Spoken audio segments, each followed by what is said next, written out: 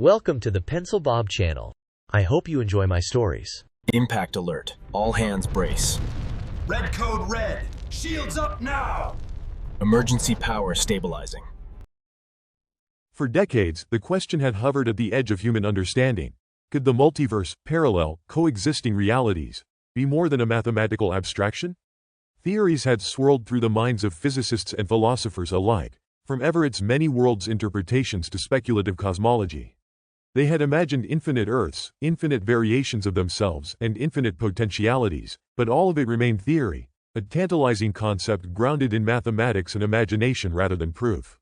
That changed one cold morning in the sprawling research campus of the International Quantum Consortium. Dr. Lena Korvacs adjusted the micro-lens array, her eyes tracing the interference patterns dancing across the high-resolution readouts. The lab was silent, except for the soft hum of supercomputers and the occasional whir of gravimetric stabilizers. For years, she had led a team dedicated to observing quantum entanglement phenomena at cosmic distances, attempting to tease out anomalies that might hint at realities beyond their own. They had built instruments capable of detecting quantum signatures across light years, devices able to measure the faintest deviations in gravitational fields, and arrays designed to monitor the tiniest shifts in atomic lattices. Everything had pointed toward a tantalizing possibility, but nothing definitive. Until now, the readings began as a subtle flicker on one of the primary monitors, an anomaly in the entangled particle emissions from a distant exoplanetary system. At first, Korvacs assumed a glitch. Such instruments were delicate, prone to noise and interference. Yet the flicker persisted, repeating with a precision no random error could account for. She called over her assistant, Theo Sakamoto, whose fingers flew across the console as he cross-checked calibration protocols. "This isn't an equipment error," he said, voice low, almost reverential. "I've triple-checked everything. These readings are consistent, and they're interacting with multiple layers of our particle entanglement arrays simultaneously." Korvacs's chest tightened. "Are you saying?" Theo nodded. "It's consistent with overlapping realities. Multiple Earth-like planets, all interacting with the same quantum lattice at slightly offset frequencies." The words seemed too surreal to speak aloud, yet they echoed in the room like a chorus of distant bells. For decades, humanity had speculated on the multiverse, but no one had ever observed it directly. No one had ever seen proof tangible enough to erase doubt. And now, in the flickering light of monitors and data readouts, it existed. Within hours, the laboratory had erupted. Teams from around the globe connected through secure channels, sharing their own readings, their instruments now tuned to detect the same signals. Confirmations arrived from observatories in Chile, the Canary Islands, and orbiting satellites in deep space. Each new data set reinforced the original hypothesis. Earth-like planets existed across multiple realities, slightly different from one another, yet undeniably real. Some had mirrored landscapes. Others displayed divergence in continental configurations, climates, and ecosystems. One planet's oceans shimmered a shade more verdant than Earth's. Another had continents in places that defied all known geological evolution. The multiverse was no longer theory, it was an irrefutable, observable fact. The consortium called an emergency press conference. Cameras from every continent crowded the hall. The world waited. Dr. Korvacs stood at the podium, the weight of decades of research pressing against her chest. Her fingers hovered over the notes, though she scarcely needed them. Her voice, steady and clear, carried across the global broadcast. "Today, humanity has confirmed what was once unimaginable. We have observed multiple Earth-like planets existing concurrently with our own. Through decades of quantum experimentation, gravitational observation, and cosmic analysis, we can now demonstrate that the multiverse is not merely theoretical, it is tangible, observable, and infinite in its variations. Each world, each Earth, is distinct, yet everyone is real." For a moment, the world seemed to hold its breath. Scientists wept quietly in labs thousands of kilometers away. Governments paused, unsure whether to respond with protocol or wonder. Citizens stared at screens, some in disbelief, others with eyes wide in awe. Philosophers whispered to each other, theologians prayed quietly, and children asked questions adults could not yet answer. The universe, humanity had learned, was not singular. The excitement that followed was unlike anything ever witnessed in human history.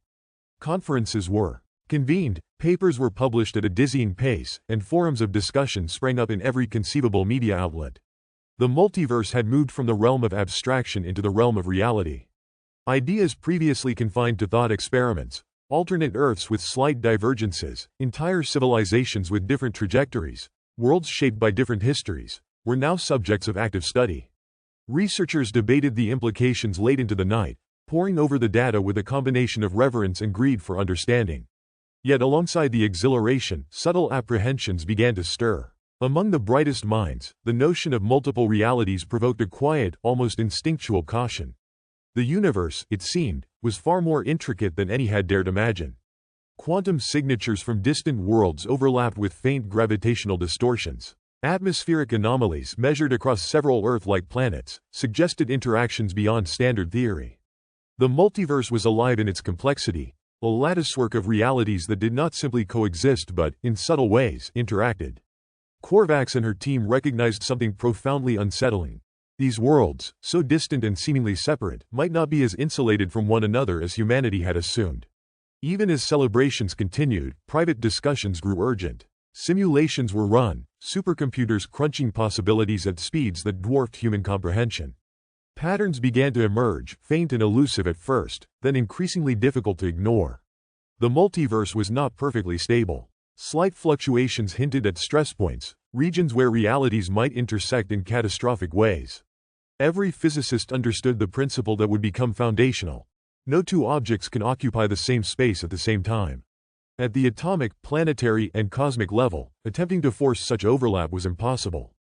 Collisions of sufficient scale could result in absolute destruction. Every molecule, every atom, every constituent of matter was bound by this rule. Should entire planets intersect in space, the outcome would not be damage, not a partial collapse, but complete, total annihilation, dust and debris, nothing left behind. This understanding, though theoretical at the moment, cast a shadow across the exuberance. The multiverse was beautiful, infinite, and teeming with possibilities, but it was also a system governed by rules beyond human control. Humanity had unlocked a door to infinite worlds, but they had no knowledge of the consequences if those worlds interacted in ways that violated natural laws. The exhilaration of proof began to mingle with an almost subliminal dread, as the implications of absolute destruction could not be ignored. Across the globe, teams scrambled to refine measurements, expanding the observation networks to thousands of light years, cataloging worlds with increasing precision. Each new discovery reinforced both the grandeur and fragility of the multiverse. Some Earths bore cities remarkably similar to their own, yet differences were glaring. Languages that had evolved differently, technologies advanced or delayed, cultural and political structures distinct yet somehow familiar. The diversity thrilled researchers while simultaneously feeding an undercurrent of anxiety. These worlds were not hypothetical, they were real, and any miscalculation, any unforeseen gravitational interaction, could spell obliteration. Journalists dubbed it the era of infinite Earths, and the term spread globally. Documentaries, lectures, and debates filled every available space, explaining parallel worlds, quantum entanglement, and multiversal physics to a captivated public. Philosophers pondered moral obligations. If these Earths were real, did humanity have a duty to observe responsibly, to warn, or to intervene? Ethicists argued over the rights of sentient beings in alternate realities, while governments began quietly funding initiatives to develop contingency programs, observation stations, planetary monitoring, and early theoretical travel programs, before realizing that actual multiversal travel might be decades away, if it was even possible. At the center of it all, Dr. Korvacs remained both exhilarated and uneasy.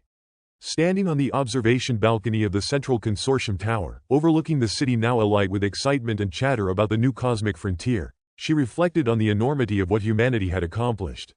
The multiverse existed. Humanity had seen it, measured it, touched it indirectly through physics and observation. But with that knowledge came the gnawing realization that they were dealing with forces indifferent to life, beauty, and civilization. A lattice of infinite worlds stretched outward, fragile yet infinite, and humanity had only just begun to understand the rules by which it operated. No two objects could occupy the same space at the same time. In theory, it was a simple principle. In practice, it was terrifying. The breakthrough had changed everything. Humanity could no longer see itself as the sole occupant of a single, safe universe. It now knew that every possibility existed somewhere, that Earth was one among uncountable Earths, each a delicate construction of matter, history, and life. And beneath that all lurked a subtle, insistent warning. The multiverse was not a playground. Its vastness, beauty, and variety were matched only by the potential for unimaginable destruction, absolute annihilation, should the cosmic laws that held it together ever be violated.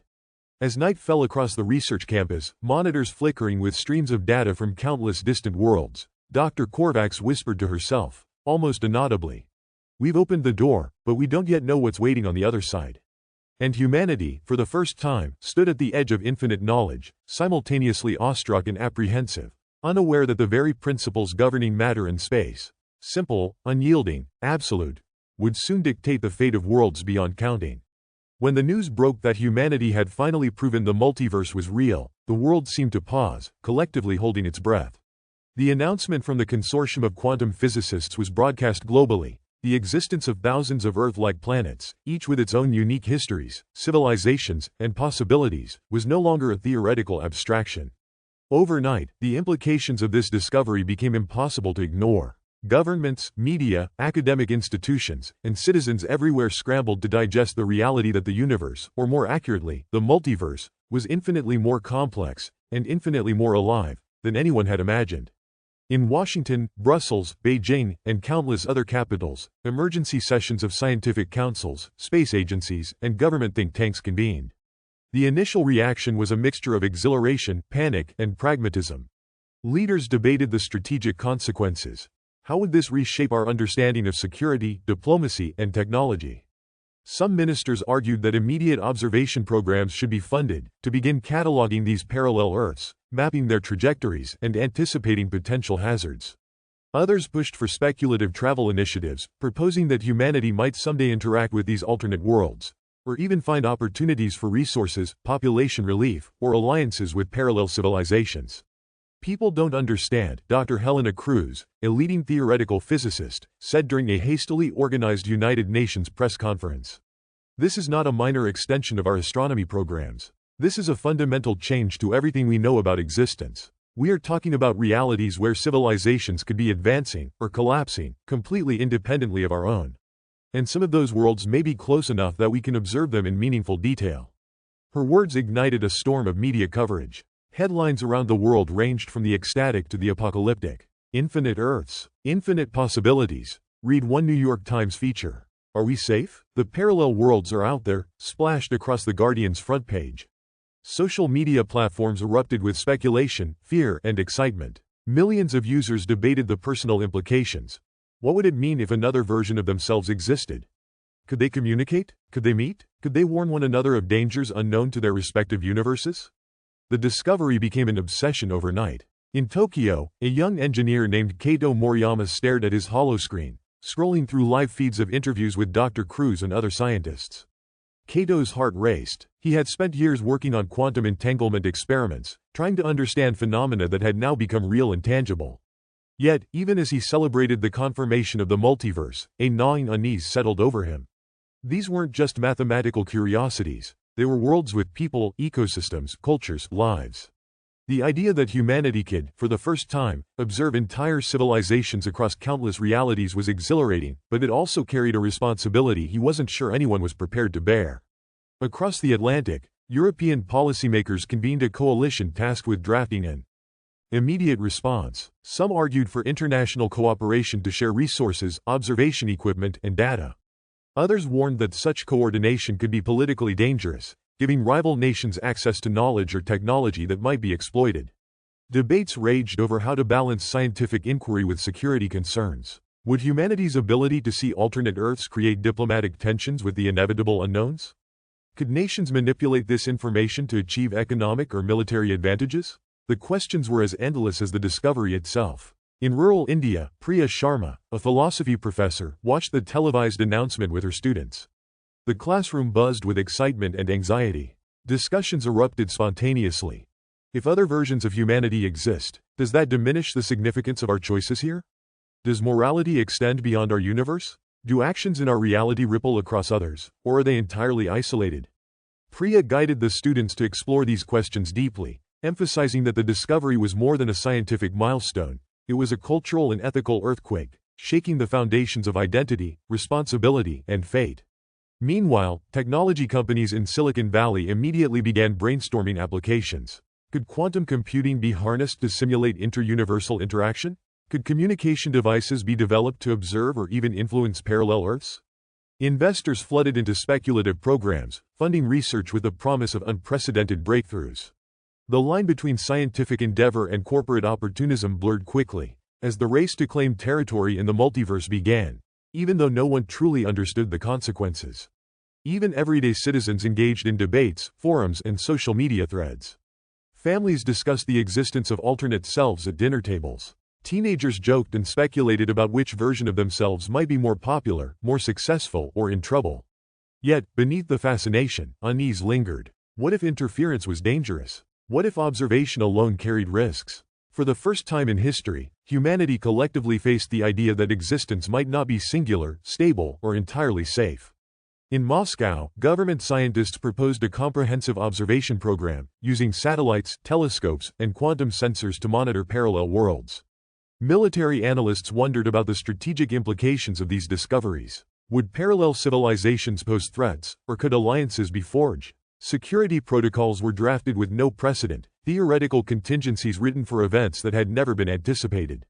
Across every continent, institutions scrambled to respond, each projecting influence, control, and preparedness in a world suddenly far larger than anyone had imagined. Meanwhile, journalists seized the opportunity to frame narratives that ranged from sensational to contemplative.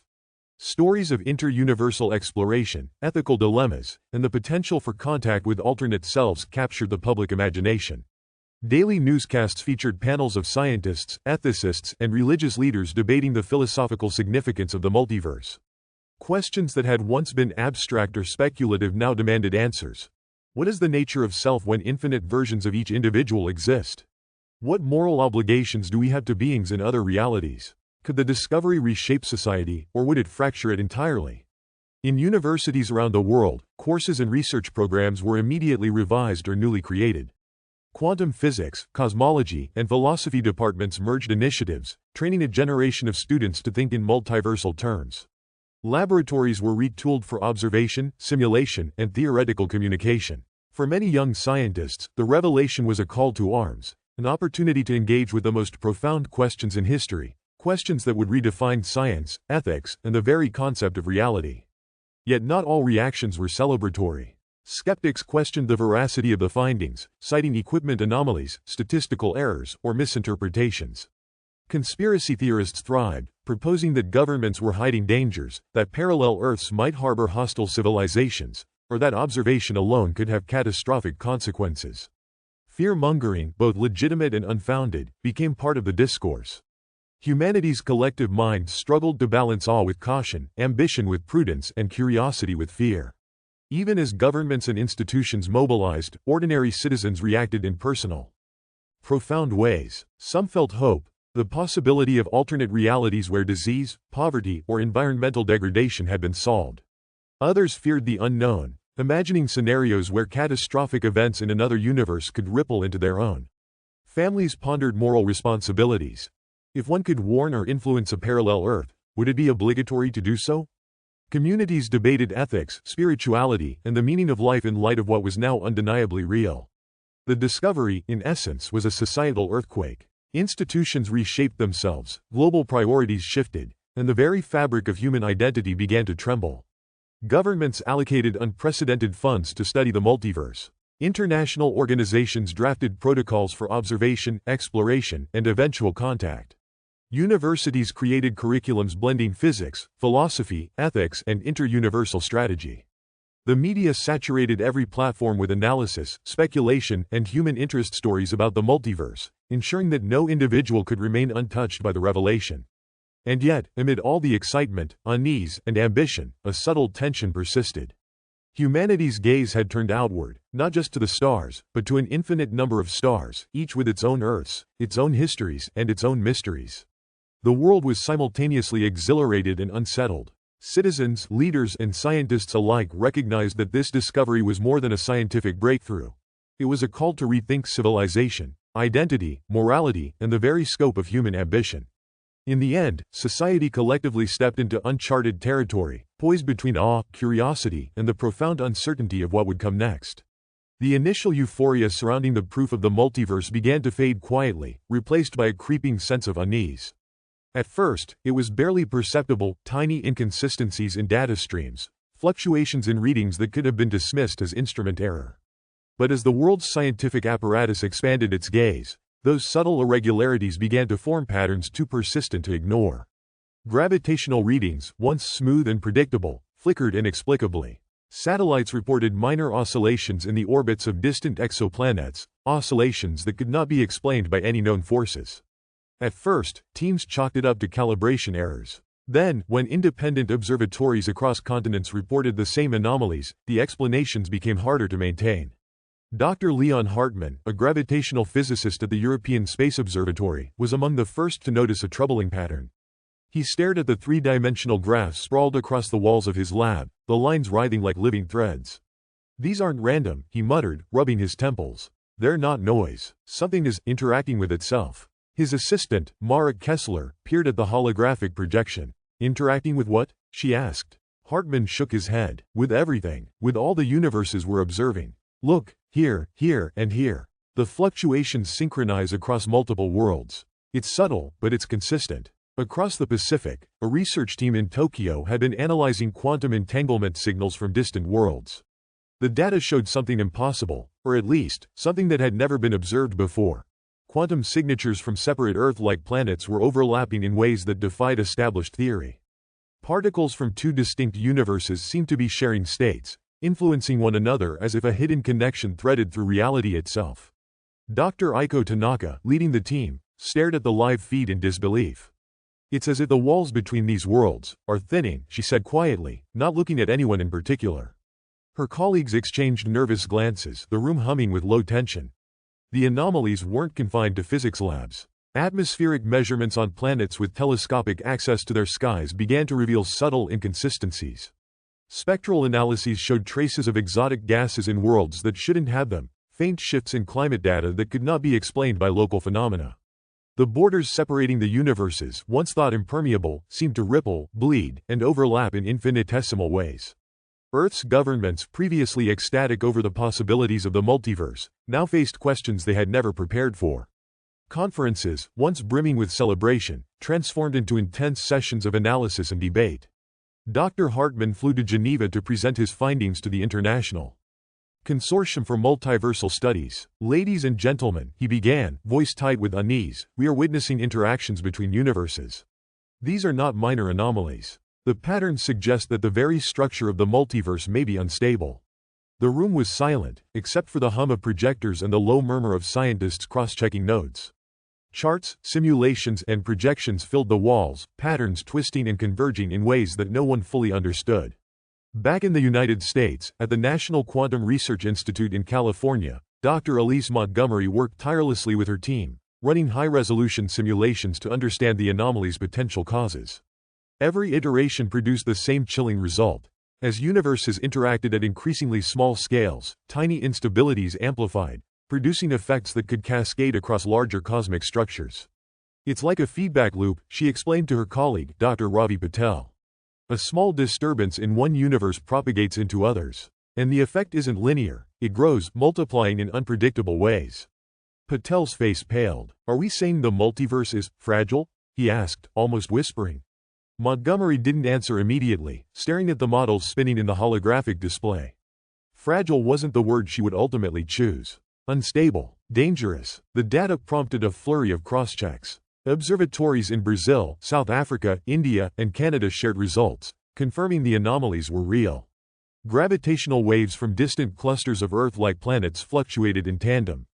Quantum overlaps appeared consistently in the same sectors. Atmospheres shimmered with subtle, unexplainable changes. Scientists, who had once marveled at the infinite possibilities of observation and research, now faced an unnerving reality. The multiverse, as beautiful and expansive as it was, might not be entirely self-sustaining. Among the most alarming observations were minor but recurring gravitational surges. These fluctuations were tiny in magnitude, barely perceptible to casual observation, but they occurred in perfect synchrony across distant worlds. The initial impulse was to dismiss them. After all, anomalies happened all the time. But as weeks passed, the synchronicity became impossible to ignore. Teams began modeling the potential outcomes, introducing variables for energy distribution, planetary density, and cross-universal gravitational coupling. The results were troubling. Even minor shifts, when propagated over cosmic distances, could generate catastrophic effects if left unchecked.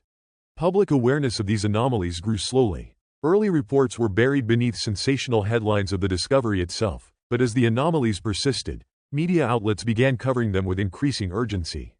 Are the parallel Earths in danger? Read one headline. Scientists warn of strange gravitational fluctuations, reported another. Philosophers, ethicists, and theologians weighed in, framing discussions around morality, causality, and the ethical ramifications of observation. What responsibility did humanity bear in watching, recording, and potentially interfering with these subtle, possibly unstable phenomena? The debate was not academic, it carried the weight of infinite possibilities. Not all scientists reacted with alarm. Some argued the anomalies were simply natural interactions, inevitable consequences of observing complex, layered realities. We are seeing the multiverse in motion, Dr. Sven Richter, a Copenhagen-based physicist, asserted. Nature is never static. What appears as instability may just be the dynamic equilibrium of countless interconnected systems. It is not necessarily catastrophic. Yet even Richter's voice trembled slightly when discussing the patterns. The models refused to be neatly explained. Simulations ran endlessly, only to reveal ever more variables, feedback loops, resonance points, and unpredictable energy spikes that defied simple interpretation. Teams experimented with indirect probes, sending signals through quantum channels designed to map the interactions without affecting the universes themselves. These attempts yielded further surprises. Signals occasionally returned distorted or delayed in ways that implied unseen interference. Tiny, almost imperceptible ripples crossed the observational data, as if distant worlds themselves were responding to the mere act of being observed. For researchers, the notion that observation could influence the multiverse, even subtly, challenged everything they had thought about measurement, causality, and the role of conscious beings in the fabric of reality. By the time Dr. Hartman's team completed its third set of simulations, the atmosphere among researchers had shifted palpably. Initial excitement was replaced with a muted tension, a quiet dread that threaded through labs, offices, and conference halls. Something about the multiverse's structure was not just unknown, it was behaving in ways that were inconsistent, irregular, and deeply troubling. Discussions once filled with wonder were now laced with caution, concern, and even fear. The notion that humanity had stumbled upon something so grand, so majestic, also carried the weight of something potentially catastrophic. The anomalies, gravitational surges, quantum overlaps, atmospheric irregularities, continued to accumulate. No single data point seemed threatening, but the consistency and scope suggested systemic instability. Scientists convened emergency task forces, cross-checking every observation, running thousands of simulations simultaneously. The effort was frenetic, obsessive, and exhausting, as each team sought answers in a system that seemed increasingly indifferent to human understanding. In labs from Boston to Berlin to Sydney, researchers began voicing the same uneasy questions. Could the anomalies be random? Could they signal some natural oscillation, a regular multiversal heartbeat? Or were they harbingers of something far more alarming, incipient collapse, interference, or even the potential for violent interactions between worlds? No one knew, and the uncertainty weighed heavily on every discussion. Even the most optimistic projections could not fully account for the anomaly's behavior. At night, Dr. Montgomery stared at the simulation grids glowing in her lab, exhausted but unable to tear herself away. The data flickered across multiple holographic panels, planets shifting, forces overlapping, atmospheres oscillating. She felt a creeping sense of helplessness. For all the exhilaration of discovery, all the triumph of proving the multiverse's existence, the universe, or multiverse, was proving itself to be far more complicated, far more delicate, and far more dangerous than anyone had anticipated. Marit Kessler, working alongside Dr. Hartman, voiced what many had begun to think but no one yet admitted aloud. We may have opened a door we're not ready to walk through. The words hung in the air. The anomalies were no longer abstract, they were tangible, persistent, and unignorable. They hinted at a reality that was alive in ways humans could not yet comprehend. The excitement of discovery, the pride in achievement, was giving way to a deeper, more uncomfortable truth. The multiverse might be fundamentally unstable, and humanity's role in observing it could be both awe-inspiring and perilous. The labs continued their work, simulations ran round the clock, and the world waited. Every new data point brought a mix of exhilaration and unease, as the anomalies whispered the first warning, that while humanity had proven the multiverse's existence, understanding it, and surviving it, might be far beyond our reach. Humanity had spent decades wrestling with the multiverse as an idea, a set of equations, hypotheses, and speculative models. Now, staring at the data streaming in from thousands of observed Earth-like worlds, it became painfully clear that the multiverse was not merely a concept. It was a tangible, physical system, an intricate structure woven with interdependencies that no human mind, or even the collective efforts of the world's best scientists, could fully comprehend. Dr. Elise Montgomery leaned over the holographic projection in her lab, her fingers tracing the threads of multiversal space as they twisted and converged on each other. "Every universe we've observed is connected," she murmured, almost to herself. "Not just by theory, by physics. Quantum entanglement, gravitational resonance, particle state overlaps, they're all real. And they're talking to each other in ways we still can't decode." Her assistant, Ravi Patel, frowned. "But if they're interacting, even weakly, what does that mean for stability? Could one universe's disturbance cascade into another?" Montgomery's jaw tightened. "That's the question none of us can answer yet. The anomalies that had first surfaced, gravitational fluctuations, overlapping quantum signatures, inexplicable atmospheric shifts, were now understood to be systemic. They weren't accidents, nor were they isolated glitches. Advanced simulations revealed that even the tiniest energy disturbances in one universe could propagate across dimensional boundaries, affecting neighboring worlds in subtle but measurable ways. A storm on a distant Earth-like planet, seemingly insignificant, could produce quantum ripples detectable light years away. The realization left researchers unsettled. The multiverse was dynamic, self-interacting, and, in ways humans barely understood, fragile. Dr. Leon Hartman had begun modeling these interactions using tensor networks and multi-universe computational matrices.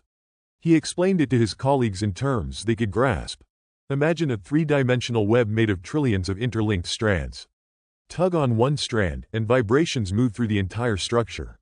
That's what we're seeing: gravity waves, quantum entanglement, atmospheric shifts, all signals of this multidimensional web in motion. It's beautiful, but it's unstable. Some researchers argued that instability was a natural feature, a kind of cosmic flexibility that allowed universes to coexist.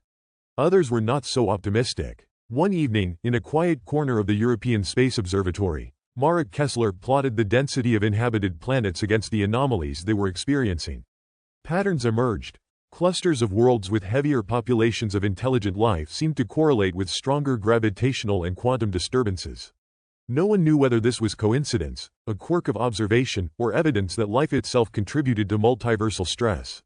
Kessler rubbed her eyes and leaned back. "If it's true," she whispered, "we're not just observing the multiverse. We're part of it, and maybe even affecting it." As the scientific reality deepened, ethical and philosophical questions began to dominate discussions. Humanity now had proof that other intelligent civilizations existed, or could exist, on parallel Earths. But what responsibility did that knowledge carry? Could humanity attempt contact? Could it interfere in events to prevent disasters, or would such meddling risk catastrophic consequences? And even if contact was possible, did humans have the right to influence civilizations they had no responsibility for, or perhaps could never understand? International councils debated these questions feverishly. The United Nations formed a new body, the Office of Inter-Universal Ethics. Its members included philosophers, ethicists, physicists, and cultural anthropologists. Dr. Aiko Tanaka, representing quantum research, presented a stark warning. Even a minimal misstep in interacting with another universe could destabilize it. The anomalies suggest feedback loops. We touch one world, and effects propagate across dozens, maybe hundreds, of connected realities. There is no way to predict the outcome with certainty. Our reach exceeds our understanding. Politicians and the media sensationalized the situation. Headlines screamed about the dangerous consequences of observing parallel Earths, and scientists wrestling with universal instability. Public reaction was mixed. Some people were thrilled by the potential to witness or communicate with alternate selves. The idea of meeting another version of yourself in a parallel universe ignited imaginations worldwide. Others were paralyzed with fear, worried that humanity's very observation, curiosity, or ambition might somehow provoke disaster on an unimaginable scale. On the ground, scientists felt the psychological weight of their discoveries. Long nights in observation labs, staring at overlapping quantum fluctuations and gravitational anomalies, left teams exhausted and tense. Simulations grew increasingly complex, incorporating multidimensional tensors, quantum field feedback loops, and gravitational perturbation matrices. Even with alien-grade computing systems, results were often inconclusive, producing dozens of possible outcomes for a single interaction. In one simulation, a single atmospheric shift on an Earth analog triggered cascading gravitational distortions that would, in theory, destroy several uninhabited worlds in a neighboring universe. "It's like playing a game we don't know the rules to," muttered Hartman, rubbing his temples. "And losing is inevitable." Despite the mounting dread, observation programs proliferated. Nations funded new telescopes capable of monitoring multiversal anomalies at unprecedented resolutions. Teams traveled through alien-assisted gateways to record first-hand evidence, carefully cataloging planetary structures, ecosystems, and quantum states. Yet no one attempted interference. The knowledge that even the smallest action could trigger unanticipated, catastrophic feedback loops kept humanity cautious. Observation became a duty, a way to bear witness to realities humanity could not control. Even within the scientific community, consensus was impossible. Some theorists suggested that anomalies were merely indicators of a complex, self-regulating system, that the multiverse had mechanisms to balance disturbances, perhaps through processes beyond human comprehension. Others countered that the anomalies were warning signs. The multiverse was unstable, and humanity's growing presence as observers might exacerbate the fragility. Ethical debates merged with technical ones. Should humans limit observation to passive recording? Was it morally defensible to simply watch if disasters were looming? Could humanity withhold intervention, even if intervention was theoretically possible? Dr. Tanaka summarized the dilemma during a multinational symposium in Geneva. We are learning that the multiverse is not just a backdrop for our experiments. It is an active physical entity, interacting with itself in ways we cannot fully predict. Every measurement, every observation, might be influencing the system in ways that ripple outward. The responsibility that comes with our knowledge is enormous, and our understanding is still rudimentary. We face both a technical and ethical challenge. How do we act wisely when even our definitions of action and consequence are insufficient? The world outside labs and symposiums could sense the tension. Humanity was poised at the edge of comprehension, simultaneously awed by the grandeur of infinite Earths and terrified by their precarious stability. Societies began to shift subtly, a collective nervousness spreading beneath everyday life.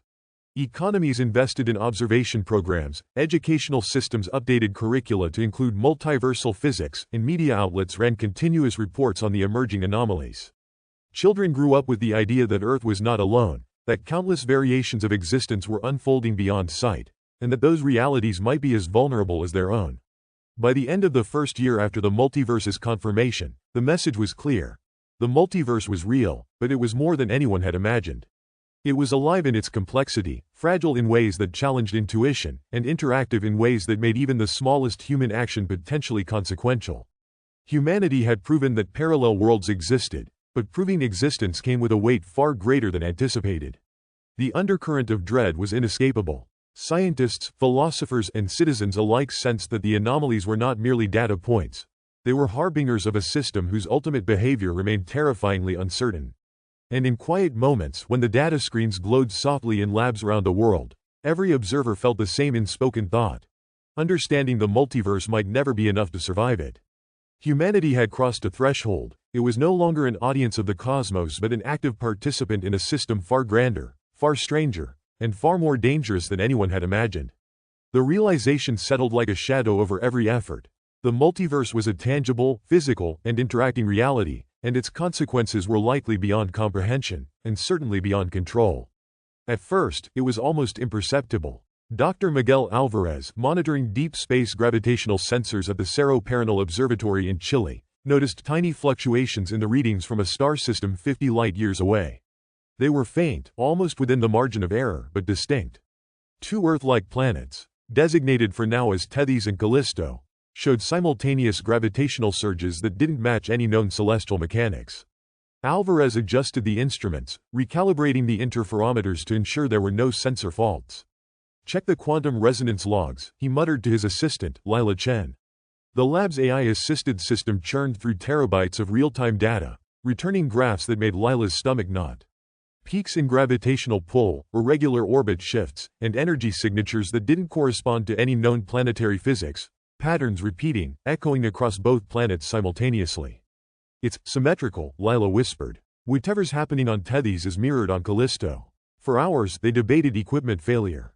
Could it be a calibration error? A rogue cosmic event, like an unobserved supernova or a massive asteroid passing between the two planets? Each theory fell apart under scrutiny. Their colleagues at other observatories in Hawaii, the Canary Islands, and the Atacama Desert began reporting the same anomalies. Within 24 hours, it was confirmed. This was no localized sensor error. Something extraordinary and terrifying was occurring. Dr. Elena Petrov, leading a team at the International Multiverse Observation Institute in Geneva, called an emergency. Confronts via quantum entangled communication. We have overlapping gravitational anomalies in a binary Earth system, she stated bluntly. The simulations indicate convergence within hours. Both planets are on trajectories that will intersect. Her voice, calm but tense, carried over the communication network to labs across the globe. Researchers stared at their own instruments, watching orbit visualizations flicker as Tethys and Callisto drew inexorably closer. Outside the labs, the public remained unaware. The news had not yet filtered through. Most people still thought of space as static and incomprehensibly vast. But inside the scientific community, panic was a quiet, pervasive presence. Petrov's team worked tirelessly, simulating gravitational fields and planetary mass distributions, attempting to determine if any intervention could alter the outcome. Every variable they adjusted, angular momentum, orbital resonance, theoretical gravitational nudges, failed to change the predicted collision.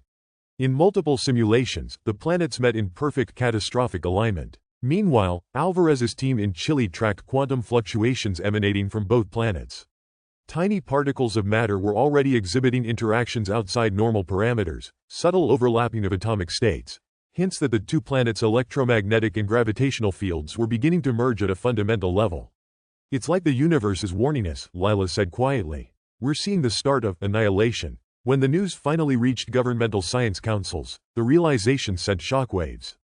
Emergency briefings convened in Europe, North America, and Asia. Quantum physicists, astronomers, and multiversal researchers all stressed the same conclusion.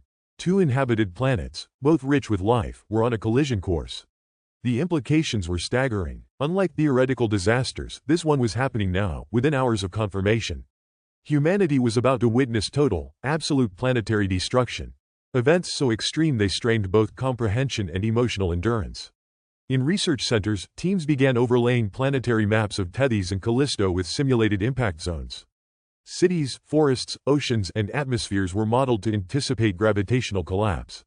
Even at this stage, with only hours to observe, the scale of devastation was incomprehensible. Entire civilizations, whatever forms of life they harbored, faced immediate, irreversible annihilation. Scientists struggled to reconcile the knowledge with the helplessness of observation. Dr. Petrov's hands trembled as she prepared a live briefing for international leaders, emphasizing that no known technology, human or alien-assisted, could prevent the collision. For the first time, humanity confronted the stark reality that the laws of physics, the principle that two objects cannot occupy the same space simultaneously, were absolute, unforgiving, and terrifying on a planetary scale. Every atom, every molecule, every structure on Tethys and Callisto would be obliterated in moments. This wasn't a disaster humans could mitigate with shelters, evacuation plans, or even inter-universal travel. It was a literal obliteration, total and absolute, a demonstration of fundamental physics writ across entire worlds. As the global network of observatories continued to track the event, the gravity of the situation crystallized in real time.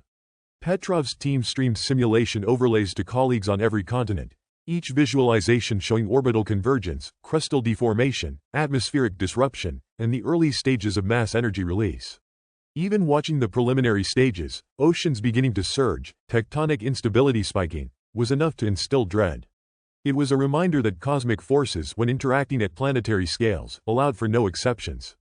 Within hours, the collision became inevitable. The two planets' gravitational fields had reached a tipping point, pulling toward one another with inescapable inevitability. Multiversal simulations suggested that while the rest of the universe would remain mostly undisturbed, these two planets would cease to exist in any recognizable form. The aftermath would leave only a diffuse cloud of planetary debris, atoms and molecules scattered across interstellar space, traces of once inhabited worlds reduced to cosmic dust. Alvarez and Lila remained at their stations, monitoring the final readings as they approached the moment of impact. "It's beautiful," Alvarez muttered, his voice hollow.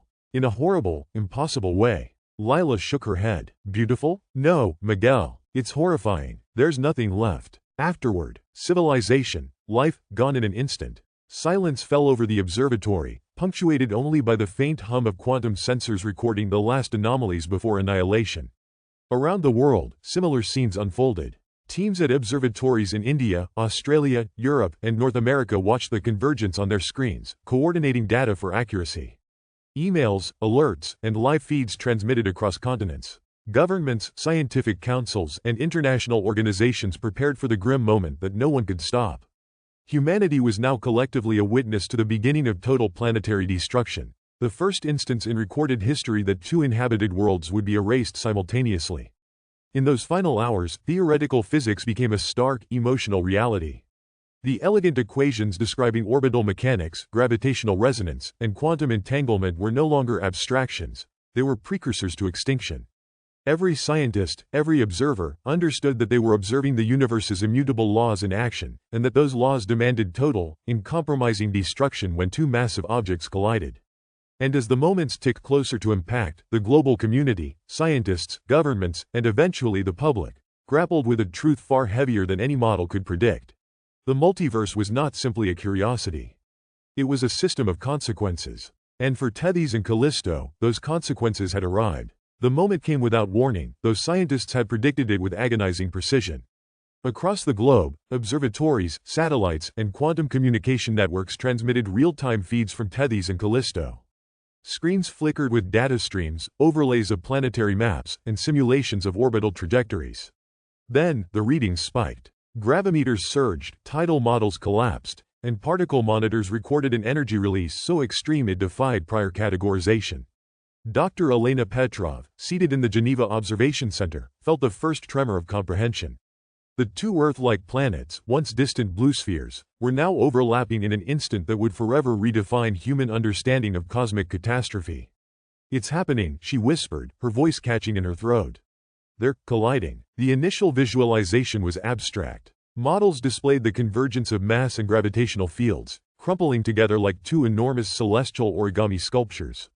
But the abstraction quickly gave way to horrifying clarity. Oceans surged and evaporated under the strain of tidal forces, continents fractured under immense stress, and atmospheres ignited as friction and compression released unimaginable heat. The sensors reported energy equivalent to billions of nuclear detonations occurring simultaneously across every square kilometer of both planets. The numbers were incomprehensible, the scale beyond imagination. At the Paranal Observatory, Dr. Miguel Alvarez watched Lila Chen's fingers fly over the console, adjusting parameters, recalculating atomic-level interactions. "How is this possible?" he muttered. Even the simulations couldn't have predicted the exact atomic chaos. Lila didn't answer. Both of them stared at the visualizations, now depicting surface-level annihilation. Cities vaporized in milliseconds, forests compressed into ash, mountains collapsing into molten debris. The fundamental laws of matter, they had warned of this, the principle that no two objects can occupy the same space at the same time. But seeing it unfold across entire planets was apocalyptic. Across the Pacific, the Tokyo Multiverse Research Institute scrambled to process the incoming data. Dr. Satoshi Kimura, who had been modeling the potential outcomes, found himself shaking. "It's absolute," he said. "Nothing survives. Not a single molecule remains in its original form. It's as if the planets never existed." His team ran simulations in real time, but the calculations were only descriptive, not preventative. The collision was complete, irreversible, and total. Governments were quick to grasp the implications, though comprehension lagged behind observation. Emergency briefings were held in every continent, with leaders facing the harshest reality humanity had ever encountered. The annihilation of entire inhabited worlds could not be stopped. At the United Nations in New York, delegates clustered around screens displaying the final moments before impact. Shock, disbelief, and fear rippled across the assembly. Ambassador Layla Hassan spoke gravely. "We are witnessing a level of destruction our species has never faced. This is not a theoretical exercise. This is happening now. Entire civilizations, potentially trillions of lives, are being erased before our eyes." As the initial shock passed, media outlets picked up the feeds. News channels, radio, and online platforms broadcast real-time visualizations to billions of people worldwide. Ordinary citizens, who had only days before marveled at the proof of parallel Earths, now grappled with the incomprehensible scale of annihilation. Social media platforms erupted with speculation, panic, and disbelief. Skeptics questioned whether the feeds were fabricated, conspiracy theorists blamed secret experiments, and philosophers struggled to contextualize the event. Yet, for those who could understand even the basics of quantum physics and planetary mechanics, the message was clear. Planetary collisions were not isolated anomalies. They were catastrophic, absolute, and unstoppable. Scientists like Alvarez, Petrov, and Kimura tried to convey the mechanics to the public. Simplified analogies emerged in news reports. Imagine the entire mass of two planets compressed into the same space. every molecule attempting to occupy the same location simultaneously. The result is total annihilation, from crust to core, from oceans to atmosphere. Even in layman's terms, the concept strained understanding. The human brain had never evolved to grasp the destruction of an entire planet in milliseconds. Meanwhile, the global network of observatories continued to record residual data. High-resolution gravitational sensors picked up dispersal patterns as Tethys and Callisto collapsed into atomic chaos. Molecular fragments, ionized gases, and debris fields radiated outward at unimaginable velocities. The energy released warped nearby spacetime, subtly altering the orbits of minor planets and moons in adjacent star systems. It was a ripple effect, small in astronomical terms but sufficient to make theorists reconsider the long-term stability of nearby systems.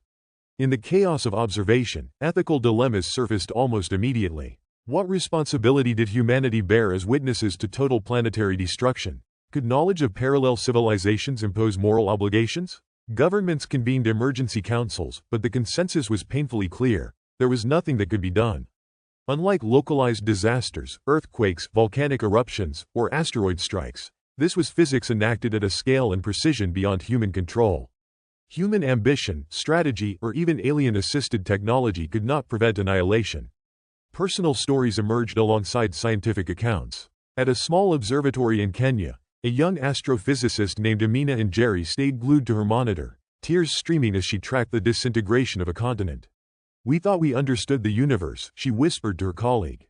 "We didn't. Not like this. Not ever." In New York, a student watching live feeds from a university observatory muttered, "Every city gone. Every life erased. And we're just watching." Humanity's collective awe at the multiverse transformed overnight into horror, grief, and existential dread.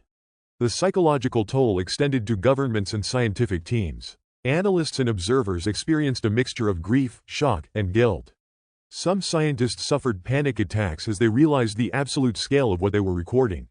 Mental health professionals were deployed to observation centers in an attempt to support teams facing repeated exposure to unimaginable annihilation. Petrov insisted on keeping her team operational, emphasizing the importance of documentation, but even she admitted privately that the work exacted an emotional cost that could not be quantified. Despite the human response, the collision itself adhered to the immutable principles of physics. The planets merged with catastrophic precision. Entire ecosystems were compressed, vaporized, or scattered. Cities disintegrated as gravitational stresses fractured planetary crusts, sending shockwaves that obliterated structures and life alike. Oceans boiled, then evaporated, releasing massive energy bursts into the surrounding space. Every conceivable molecular interaction occurred in microseconds, leaving nothing recognizable behind. In essence, Tethys and Callisto ceased to exist as coherent entities, reduced to an expanding cloud of atomic debris. The global realization struck slowly but mercilessly. Planetary collisions were not abstract threats, nor the domain of distant science fiction. They were real, immediate, and beyond the capability of any known intervention. Humanity had been granted a front-row seat to the absolute end of entire worlds. There was no shelter, no evacuation plan, no contingency. Observation, record-keeping, and comprehension were the only roles humans could assume. The weight of helplessness settled across scientific, political, and civilian communities alike. In the hours following the collision, international councils convened emergency sessions.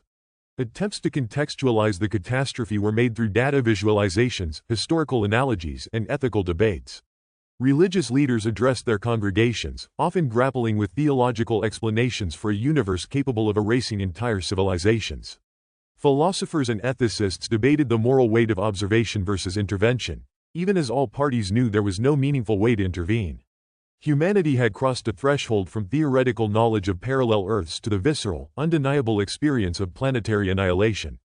For the first time in human history, every level of society, from physicists in observatories to citizens in urban centers, was united in confronting a single, absolute reality. The universe allowed no exceptions. Tethys and Callisto were gone. Every atom, molecule, city, ecosystem, and civilization had been obliterated. The principle that no two objects can occupy the same space had been realized in its most extreme form, leaving humanity to reckon with both the scale of cosmic forces and the limits of human power. The aftermath was unlike anything humanity had ever recorded. Across every continent, scientific teams worked frantically, parsing streams of raw data from orbiting satellites, deep space probes, and quantum observation networks. At the European Space Agency's Control Center in Darmstadt, Dr. Elena Petrov leaned over a console, her eyes scanning a live feed of Tethys and Callisto's remnants. The once pristine planets had been reduced to a chaotic soup of molten rock, ionized gases, and drifting atomic clouds. "This isn't just destruction," Petrov muttered, voice taut. "It's annihilation on a scale we never thought possible. Every molecule, every cell, every structure, gone." Her assistant, Marco, grimaced as he adjusted the gravitational lensing simulator. "We're still seeing residual gravitational perturbations," he said. "It's like the mass is still trying to exist somewhere it can't. The sensors are being overloaded with quantum noise." The room fell silent. Across the world, similar scenes played out. In Tokyo, Dr. Satoshi Kimura's team traced debris patterns and measured energy dispersal across millions of kilometers. "We're looking at energy equivalent to billions of nuclear explosions, happening at once, across every square kilometer of both planets," Kimura said, running a new set of simulations. "It's impossible to comprehend the scale. And the debris, it's spreading outward faster than we predicted."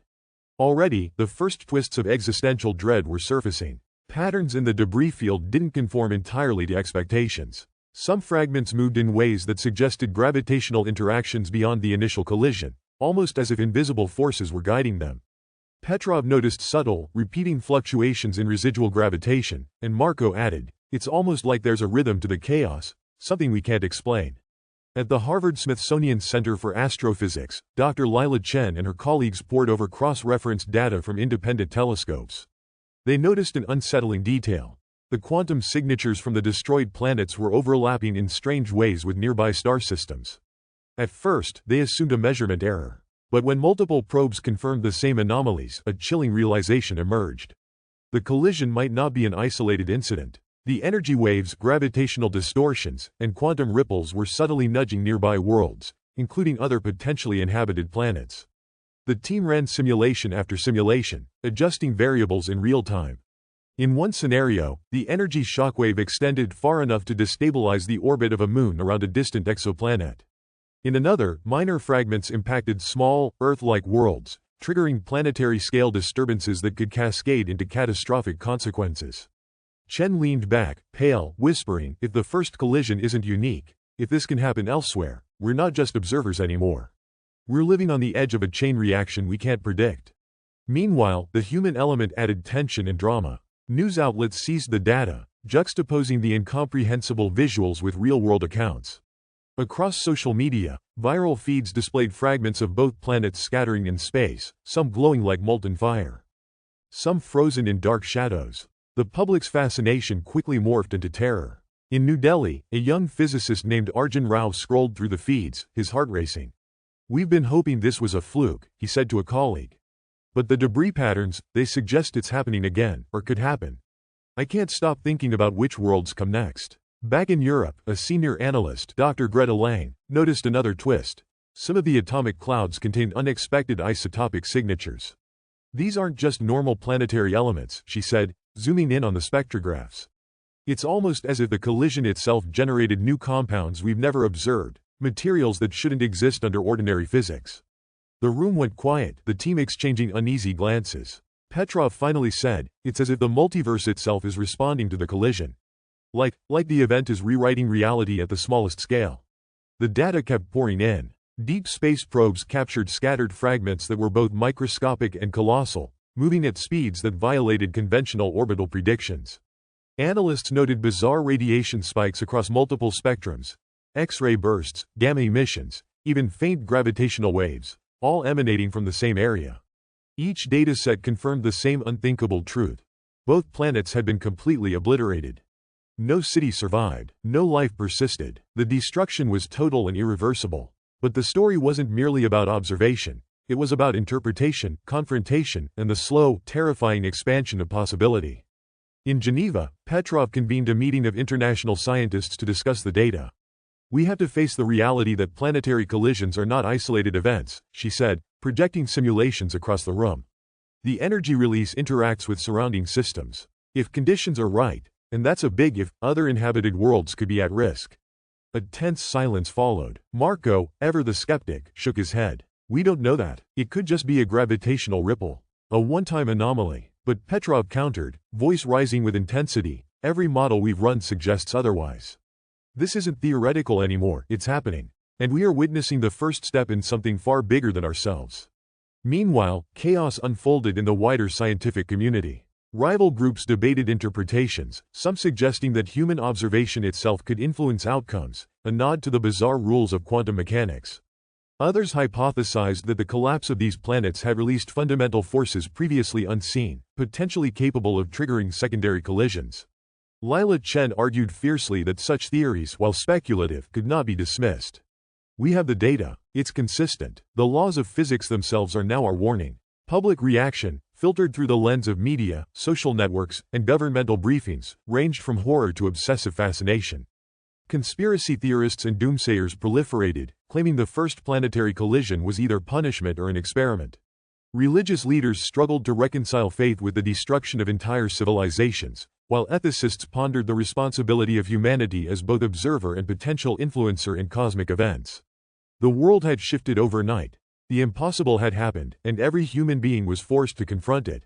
Back in observation centers, new twists appeared. As analysts sifted through gravitational wave data, subtle correlations emerged with phenomena previously thought unrelated: cosmic background radiation spikes, minute orbital shifts in distant star systems, and faint quantum entanglements that linked once separate worlds.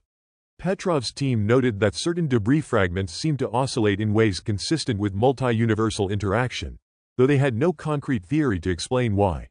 The revelation hung over the room like a dark shadow. The collision may have resonances beyond their understanding, rippling not just through physical space, but across dimensions, universes, or timelines.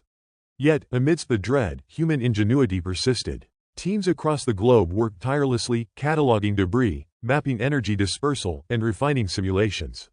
Every new insight carried both hope and fear. Hope that understanding might allow prediction of future events, fear that no prediction could prevent what had already begun. As night fell over Earth, the remnants of Tethys and Callisto continued their silent drift through space, a warning of the universe's indifferent might. Humanity had witnessed total annihilation, confirmed it scientifically, and now faced the terrifying prospect that it might happen again. The first seed of existential dread had taken root. Scientists understood with painful clarity that the collision was not just an isolated event. It was a possibility that could ripple outward, threatening any number of inhabited worlds. Governments, though scrambling to manage panic and provide information, could offer no reassurance. Humanity, for the first time in its history, had been made acutely aware of the fragility of life on a planetary scale, and the terrifying scale of forces it could neither control nor reverse. The moment the news broke, humanity's collective psyche fractured. Across television screens, computer monitors, and mobile devices, images and simulations of the destroyed planets circulated relentlessly. Tethys and Callisto, their names now synonymous with total annihilation, had vanished from the cosmos, leaving behind nothing but a swirling haze of debris and energy signatures. The sheer scale of what had occurred defied comprehension. People stared in disbelief at the visuals, mouths open, hearts racing, unable to process that two entire civilizations had been erased in an instant. Religious leaders convened emergency meetings. In Vatican City, the Pope addressed a global broadcast, his voice trembling despite practiced calm. "We are witnessing forces beyond human comprehension," he said. "These events challenge us to reconsider the role of providence, the fragility of creation, and the responsibility of humankind as stewards of life." Similar statements came from faith leaders in Mecca, Jerusalem, and Varanasi. Clerics, monks, imams, and rabbis struggled to reconcile doctrine with the evidence. Total destruction, absolute and uncompromising, had occurred, and it was unpreventable. Some communities found comfort in ritual and prayer. Others descended into despair, questioning the purpose of life itself. Ethicists and philosophers were thrust into the global spotlight. Universities and think tanks streamed urgent debates on live channels. Professor Anita Cowrie at Cambridge asked aloud, "What responsibility do we bear toward worlds we may never see, toward lives we may never know, when the mechanics of the universe are so indifferent?" Across lecture halls and online forums, the question resonated. Humanity's traditional ethical frameworks, developed for individual or societal concerns, suddenly seemed inadequate. Could humans justify observation without interference? Did knowledge alone impose moral obligations? Politicians struggled to respond. Emergency councils convened in Washington, Beijing, London, and Brasilia. The leaders faced a singular, terrifying fact: nothing in human history had prepared them for this.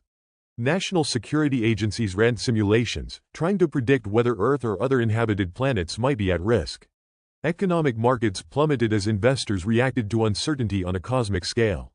Global stock exchanges recorded unprecedented volatility as public panic merged with scientific concern. In every capital city, government officials realized that policy, legislation, or military readiness was irrelevant against forces that obliterated entire worlds in moments. On the streets, panic mingled with curiosity. Crowds gathered outside observatories and planetariums demanding explanations. News anchors struggled to maintain composure as they narrated the images, while scientists and reporters alike fumbled for words that could convey both the scale and the finality of the event. In New York, Emily Rivera, a high school science teacher, tried to calm her students. "We need to understand this," she said. "It's terrifying, yes, but knowledge is the only tool we have to survive what comes next." Some students nodded, others cried quietly, and a few stared blankly, unable to comprehend that the entire planet of their imagining could disappear. Media coverage veered between sober reporting and sensationalism. Some outlets highlighted the scientific aspects: energy dispersal, gravitational anomalies, and quantum disturbances. Others focused on human reactions, personal stories of disbelief, grief, and philosophical speculation. Across social media, amateur scientists, philosophers, and conspiracy theorists offered their analyses. The event became a global obsession, dominating headlines, trending hashtags, and discussion boards. Memes circulated alongside meticulous simulations. Live streams alternated between quiet mourning and frenzied speculation about which world might be next. Scientific communities remained at the epicenter of the discourse. In observatories from the Atacama Desert to the South Pole, researchers continued to analyze data. They confirmed that the energy released in the collision was far beyond the largest human-engineered detonations, far beyond natural disasters like supervolcanoes or asteroid impacts. The shockwaves had already reached adjacent star systems, though the effects were subtle, measurable only through highly sensitive instruments.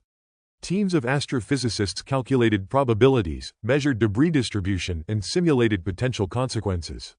Each dataset reinforced the grim reality: the annihilation of inhabited worlds was real, observable, and repeatable under certain conditions.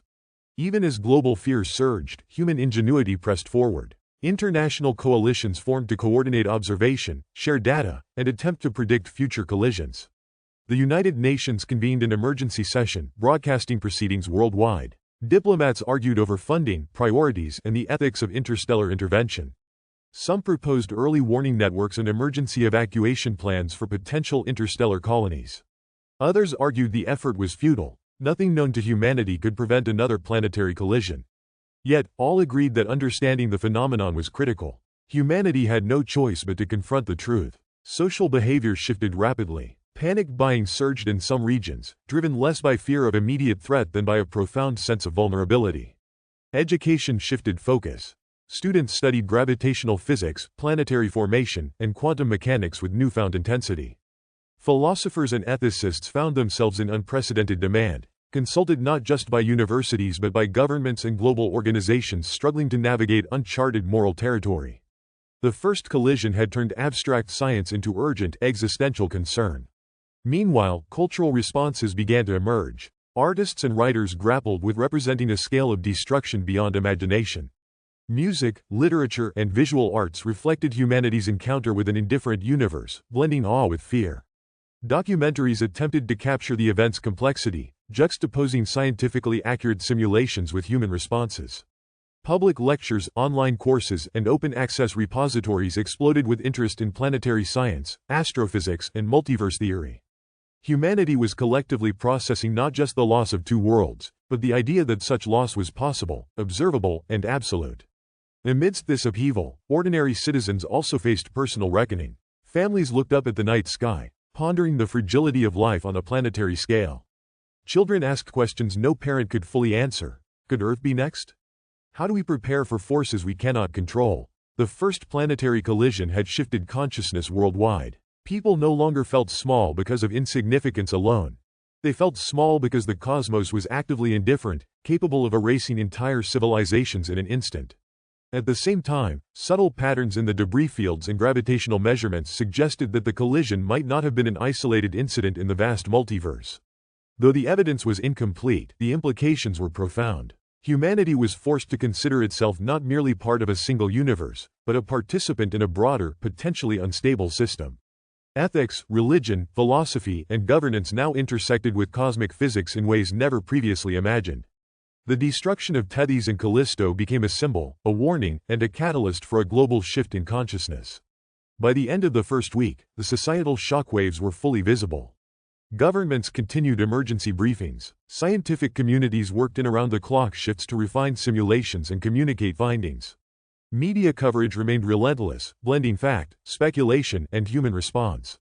Philosophers debated whether humanity could claim moral authority over the universe when even the existence of entire planets was subject to sudden, total destruction.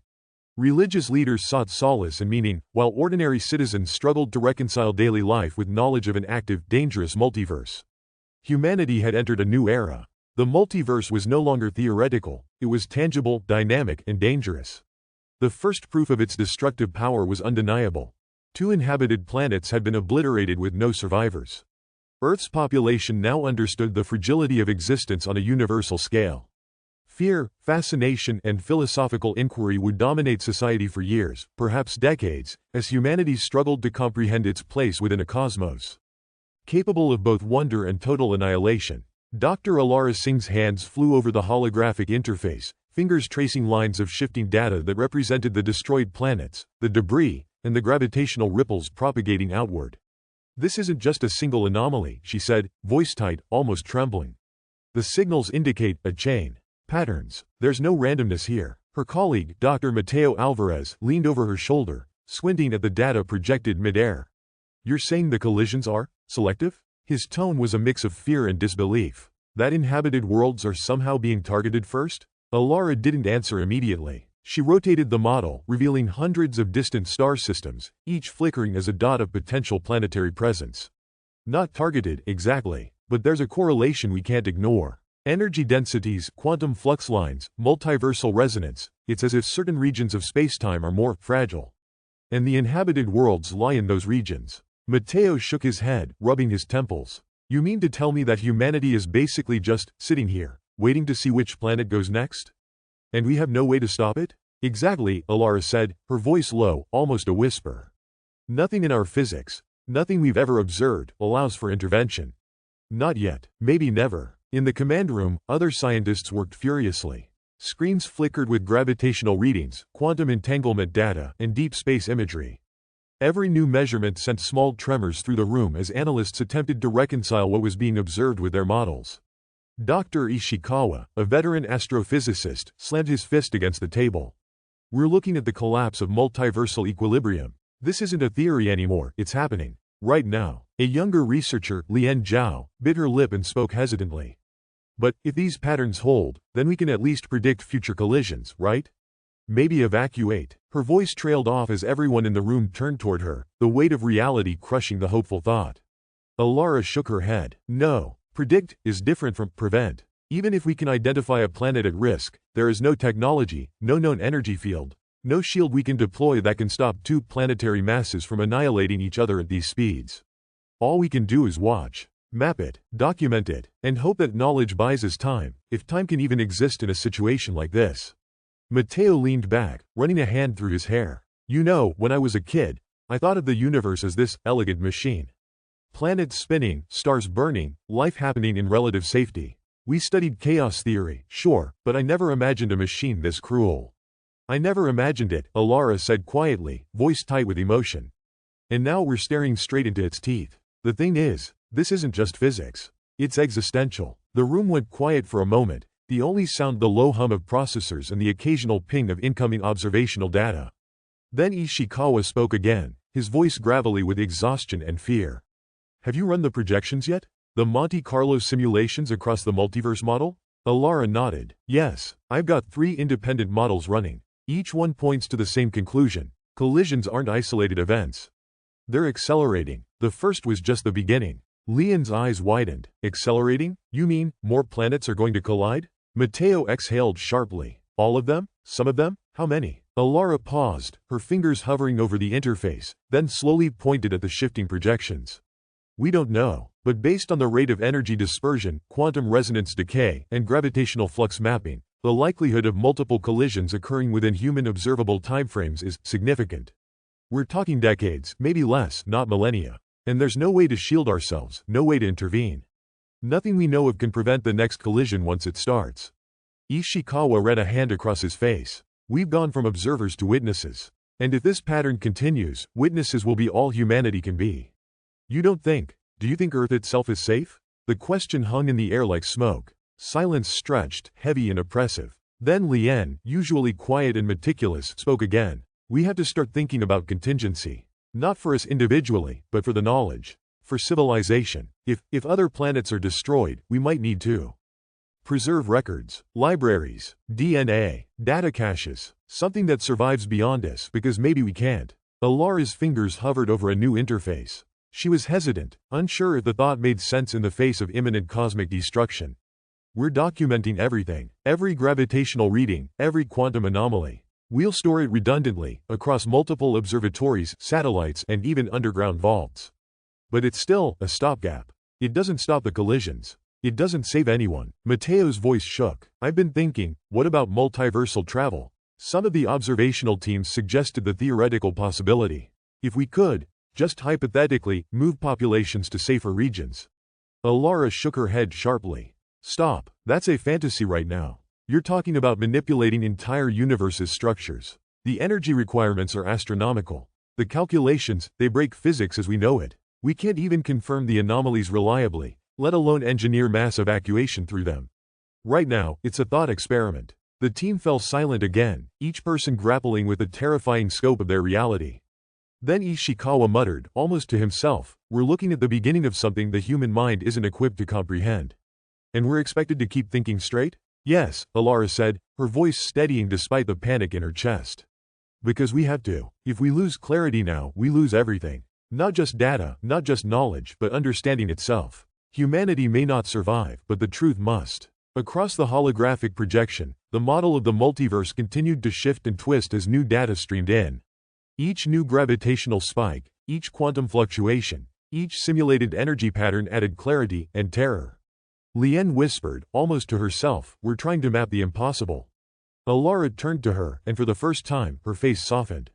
We're trying. That's all we can do. Mapping is the first step toward understanding. And understanding is the only way we can even hope to survive what comes next. Outside the observatory, the world continued as it had before, oblivious to the magnitude of what humanity's best minds were confronting. But inside, the team worked tirelessly, tracing the invisible lines of danger through the multiverse, racing against forces that would not wait for them to be ready. And as simulations ran and predictions expanded, one grim truth became unavoidable. Humanity had glimpsed a pattern, and that pattern promised further annihilation. The first collision was no longer an isolated horror. It was the opening act of something far larger, far more indiscriminate. The meeting room in the United Nations headquarters buzzed with tension. Delegates shuffled papers, whispered into headsets, and tapped nervously at tablets. Screens lining the walls displayed real-time projections of gravitational anomalies, quantum fluctuations, and debris clouds from the first planetary collision. The world was watching, and every government knew that inaction could mean catastrophe on a scale humanity had never imagined. Dr. Alara Singh was called in to brief the coalition, standing at the center of the room. Her expression was sharp, her usual calm replaced by the weight of imminent danger. Ladies and gentlemen, she began, voice steady but low, the data confirms what your preliminary intelligence suggests. We are facing events that are indiscriminate, accelerating, and, at least for now, unstoppable. 2 inhabited planets have already been obliterated. The multiverse is not theoretical anymore. It is actively destructive. Ambassadors leaned forward, some clutching their notes, others exchanging incredulous glances. The Russian delegate, a tall man with sharp features, stood abruptly. Are you suggesting this could happen here? On Earth? His voice carried both disbelief and urgency. Yes, Alara replied evenly. Based on quantum modeling and gravitational mapping, regions like ours are not immune. And if the pattern continues, other inhabited worlds, other Earths, could be affected. I repeat, there is no technology currently available to prevent collisions once they begin. The U.S. Secretary of Science, Dr. Mariah Caldwell, adjusted her glasses. Then what are we doing here? Surveillance? Observatories? Preparations? Evacuations? Alara shook her head. Preparations are limited. Evacuations, impossible. What we can do is monitor, model, and collect data. Knowledge may buy humanity time. It may allow for survival in the long term, but not in the immediate sense. From the corner, A representative of an African coalition spoke up, her voice measured but firm.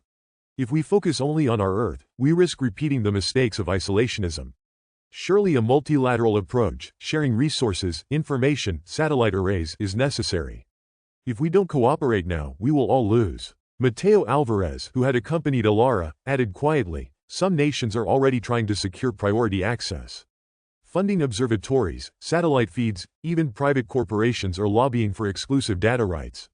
Fear makes people selfish. A wave of murmurs rippled through the room. The French delegate slammed his fist lightly on the table. Selfish? Are you saying countries would abandon others to save themselves? Not abandon, Mateo said, his voice strained. They're acting rationally within human limitations. If you were a leader, wouldn't you try to save your people first?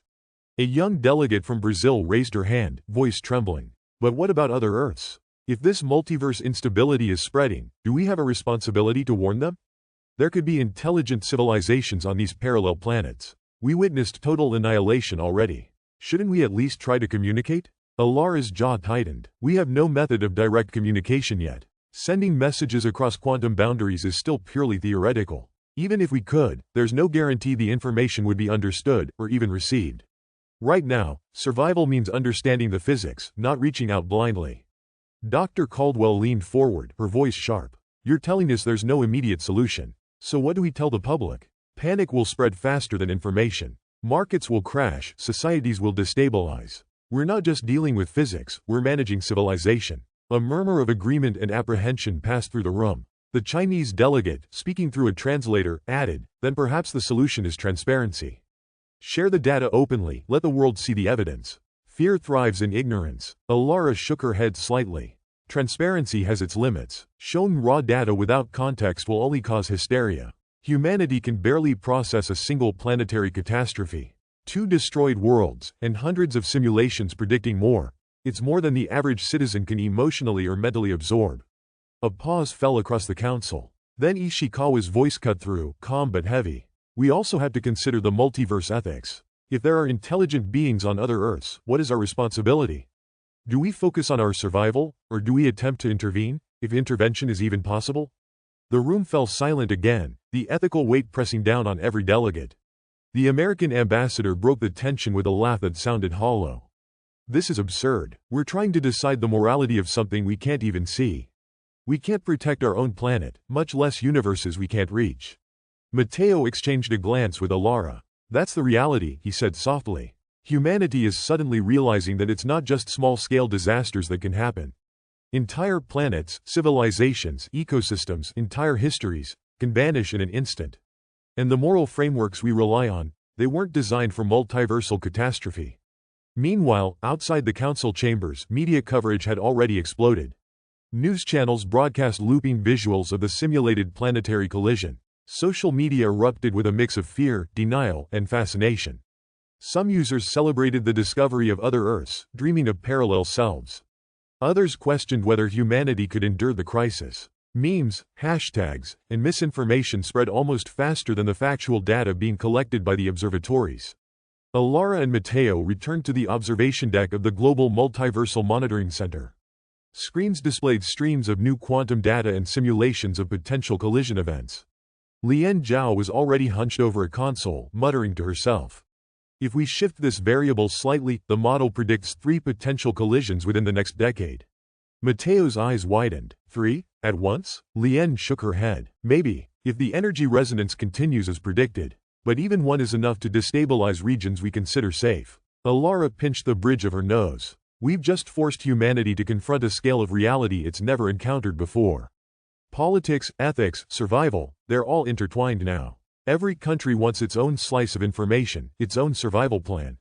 And yet, none of us can stop what's coming. Mateo looked out at the Earth below, the familiar blue planet spinning peacefully despite the cosmic chaos elsewhere. Do you ever wonder if anyone will listen? He asked softly. They'll listen, Alara said, voice steady but grim. Some will act wisely. Others will panic. The rest will wait until the evidence is undeniable. By then, it may be too late for everyone. The multiverse doesn't negotiate, Mateo. It simply exists, and it destroys when its structure fails. A siren sounded, not for a single nation, but across multiple coordinated centers worldwide, a reminder that time was ticking. Earth had survived so far, but only by chance. The first collision was a warning, and the pattern suggested that it was just the beginning. The room was silent, save for the low hum of quantum processors and the occasional beep from a satellite feed. Dr. Alara Singh paced back and forth, her hands clenched behind her back, eyes flicking between the streams of data cascading across multiple screens.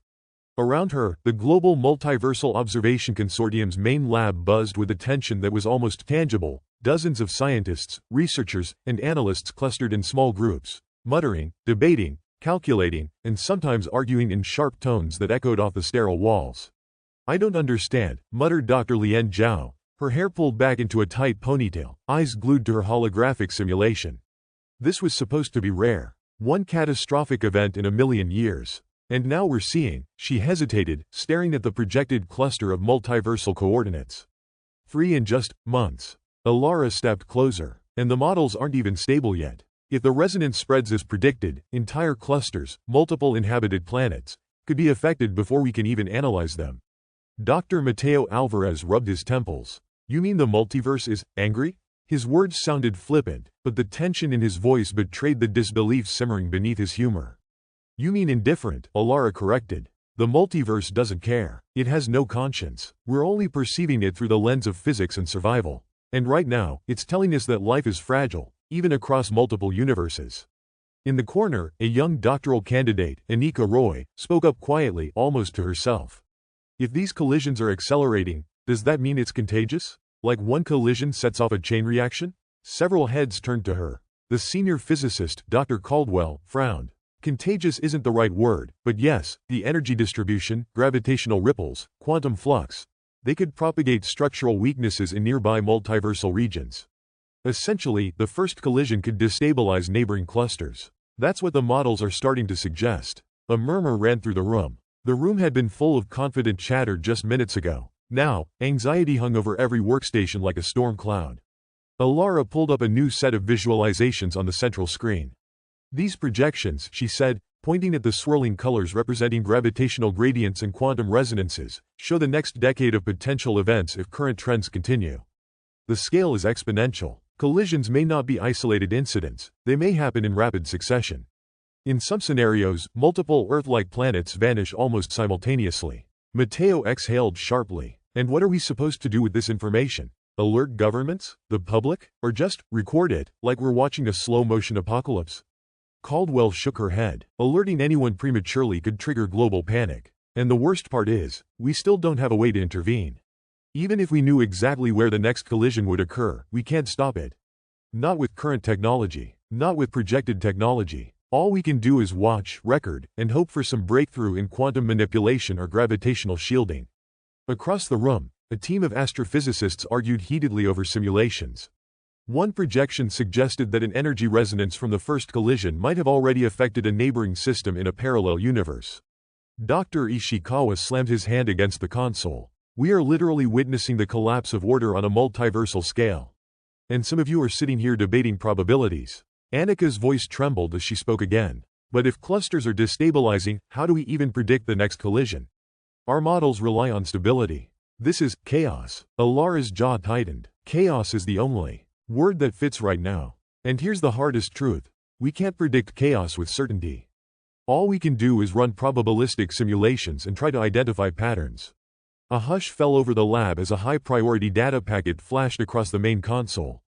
Lian Zhao tapped it urgently. "Real-time readings from the Deep Space Probe Network," she said. "A cluster of 3 inhabited planets in Universe 7X just exhibited gravitational anomalies consistent with the pre-collision phase. The timelines, they're much shorter than anything we predicted." The room went cold. Alara's mind raced. "How short?" Lien swallowed. 2 weeks. 2 weeks. The words hung in the air like lead. For the first time, the terrifying reality crystallized for the assembled team. The multiverse wasn't a distant, abstract concept. It was a predator moving unseen, and its jaws were closing on inhabited worlds, without warning, without mercy. Mateo sank into a chair, running his hands through his hair. "We're scientists," he said hoarsely. "We measure, we calculate, we predict, and yet, here we are, powerless to stop the inevitable. All we can do is watch as civilizations vanish." Alara's eyes met his. "That's why we need to focus. Panic won't save anyone. Our responsibility isn't just to humanity, it's to the continuity of knowledge."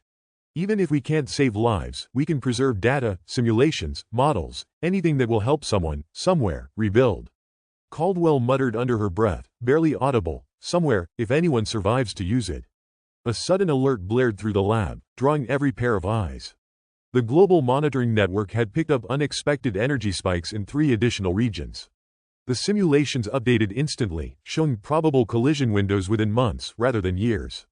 Dr. Ishikawa swore loudly, pacing back and forth. The data isn't random. These collisions are following a structural pattern. Something in the multiverse itself is breaking down. It's a lattice of existence tearing itself apart. Annika's face went pale. And these patterns only affect inhabited planets? She whispered. Yes, Alara confirmed grimly.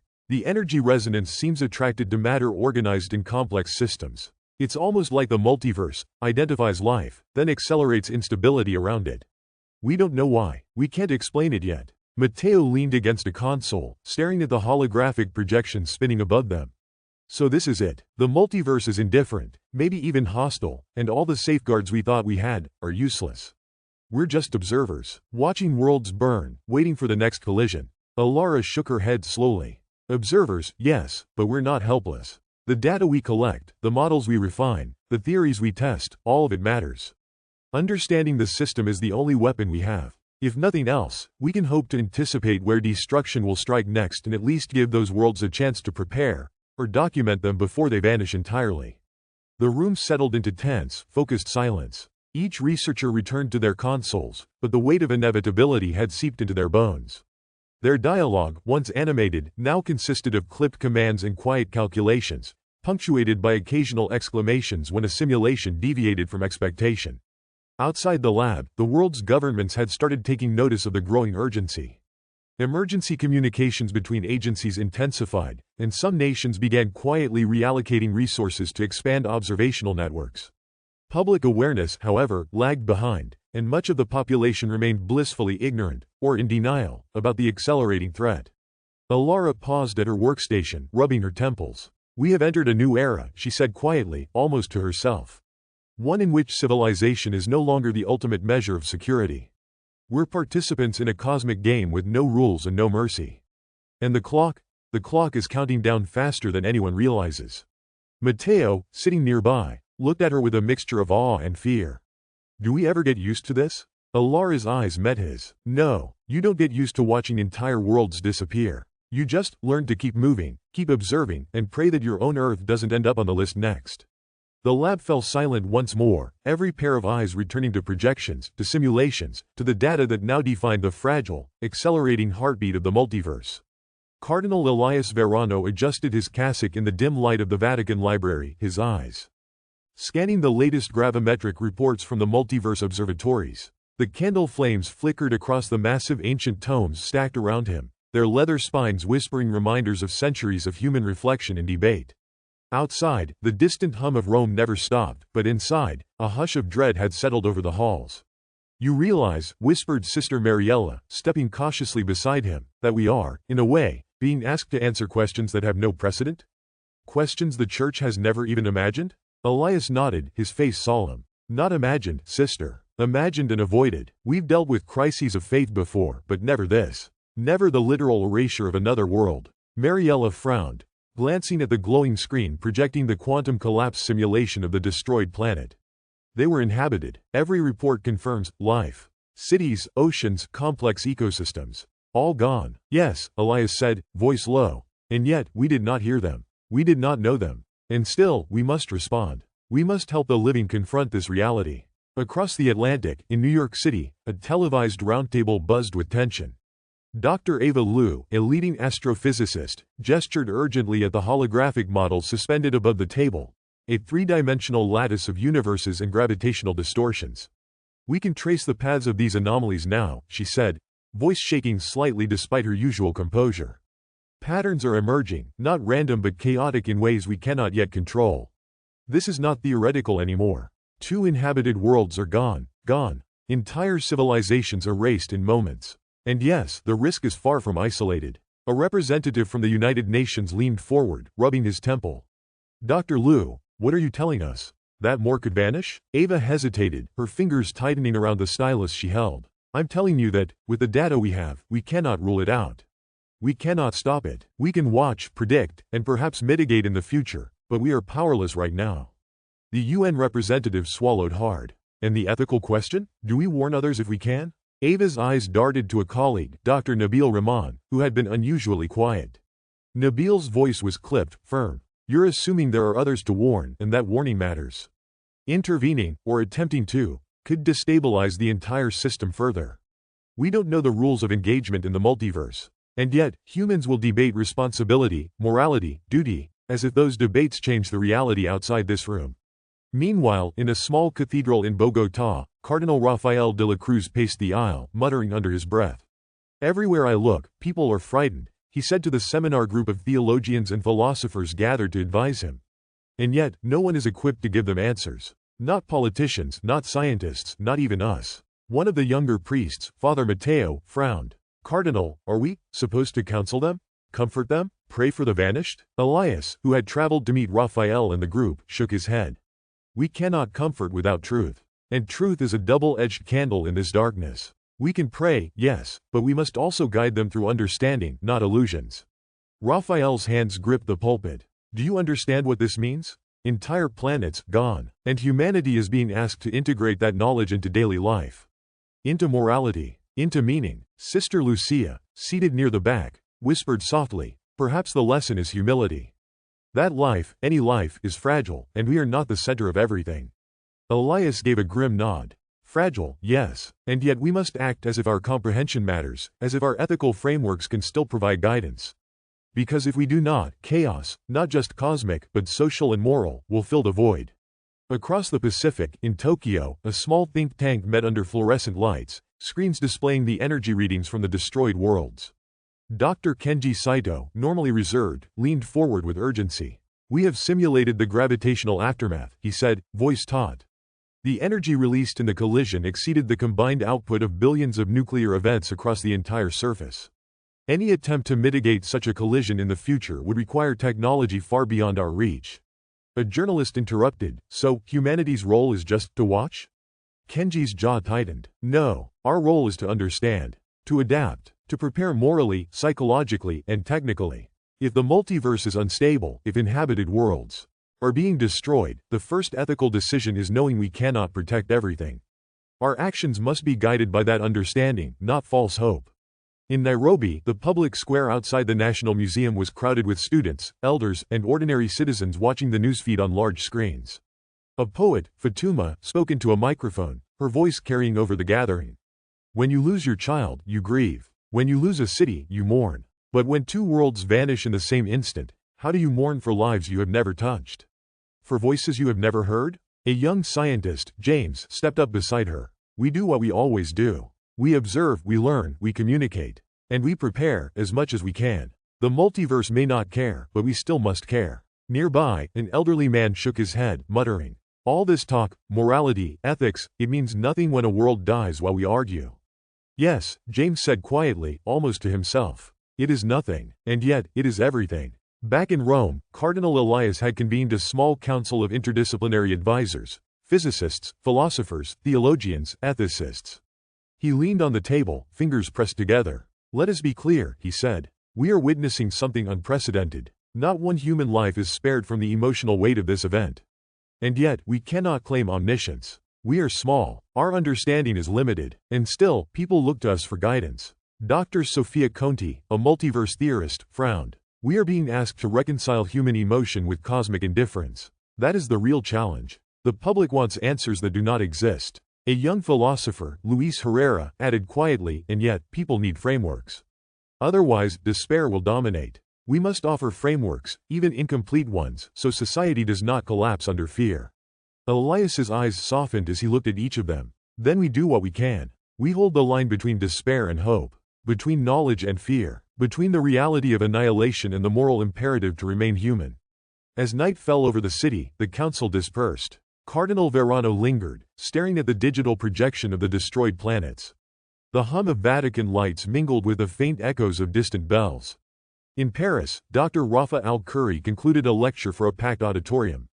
Ethics must evolve, she told the crowd. We are no longer dealing with Earth alone. The multiverse has introduced new obligations, new dilemmas. We are observers, yes, but we are also participants in a system that can erase entire civilizations. Our responsibility is to face that fact without succumbing to nihilism. A student approached afterward. Dr. Curry, how do we live knowing this? Knowing worlds can just vanish? Rafa sighed. We live by choosing significance in what we can influence, by acting with integrity and by teaching others to do the same. We mourn what we cannot change, and we act where we can. That is the only answer humanity has ever had to crises beyond understanding. Thousands of miles away, in Buenos Aires, the city square erupted with debate as theologians, scientists, and ordinary citizens spoke through megaphones and digital feeds. A street preacher bellowed, "It is God's will." A physicist countered, "No, it is the multiverse's mechanics." Cardinal Elias watched the live feeds from his private chamber. He pressed a hand to his forehead. His mind circled every argument, every prayer, every ethical quandary. And yet, beneath all the noise, he felt one certainty. Humanity was awake to a scale of danger it had never imagined. In quiet moments, he wondered, not for the first time, that he and his colleagues had only begun to comprehend the multiverse, not its systems, not its fury, not its indifference. Humanity's role was to bear witness, to act where possible, to debate, to mourn, and to find meaning in a cosmos where meaning was never guaranteed. And as Cardinal Elias stepped out into the night, looking over the city, he whispered to himself, a private prayer for all the people now grappling with reality. May we find the strength to face what we cannot change, and the courage to act where we can. The first sighting came as a ripple across the radio networks of the world. Dr. Kira Montes, stationed at the Cerro Tololo Inter-American Observatory, was the first to detect the anomaly with certainty. Coordinates are shifting, she muttered, eyes wide, fingers flying over the controls. It's defying every gravitational model we have. Her assistant, Ryo Tanaka, leaned over, pale. Are you saying it's moving without physics? Kira didn't answer immediately. She held her gaze on the screen as the glowing shapes crystallized in orbit above Earth, suspended impossibly against the backdrop of the cosmos. No, she said finally, voice barely above a whisper. It's here. It's really here. From Tokyo to New York, Cairo to Sao Paulo, observatories reported the same phenomenon. Giant vessels, immense and alien, floated in low Earth orbit. Their geometry seemed impossible. Surfaces that reflected light like polished crystal but twisted space around them. Vessels that shifted subtly, as if they were simultaneously in more than one location. In Washington, D.C., the National Security Council convened an emergency meeting. Secretary of State Darnell Pierce paced the room. Explain to me again, he said, exasperated, how something this big is hovering in orbit and yet our instruments aren't registering it the way they should? Dr. Layla Mahmood, astrophysicist and consultant for the council, shook her head. It's not just mass or energy distribution. Their vessels don't obey our physics. Whatever material they're made of, it interacts with spacetime differently.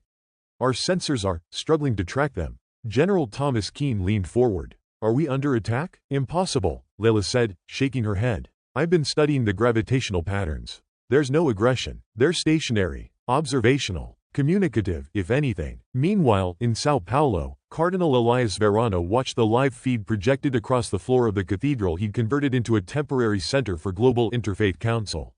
Behold, he murmured to Sister Mariella, who stood at his side, the heavens have opened in ways we have only theorized.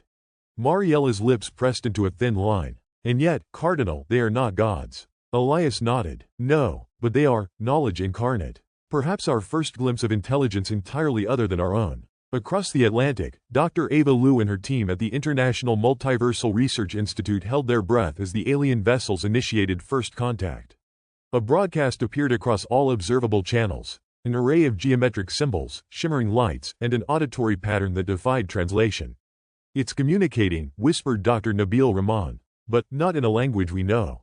Ava's eyes narrowed. Start the translation algorithms. All of them. Real-time. Every pattern, every modulation. There has to be a structure. Hours passed. Slowly, painstakingly, a rudimentary understanding emerged. The beings had monitored the multiverse for eons, charting planetary paths, gravitational anomalies, quantum signatures. They understood the patterns of collisions, the fragility of life, and the inevitability of certain catastrophic events. Yet they admitted, clearly, without hesitation, they could not intervene to prevent planetary destruction. In New Delhi, Prime Minister Arjun Rao convened his National Scientific Advisory Council. Screens displayed a decoded portion of the alien message. They've seen it, Dr. Meera Shah said quietly. They've seen every collision, every life extinguished. They have the capability to travel, observe, and understand at a scale we cannot even imagine, but they cannot stop it. Rao rubbed his eyes. Then why come to us? To guide, Mira said, voice steady, not to save. They are showing us the multiverse, how it works, and what our place is. They provide tools, knowledge, but the cosmos itself does not yield. In Vatican City, Cardinal Elias spoke to the assembly of theologians and scientists he'd brought together. Notice this. They do not wield omnipotence. They are not here to deliver salvation, only understanding. And that is, both hope and burden. At the same time, across oceans and continents, humanity reacted. Street protests erupted in Berlin, banners demanding alien intervention waved in the wind, while in Mumbai, citizens gathered quietly, staring at the sky in awe, some crying, some chanting, some simply unable to comprehend the magnitude of what they were witnessing. On board one of the alien vessels, Kira imagined, if she could, beings of immense intellect observed the assembly below. They seemed to know, not merely in calculation but in perception, the weight of human expectation. And yet, the realization persisted, they could not shield the worlds from the inevitable. In New York, journalist Rosa Delgado broadcast live, "Ladies and gentlemen, for the first time in human history, we are in the presence of entities older and wiser than our understanding of time itself. They have appeared in orbit not as conquerors but as witnesses. They cannot stop what is coming, but they have offered us insight. A glimpse behind the curtain of existence." Her words echoed across millions of devices, yet the reactions were fragmented. Fear, fascination, denial, excitement. It was chaos stitched together by awe. Meanwhile, Dr. Kenji Saito's research team ran calculations at a frantic pace. "We can apply their technology," he said, "to construct preliminary multiversal observation tools. To travel, to see other worlds firsthand. But it's observational only. No physical intervention, no rescue." A graduate student, barely 22, spoke up. "Then why give it to us? Why even show us the multiverse if it kills worlds?" Kenji's voice was bitter. "Because understanding is the only safeguard. Knowledge is all we have. And perhaps, just perhaps, we can survive the next collapse by learning, predicting, and adapting. But we cannot undo what has already happened." In Moscow, the president convened an emergency broadcast. The speech was short, deliberate. "People of the world, we are no longer alone in understanding the cosmos. Beings beyond our comprehension have made contact. They offer us technology, knowledge, insight. They do not offer protection from what is already inevitable. But this knowledge is power, power to observe, to prepare, and to act within our own limitations.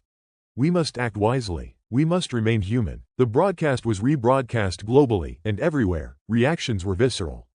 Families sat glued to screens. Religious leaders interpreted the arrival through doctrines. Scientists debated ethics, possibilities, and impossibilities. In Rome, Cardinal Elias closed his eyes and whispered a prayer, not for safety, not for intervention, but for comprehension. Sister Mariella touched his arm gently. "Do you think humanity can handle this?" Elias opened his eyes slowly. "We must, because for the first time we have seen intelligence beyond our world, beyond our universe, beyond anything we could dream.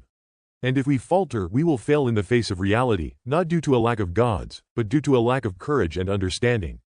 Kira Montez stared at her monitors long after the first wave of signals had been decoded. The alien patterns shimmered, pulsing with a rhythm almost musical in its perfection. "We're being given a choice," she murmured. "To watch, to learn, and to act in ways we've never imagined." Rio leaned closer. "And if we fail?" Kira didn't answer immediately. The room was silent except for the faint hum of cooling systems and computers. "Then," she said finally, voice low, "we bear witness. That is all we can promise the multiverse and ourselves." Across the globe, humanity stared upward. The alien vessels hovered silently, impossibly, yet almost compassionately, as if the beings understood the terror, hope, and fragility of the species below. For the first time, humans glimpsed the breadth of the multiverse, its indifference, and the tantalizing, terrifying possibility of travel between worlds. And everywhere, the same thought lingered, unspoken but understood. The cosmos had revealed itself. Humanity was unprepared, yet it had been given a chance to learn. The moment the aliens' intentions became clear, the world's leaders, scientists, and observers were both exhilarated and unnerved. From the moment the first shimmering devices were transferred to Earth's orbit via the alien vessels, humanity realized that the impossible had become tangible: travel between universes. Dr. Kira Montez, still reeling from the first encounter, was the first to reach the alien platforms. Her team of physicists and engineers had been working around the clock, guided remotely by the alien systems themselves. Be careful, Kira said to her assistant, Ryo Tanaka, as they approached the shimmering, translucent docking bay. The air shimmered with a faint distortion, and gravity seemed to pulse in ways Kira could not immediately calculate. This is not like anything we've ever seen. Their physics is embedded in the design. Touch anything, and it reacts. It's like it's alive. Ryo's voice shook, a rare crack in his usual calm. Alive? You mean sentient? Not in a way we can define, Kira replied. But it adapts, responds, communicates, not with words, but with intention. This is why they trusted us to handle it. Meanwhile, in Geneva, representatives from the United Nations convened an emergency session to discuss distribution and oversight of the alien technology. Ambassador Sofia Guerrero addressed the assembly. We are in possession of devices capable of traveling between universes, she said firmly. Scanning the room, this is not a toy, nor a weapon. It is a tool for observation, for knowledge, and for understanding the patterns that govern our multiverse. These devices do not stop the destruction. They do not alter the fate of any planet. They allow us to witness, record, and learn. Several delegates whispered to each other. Ambassador Liang of China stood, voice sharp. Are we to understand that this technology will be controlled internationally? Or will each nation take its share? Guerrero's expression was firm. We will operate as a coalition. Any attempt to monopolize or weaponize this technology will be met with resistance from the international community, and I suspect, from the aliens themselves. Back at the alien docking station, Kira and her team examined the first transport pod. It resembled a perfectly reflective cube, slightly larger than a human, edges that seemed to bend and blur when viewed from different angles. On one surface, a panel projected a holographic map that pulsed with shifting energy signatures. Dr. Layla Mahmoud joined them, crouching beside the display. These coordinates, they're not static. They fluctuate depending on where we focus, almost like a quantum landscape that responds to intention. Rio glanced at her, incredulous. So, if we want to travel somewhere, we have to think it into existence? Not exactly, Kira said, tapping the side of her temple. The system reads intent, but it's more precise than thought alone. It interprets calculations, probabilities, even environmental factors. It's predictive. Meanwhile, in Washington, D.C., Secretary Pierce convened a smaller, classified meeting with a group of top scientists and intelligence officers. This is unprecedented, he said. We now have devices capable of moving humans or unmanned probes into other universes. What are the first protocols? Dr. Nabil Rahman, head of multiversal observational research, answered. First, we need to understand the operational limits. The aliens provided a manual, but it's incomplete in human terms. We are learning by trial, observation, and simulation. Every universe behaves differently. Some planets are similar to ours. Some are drastically different. We must document, monitor, and, importantly, never assume control. An intelligence officer, skeptical, muttered, and if a disaster is imminent? Can't we intervene? Rahman shook his head, grim. No, they've been clear. Collisions cannot be stopped. We can only predict, record, and study. Our role is observation. Across the globe, scientists and engineers scrambled to understand the alien interface. Screens in laboratories flickered with flowing geometric symbols, equations that bent traditional logic, and streams of data that appeared almost alive. In Geneva, Ava Liu observed the chaos in real time from her control room. We need teams, she said. Observation teams, analytical teams, simulation teams. Every universe we can reach is a laboratory. Every planet a dataset. And yet, none of this will save lives directly. We are witnesses. That is our responsibility. At the same time, public fascination exploded. News broadcasts reported on citizens lining up at international observatories, hoping to glimpse the alien vessels or watch the first inter-universal experiments. Social media surged with speculation. Some called it the greatest moment in human history. Others predicted catastrophic misuse. In Rome, Cardinal Elias addressed a crowd gathered in St. Peter's Square. We are given a gift of knowledge, he said, voice steady over the loudspeakers. Not to alter fate, not to challenge the universe, but to understand it. These beings are not gods, they are guides. And yet, humanity bears the burden of what is revealed. Let us pray that we use this knowledge with wisdom, not fear. In Sao Paulo, a young engineer named Rafael Costa stared at the holographic projection the aliens had provided. He turned to his mentor, Dr. Mariela Duarte. I can't believe we're actually looking at other worlds, he whispered. And they're letting us touch them, travel to them. Mariela nodded, fingers brushing over the interface. It's intoxicating, yes, but remember, Raphael, the multiverse doesn't care about our excitement. One miscalculation and a team could vanish, or worse, alter a delicate balance without realizing it. Kira's team had already completed the first unmanned test. A probe had been sent to a parallel Earth-like planet, one orbiting a distant star in another universe. The feedback was instantaneous, landscapes rendered in perfect detail, gravitational data streamed back, and even biological scans detected life forms, all without physical interference.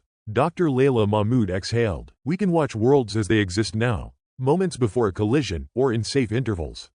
It's humbling. Rio leaned back, rubbing his temples. Humbling doesn't even begin to cover it. We're essentially gods watching universes play out their final acts, powerless to stop them.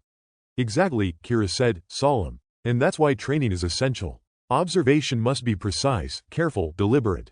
Every action we take within the alien system echoes across realities, even if only in data interpretation. The first manned mission was scheduled within weeks. The selected team included Kira, Rio, Dr. Nabil Rahman, and 2 international observers, Dr. Ava Liu and Rafael Costa. The training was grueling. Simulations that warped familiar physics, decision-making exercises for moral dilemmas, and repeated calibrations of the alien navigation system. During the simulation, Kira paused, eyes narrowing at the holographic display.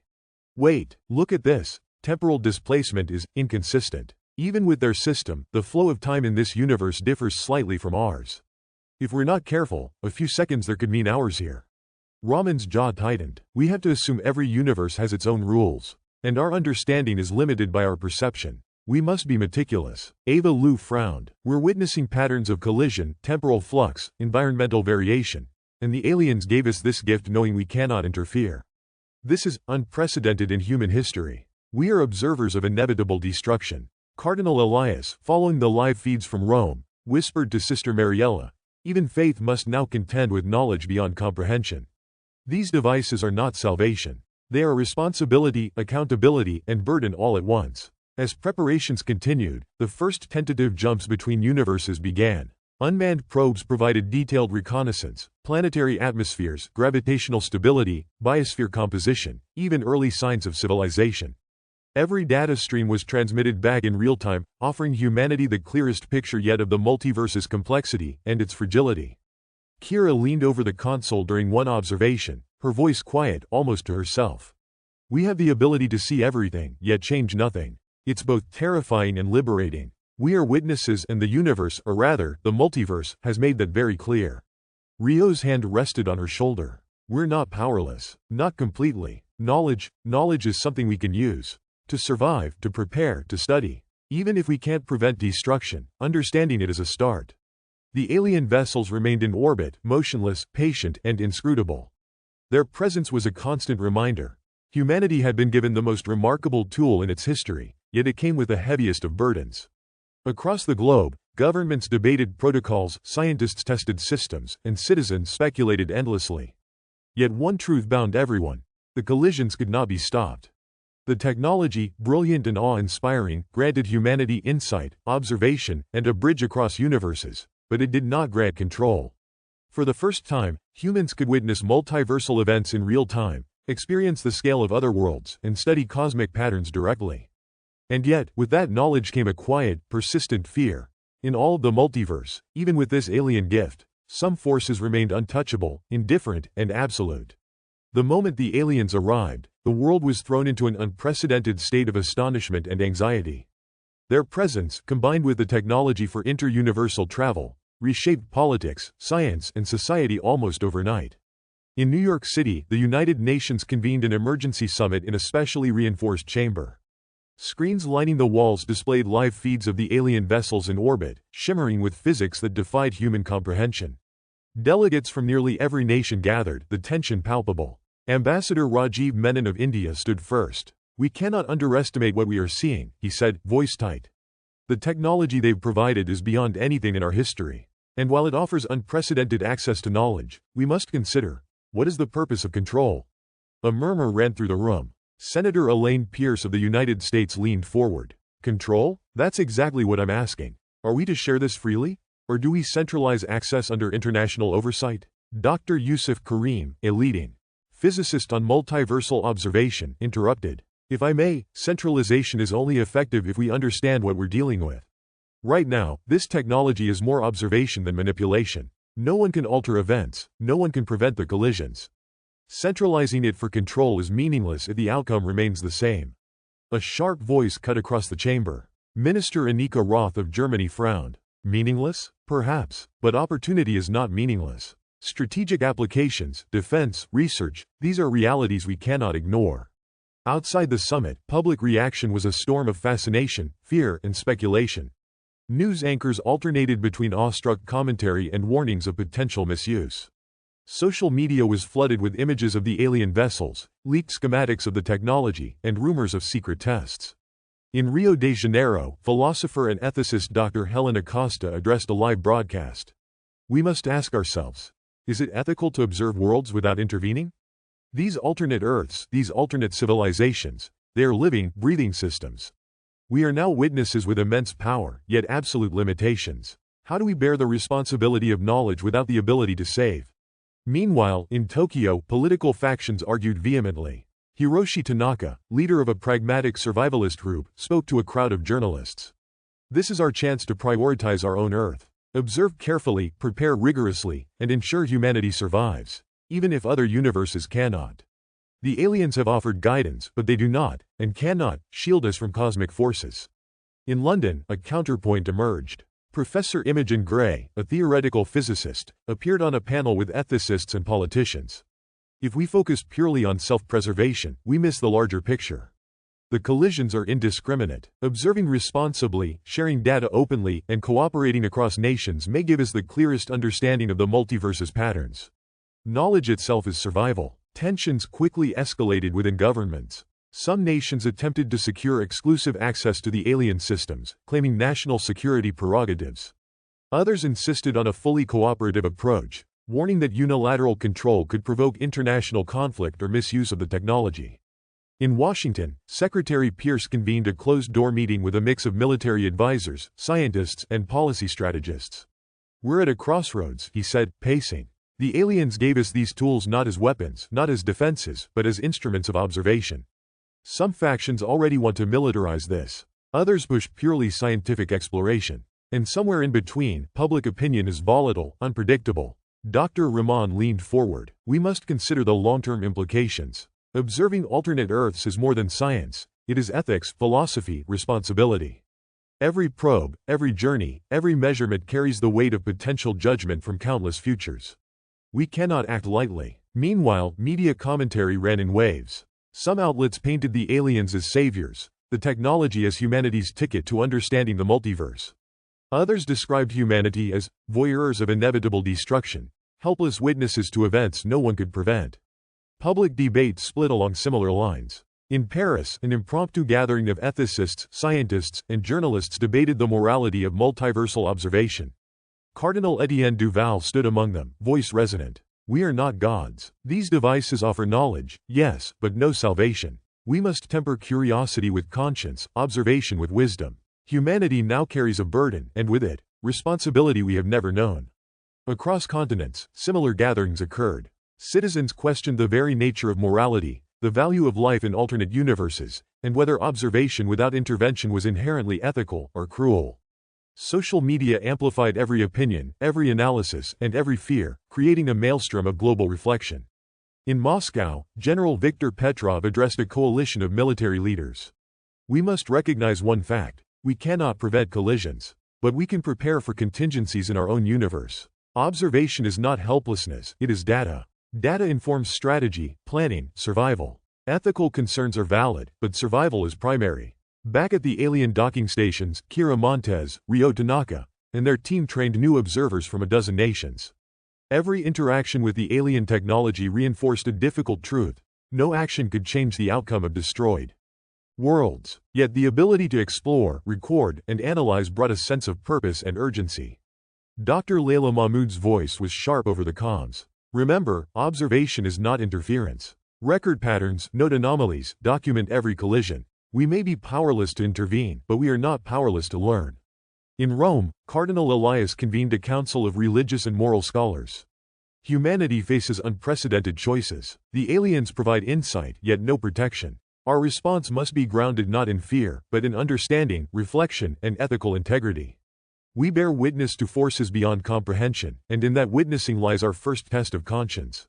By midweek, the global discourse had stabilized into three dominant factions: pragmatic survivalists prioritizing Earth's protection, idealistic scientists advocating cooperation and open observation, and opportunistic factions maneuvering for political or strategic advantage.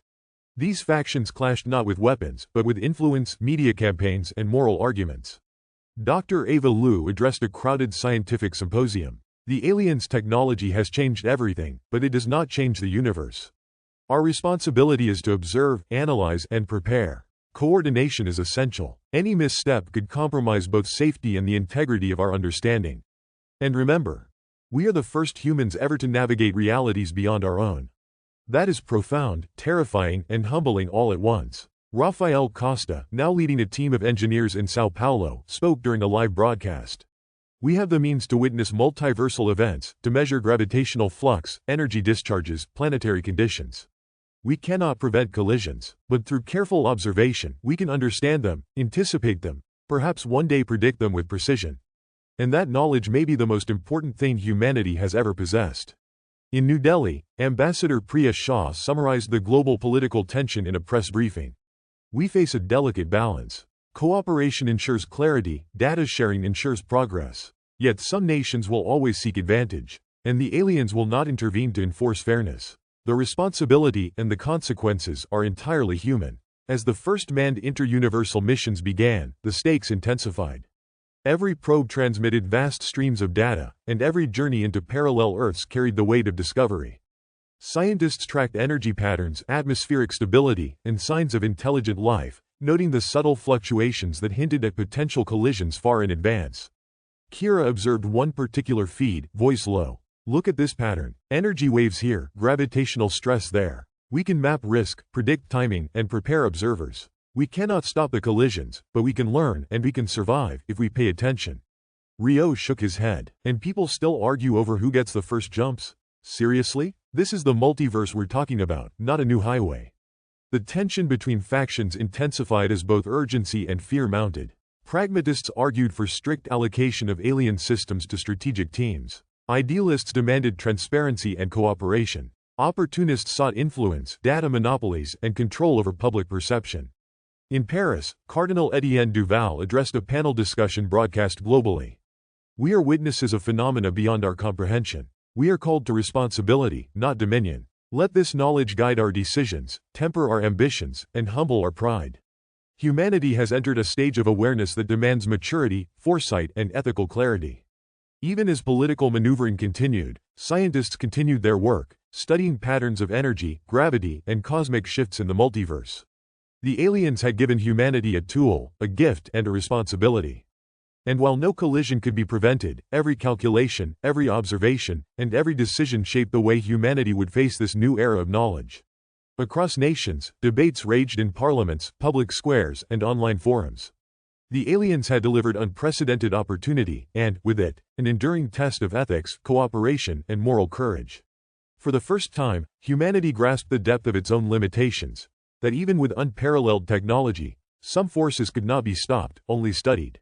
And in that realization, tension, awe, and ethical deliberation became the new constants of life. The world had barely begun to process the arrival of the aliens when humanity confronted its next reality. The technology was here, tangible, operational, but it did not come with solutions. In Geneva, a sprawling research complex near Lake Léman buzzed with activity. Screens displayed alternate Earths, parallel solar systems, and streams of data that shifted in real time. Dr. Kira Montes leaned over a console, rubbing her temples. We can move between universes. We can watch entire planets in real time. But nothing we do here will stop a collision. Nothing. Across the room, Ryo Tanaka shook his head, tapping at a holographic display. It doesn't matter. We have the chance to see things no human has ever seen. Every civilization, every weather pattern, every moment before catastrophe. That alone is staggering. From the corner, a voice cut sharply. Staggering? Or dangerous? It was Ambassador Liu Wei, a political representative who had secured a seat among the lead observers. Some nations already want to claim priority over jumps, access routes, even observation feeds. There's already tension building. This isn't just science. It's control. Who gets first pick? Who decides which universe we watch? A small eruption of argument followed. Dr. Rahman, a theoretical physicist from Cairo, slammed a hand on the table. We're not here to decide who gets the best view. Our job is to gather data.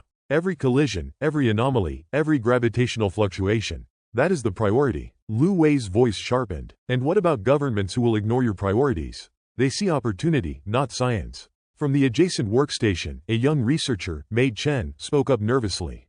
I'm seeing something unexpected. She pointed to a live feed of a parallel planet. The energy readings, they're fluctuating faster than predicted. It's as if a chain reaction could be starting to cross multiple systems.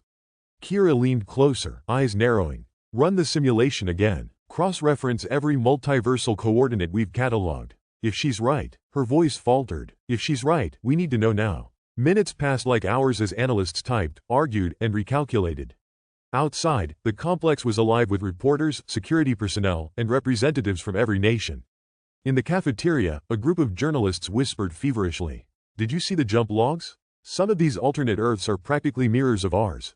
But the disasters are happening faster than any simulation predicted. Dr. Ava Liu, not to be confused with Ambassador Liu, stormed into the main observation room. I just got word from our probes in Sector 6. There's a cluster of inhabited planets showing early signs of gravitational collapse, something we didn't anticipate. And the energy signatures, they're cascading differently than in previous observations. Rio muttered, so the patterns aren't patterns at all. Just chaos pretending to have a rhythm. A sudden alarm blared across the complex. Screens flickered, displaying hundreds of coordinates that had changed unexpectedly. Red indicators pulsed on several feeds. Kira's heart sank. Multiple systems are on the edge simultaneously. This isn't isolated anymore. It's happening in clusters. Outside the facility, world leaders convened another emergency session. UN Secretary-General Anwar Patel addressed the chamber. We have technology, yes, but no ability to halt the phenomena. Nations are already jockeying for first access, claiming strategic zones. Coordination is breaking down, and the public is panicking at an unprecedented level. In London, a televised debate erupted. Philosopher Amelia Foster argued passionately, we have the means to observe, to chronicle, to witness civilizations in their final hours, but we cannot stop them. Does that make us voyeurs or stewards of knowledge? Can we even survive the weight of what we now understand? Across the table, politician Graham Whitmore leaned back, fingers steepled. Philosophical pontification doesn't protect anyone. Control the technology, manage access, prioritize human survival. That is how we ensure order. A soft laugh interrupted the tension. Dr. Rajiv Menon, sitting quietly at a corner station, smiled wryly. Order? In a multiverse that doesn't care? I think we overestimate our influence. Every observation, every jump, every calculation, it's all noise to the universe itself. Meanwhile, technicians scrambled to configure new equipment. Holographic maps floated in midair, showing the overlap of universes, zones of instability, and the limited range of human observation. Each new jump revealed subtle variations: an ocean slightly larger, a city with a different layout, a civilization that had already vanished in one universe but thrived in another. Kira glanced at Rio. Are you seeing this? They're alive in one, gone in another. Some of the same planets we monitored yesterday, they're gone now. And tomorrow? She shook her head. Tomorrow, more might vanish. A representative from Brazil, Minister Clara Silva, stood beside them, voice trembling. How do we even report this? How do you explain to the world that we have the technology to witness entire civilizations being erased, and there's nothing we can do? In the U.S., a private briefing convened at the Pentagon. Admiral Samuel Hargrove slammed a fist on the table. We have the tech. We have the eyes. We can't stop a single collision. But the public thinks we can. There's going to be panic. And panic kills faster than any planetary impact. On live feeds, protests and demonstrations erupted worldwide. Citizens demanded access to alien systems while others called for restraint. In Paris, crowds chanted outside government buildings, waving images of parallel worlds they had glimpsed. In Beijing, surveillance teams struggled to maintain order as news of disappearing planets filtered through encrypted channels. Back in Geneva, Kira and her team prepared for a manned jump into a high-risk sector. Mei Chen looked pale. This is beyond anything we trained for. We're going to see worlds on the edge, perhaps moments before destruction. I don't know if I can. Rio cut her off gently. None of us signed up to be comforted. We signed up to witness, to record, to understand, and if that's terrifying, then so be it. Kira exhaled slowly. Every jump will change how we see everything. Every observation reminds us, the universe doesn't care who lives, who dies. But we can care. That's all we have. In Rome, Cardinal Etienne Duval addressed a small gathering of scholars and media. Humankind now holds a mirror to countless worlds. We see life, civilization, complexity, and we see fragility. Perhaps the only measure of greatness we retain is how we observe, how we remember, how we bear witness. As humans launch their first inter-universal missions, tension and fascination intertwined. Each feed transmitted staggering amounts of data, geophysical readings, population patterns, energy fluxes, entire civilizations at the edge of disappearance. No human could intervene, but every jump deepened understanding. In Mumbai, engineer Anjali Deshmukh muttered to herself while adjusting a console. It's like trying to read a book while the pages are burning. We can see, we can record, but we cannot stop the flames. By the end of the week, a global pattern had emerged. Humanity was now both observer and student, flung into a vast, indifferent cosmos. Some nations hoarded knowledge, some shared freely, some refused to engage. Citizens everywhere wrestled with wonder and fear, pride and impotence. In a quiet moment in Geneva, Kira and Rio watched one feed of a planet trembling under gravitational stress. Rio whispered, "We can move between worlds, but the universe isn't ours to save." Kira nodded, "No, but the stories, the knowledge, the witness, we can carry that.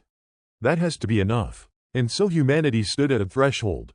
A species capable of traversing universes, observing life and death on unimaginable scales, yet powerless to intervene. Knowledge had become both gift and burden, fascination and fear, as every observer grappled with the enormity of what they had seen, and what they could not change. The briefing room in Geneva was tense before the first mission even began. Dr. Kira Montes leaned over a table, tracing constellations on a holographic map. "Everyone, the simulations match the live feeds. The jumps are stable, but we have no idea how planets will respond in real time. The moment we arrive, the universe doesn't pause for us." Rio Tanaka frowned, arms crossed. "You make it sound like we're stepping into a storm with umbrellas. We're not observing from the safe distance of our labs anymore. This is the real deal. Lives, civilizations, gone before we can even blink." Ambassador Lu Wei, ever precise, interjected. "Our priority is documentation, observation only. We do not interfere. Protocol is clear." Dr. Rahman muttered under his breath, "Observation only. That's going to haunt us in ways we don't understand yet." The team activated the alien transport system. The familiar hum of energy filled the room, and a dazzling field of light engulfed the team. When their vision cleared, they found themselves hovering above a planet that, at first glance, resembled Earth almost perfectly. Clouds swirled above oceans glittering in the sun, continents stretched in familiar shapes, but the differences were subtle yet striking. Cities were taller, greener, more intricate. Transportation networks snaked like veins across landscapes that mirrored, but were not identical to, the home world they had left behind. Dr. Ava Liu, peering out from the observation deck, whispered, "It's breathtaking. It's like seeing home from a different life." Mei Chen, gripping the railing, was pale. "Different, yes, but look there." She pointed toward a massive continent where smoke curled from industrial centers. "Pollution levels are higher. That city, it's in crisis even without our interference." Rio squinted at the readouts. "Every world we jump to will have its own history, its own problems. And now we're witnessing all of them at once. It's like looking through a kaleidoscope of Earths." The awe was short-lived. A warning alert rang across the observation panel. Gravitational anomalies had spiked. Dr. Kira Montes' heart sank. "It's starting." The team's sensors tracked the first signs of planetary collision, a distant, smaller planet on a collision course with its twin. The simulation screens displayed ripples across oceans, cities crumbling like sandcastles, entire ecosystems shredded by the physics of annihilation. Mei Chen gasped, clutching her chest. "It's happening, and there's nothing we can do." Dr. Raman's voice shook, but he forced himself to speak. "It's exactly what the projections warned. Total destruction, no survivors. We're witnessing the end in real time." Kira looked to Rio, voice steady but cold. "Document everything, every pattern, every sequence, every detail of the collapse. This is why we're here. For the record, if nothing else." A sudden commotion erupted from the rear observation deck. Dr. Ava Liu shouted, "Look at the energy readings. The collision is triggering secondary gravitational waves. Nearby planets are showing early-stage instability." Rio cursed. "Secondary effects. That's worse than we thought. This isn't isolated anymore. One planet's death could ripple out, destabilizing its neighbors before we even finish recording." Ambassador Lu Wei tried to maintain order. "Keep calm. We are here as witnesses. Panic serves no purpose. Data comes first." Mei Chen's voice trembled. "Witnesses to annihilation. That's all we are. It's too much." Dr. Rahman stared at a planet whose entire northern hemisphere was folding under tidal forces. The cities gone, mountains crumbling, forests burning, submerging, life extinguished in minutes. And it's all physics. Nothing personal. Nothing we can stop. Hours passed like minutes as the team jumped to successive worlds. Each planet, each city, each civilization bore the marks of subtle differences, yet every one of them was ultimately vulnerable. Some planets seemed to endure slightly longer, their gravitational orientation or orbital timing granting temporary reprieve, but the eventual outcomes were always the same: total annihilation. In one jump, they hovered above a world where a sprawling city had developed underwater. The infrastructure had adapted to submerged life, humans and intelligent machines coexisting seamlessly. The team watched as a gravitational surge cracked the ocean floor. Water rushed into buildings, and life forms vanished in seconds. Kira whispered, "No intervention. We can't interfere. We can only record." Ryo's jaw tightened. Observation only. The mantra that will echo in our minds forever. Back on a quieter Earth, governments debated the implications. Reports streamed in from observation teams: collapsed cities, crumbling continents, vanished civilizations. Some ministers called for embargoes on jump data, fearing panic. Others argued for transparency, insisting the world had a right to know. Meanwhile, aboard the alien transport vessels, new complications arose. Sensors picked up interference in multiversal fields. Dr. Ava Liu's voice rose over the alarms. "There's something we didn't account for.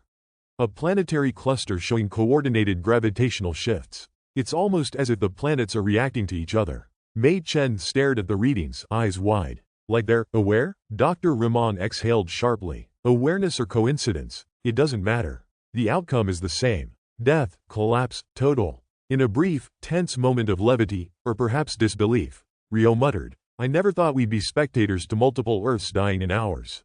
It feels surreal." Kira responded quietly, almost to herself. Surreal is the polite word. Horrifying is the honest one.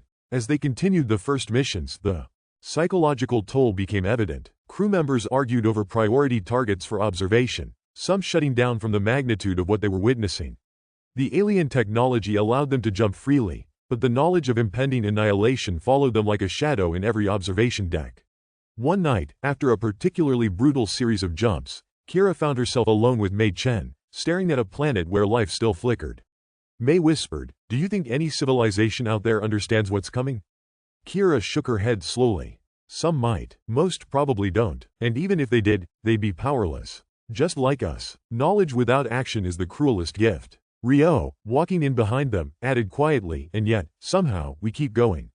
We keep looking, recording, witnessing. Maybe that's all humanity can do now, bear witness." By the end of the first series of missions, the team returned to Earth emotionally exhausted, their data drives filled with images and sequences that no human had ever experienced.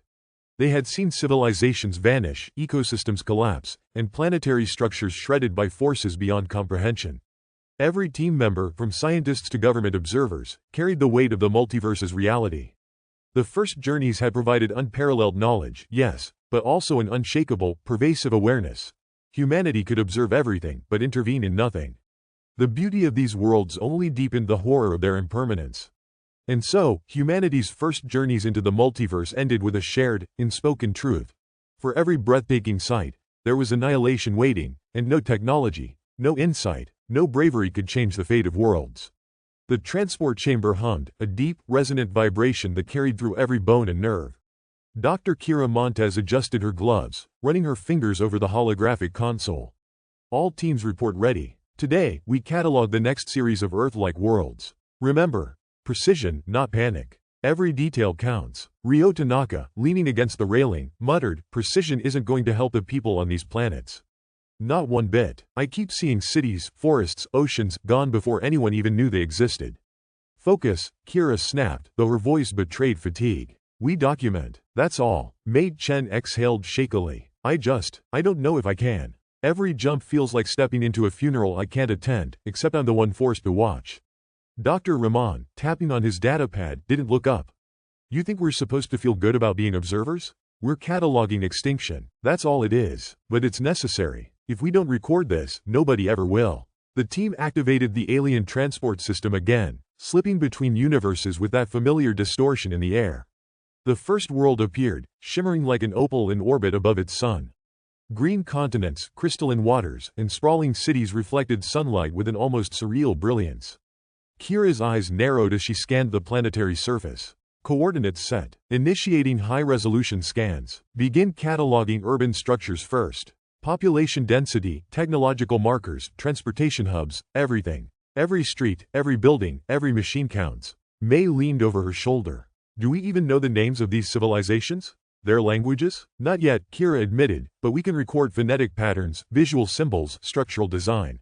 That's enough for now. Every detail matters for cross-universal comparison. Rio activated the drone swarm. Tiny probes launched from the ship, streaming back cityscapes, aerial shots of sprawling metropolises, and images of ocean currents tracing coastlines. It's insane, he said quietly. Look at the planning. They've got transportation systems we've never even imagined. Power grids integrated into the terrain. And here we are, just taking notes. Dr. Rahman adjusted his console. Notice the gravity fluctuations here, he said. Even without collisions, the planet shows micro-instabilities. Could be tectonic shifts or atmospheric pressure anomalies. Make a note. Precursor markers for planetary collapse? Cross-reference with previous datasets. May shuddered. I just watched a city vanish on the last jump. How do you stay calm enough to analyze this? Step 1, Rahman said, his voice low, accept that calm is irrelevant. Step 2. Record everything. Step 3. Repeat. The team moved on to a second world. At first, it seemed peaceful. Vast plains dotted with intelligent settlements, children playing in sunlit parks, trade markets bustling with humanoid and non-humanoid lifeforms. The sensors picked up signals, communication patterns, energy consumption, even biological markers. Kira's voice broke slightly as she narrated. Geosurvey initiated. Vegetation analysis. Advanced photosynthetic structures, hybridized with intelligent fungi networks. Civilization density. Medium. Infrastructure. Sustainable energy grids visible in city layouts. Behavioral patterns suggest hierarchical governance. May whispered, we're looking at whole societies. We're cataloging them like insects in a jar. Dr. Rahman didn't answer. He was monitoring gravitational anomalies. Anomalies spiking near the polar regions. Small, initially insignificant shifts, but, wait, energy readings off the charts. This could be the first signs of destabilization. Cataloging becomes critical now. Every millisecond of data could reveal patterns for future events. Rio leaned back, swallowing hard. And the people? The lives? This is killing me more than anything else. Kira's response was firm. We can't change it. The multiverse moves on its own rules. Our role is observation, cataloging, and analysis. Nothing else. The team spent hours cataloging continents, oceans, mountain ranges, and sprawling megacities. With each world, the horror of impermanence became more palpable. One planet had intelligent amphibian societies inhabiting deep oceanic cities. Another featured aerial civilizations suspended in floating islands. The technology, architecture, and cultural markers were varied, beautiful, astonishing, but all vulnerable. Mei Chen's hands shook as she recorded data. Look at the rivers. Entire civilizations depend on them. And if this planet collapses, all of it, gone. Dr. Rahman looked over her shoulder. Exactly. Every dataset we compile is a snapshot of life moments before extinction. That's why the catalog is invaluable. Knowledge may be powerless to prevent destruction, but it preserves memory. Rio muttered, memory doesn't save them. I keep thinking about the children we saw in the last world. Running, laughing, and then, nothing. Every time I jump, I feel like I'm watching 1,000 funerals simultaneously. Kira's jaw tightened. I feel it too. But we record. We catalog. That's the only choice we have. Every planet, every civilization is now part of the dataset. And we treat it with the respect it deserves. A sudden alert cut through the room. A planetary cluster showing accelerated destabilization. The readings suggested a chain reaction. Planets interacting gravitationally, sending micro-anomalies through their neighbors. Rio, Kira barked, document everything. High-priority cataloging. We need timelines, energy signatures, displacement factors. This cluster may give us patterns for predicting future collisions. Rio's face was pale. Patterns, right. If the multiverse isn't random, maybe we can learn the rules. But learning won't stop it. Dr. Rahman nodded. It may never stop, but understanding it, mapping it, is the only advantage humanity has. It's painful, but necessary. Mei Chen took a deep breath and whispered, painful is an understatement. I feel like we're being burned alive by knowledge. They moved on to the next series of worlds, each more complex and delicate than the last. Data streamed in, atmospheric compositions, tectonic activity, signs of primitive and advanced civilizations, unusual energy patterns, migratory behaviors, planetary rotation anomalies. Every catalog entry added to a growing multiversal map, but the emotional toll grew heavier. At one point, they arrived over a planet with vast ice caps and polar cities built into glaciers. Sensors detected life beneath frozen surfaces, intelligent species adapted to extreme cold. Record subsurface habitats, Kira instructed. We might find unique survival strategies here. But notice the instability near the equator. If the ice shifts, it could trigger catastrophic collapse in minutes. May shivered. We're learning everything, but it feels like we're staring into the inevitable. Every world is a candle burning out. Rio added quietly, and we're the witnesses. There's no saving them. Every observation reinforces it. Knowledge without power. That's the cruel lesson. Over the course of the missions, the team developed subtle systems to cope. Rotations were organized so that no individual sped consecutive jumps cataloging high-risk worlds. Counseling pods were established, and small group discussions helped them process trauma. Still, the knowledge of annihilation pressed down like a weight, and some researchers could barely look at the holographic planetary maps without flinching. During a pause in operations, Dr. Rahman addressed the team. We need to be honest. We can catalog every detail, every structure, every cultural pattern, but when a planet dies, it's gone forever. Our data may be all that survives of its existence. That thought alone should guide our methods. Precision and respect, first and foremost. Mei Chen's voice cracked. But how do you keep respect when the life you're observing disappears? How do you catalog the laughter of a civilization that won't see tomorrow? Rio looked down at the readings, voice low. We don't, but we try anyway. It's the only act of humanity we can still claim in this endless void. Hours stretched into days. Catalogs filled with mountains, oceans, civilizations, energy grids, city layouts, migration patterns, and planetary anomalies.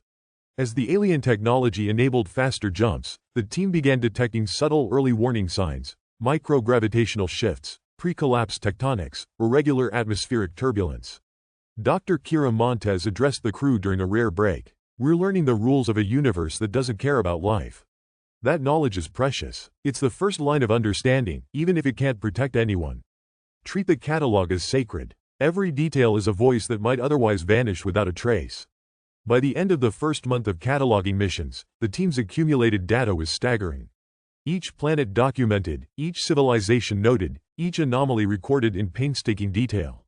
And yet, the multiverse continued its indifferent march. Collisions occurred in other universes, patterns repeated, and the recorders carried the weight of witnessing life and civilizations vanish in moments, leaving nothing behind.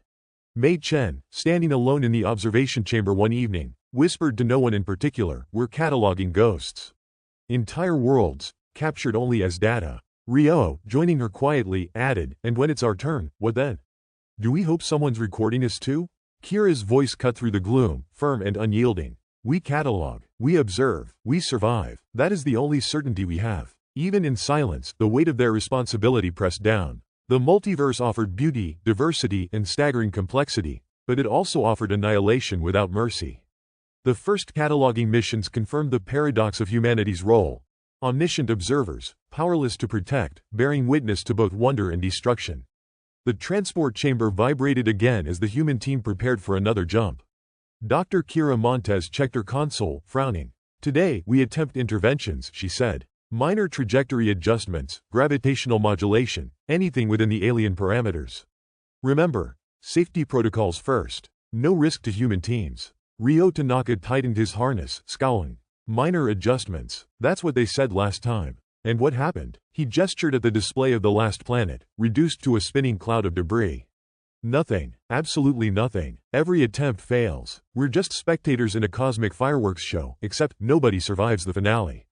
Mei Chen's fingers trembled over her console. "Do we even know what we're doing? Even the aliens, they said this is impossible. How can they expect us to succeed?" Dr. Rahman sighed. "Impossible doesn't mean we don't try. The data from failed interventions is as important as cataloging. Every attempt teaches us the limits of what can be influenced, even if that limit is zero." The alien mentor overseeing the mission, an elongated figure with shifting translucent skin, spoke in perfect English, its voice both melodic and precise. "Your attempts must be measured. Interference cannot prevent collision. Your role is observation and experimentation. Understand, before any action, that forces you cannot alter define the boundaries of your interventions." Kira nodded, ignoring the weight in her chest. "Understood. Let's begin." The first target was a mid-sized Earth analog orbiting a yellow star. Sensors indicated a developing gravitational anomaly, a precursor to eventual collision with a neighboring planet in the same system. Engineers initiated trajectory modulation sequences. Artificial gravitational pulses flared, nudging the planet's motion slightly. Adjusting vector by 0.0002 degrees, said Rio, monitoring the holographic display. Energy output stable. No unexpected feedback. May's voice was tight. The cities, they're still intact. This should buy them time, right? Dr. Rahman frowned. It's a delay at best. Planetary mass, orbital momentum, and multiversal dynamics overwhelm any human attempt. Prepare for observation. Note every parameter and anomaly. That is the success we are allowed. They watched as gravitational energy dissipated into the void. Moments later, seismic readings spiked. The planet shuddered violently, oceans surging, tectonic plates grinding. Kira's jaw clenched. It didn't work. No change. Document everything. Timestamp coordinates, vector fluctuations, energy consumption, population density impact. Rio muttered, every time we intervene, it's a lesson in futility. Every single time. May's fingers hovered over the console, hesitating. What if we push harder? Just a little more? Could we? Kira cut her off. No, we follow protocol. The aliens warned us. No intervention can prevent the collision. Escalating risks could destroy our observation capabilities or worse. Dr. Rahman added quietly, even if we succeed in nudging a planet slightly, the underlying forces, gravitational feedback loops, multiversal mass displacement, will nullify it. We cannot alter inevitability. The team attempted a second intervention. This time, they tried atmospheric stabilization techniques, creating synthetic magnetic fields to redistribute tidal forces, in hopes of delaying the collapse. Data streamed in, holographic models showing minor changes in cloud formation and storm intensity. It's not nothing, May whispered. We slowed the cyclone patterns slightly. Maybe the cities, maybe the people. Rio shook his head. Don't fool yourself. It's cosmetic. Surface-level noise. The trajectory is unchanged. The final impact will be total. The alien mentor glided over the observation deck, the translucent skin rippling. Observation complete. Interventions insufficient. Continue monitoring. Recognize limits. The crew moved to a third planet, a dense, heavily populated world with multiple moons exerting complex tidal forces. Advanced gravitational modulation sequences were initiated again. Holographic overlays displayed the interaction of moons, tectonics, and orbital velocity. Kira's voice was steady, though her heart raced. Targeting critical mass vectors, adjusting by increments of 0.00005 degrees. Energy output at maximum safe capacity. Dr. Rahman's eyes widened as readings spiked. We're seeing feedback in the core mass. Magnetic resonance increasing. Oh no, it's destabilizing secondary zones. This is beyond control. May's hands flew over her console. The cities, the oceans, look at the tidal surges. They're tearing apart coastal areas. We didn't even make a dent. Rio exhaled harshly. We can't win. We're powerless. And now, by nudging this planet, we might have accelerated destruction locally. Every intervention carries consequences we cannot predict or contain. The alien mentor floated closer, voice calm. Understanding consequence is part of your education. Some forces remain immutable. Recognition of limits is as important as action. Kira closed her eyes for a moment, swallowing. Limits, yeah, we're learning them in the most brutal way imaginable. May whispered, I thought we'd get to try to save something, even just a little. But we can't. We can't save anyone. Dr. Rahman nodded, voice low. You're beginning to understand. Intervention is not prevention. Power without control is agony. Every action we take only produces data and despair. The team attempted one final experiment on that planet, using advanced alien techniques to slightly redistribute mass in orbit. Their screens filled with shifting planetary layers, calculated energy disbursements, and predicted collision trajectories. Every attempt met with resistance from unyielding natural laws. Kira turned to the team. Final log entry. Document every adjustment, every response, every failure. This planet, and everyone like it, will not survive. Our interventions are lessons, not solutions. Rio leaned back, exhaustion and frustration etched on his face. We're collectors of destruction now. Observers of extinction, and each failure is a reminder of our impotence. May's voice trembled as she keyed in final notes. All these worlds, these lives, gone despite every effort. I can't stop thinking about the faces, the streets, the forests. Dr. Rahman touched her shoulder gently. None of us can. That's why we record. That's why the catalog exists. Memory is the only sanctuary for what is lost. The alien mentor spoke again, voice resonant and unemotional. Humanity's purpose is observation, learning, and recording. Attempts to alter fundamental forces will always fail. Acceptance of limits is integral to survival. Rio's hand clenched. Learning isn't enough. Watching isn't enough. Feeling the helplessness every single day. I don't know how much longer I can. Kira interrupted firmly. We continue. We document. We survive. That is all. The moment we stop, we lose even the record of existence itself. Hours passed as teams rotated through observation cycles. Each minor intervention was meticulously logged. Every failure reinforced the grim reality. The annihilation of inhabited worlds was unstoppable. Ideological and strategic factions among the team debated more aggressive actions, risking untested maneuvers or pushing alien technology beyond safe limits. But repeated failures, combined with mentor warnings, curtailed reckless experimentation. Even the most daring ideas, slightly nudging moons to redirect planetary paths, using concentrated energy pulses to redistribute mass, attempting to shield cities from tidal forces, failed. In some cases, the interference accelerated local devastation. The data reinforced the ultimate lesson. The multiverse operates beyond the reach of even the most advanced technology or human ambition. As the final jump of the mission concluded, Kira gathered the exhausted team. Remember today, every failure, every impossible attempt, it's part of the record. This knowledge is precious. It doesn't prevent destruction, but it preserves understanding. Humanity will bear witness to these worlds, even if none survive. May wiped tears from her eyes. Witnessing isn't enough, and yet, it's all we have. Rio nodded grimly. All we have, and all we'll ever have. Even with alien technology, even with our best efforts, nothing stops the inevitable. Dr. Rahman finally spoke to the team in a quiet, measured tone. Let the catalog be your solace. Every planet recorded, every civilization noted, every failure documented. History will remember what we saw, even if the multiverse does not. The alien mentor's translucent form shimmered. End of cycle. Humanity has learned the futility of intervention. Observation remains your responsibility. Acceptance is your task. The team left the transport chamber, each step heavy with the burden of witnessing powerlessness. Each failure weighed on their shoulders like gravity itself. Outside, stars glimmered in silent indifference. Entire worlds would perish, collisions would continue, and humanity's role was now painfully clear: to observe, to catalog, and to bear witness without hope of interference. The transport chamber hummed softly, an omnipresent reminder of the alien technology's power and limits. Dr. Kira Montez leaned against the railing, staring at the holographic display of a planet halfway across the multiverse. Its oceans shimmered with colors that didn't exist on Earth, and cities sprawled in geometries both familiar and alien. Yet beneath the beauty was an uncomfortable truth. It, too, would be gone in moments, just as countless worlds before it had been. Do you ever get used to this? Mei Chen asked quietly, voice tight. She hadn't spoken much since the last mission. Her eyes were red-rimmed, her hands trembling over the controls. Kira shook her head. No, you don't get used to watching billions of lives vanish in seconds. You carry it with you. Dr. Rahman, pacing near the observation deck, muttered, and yet, we must.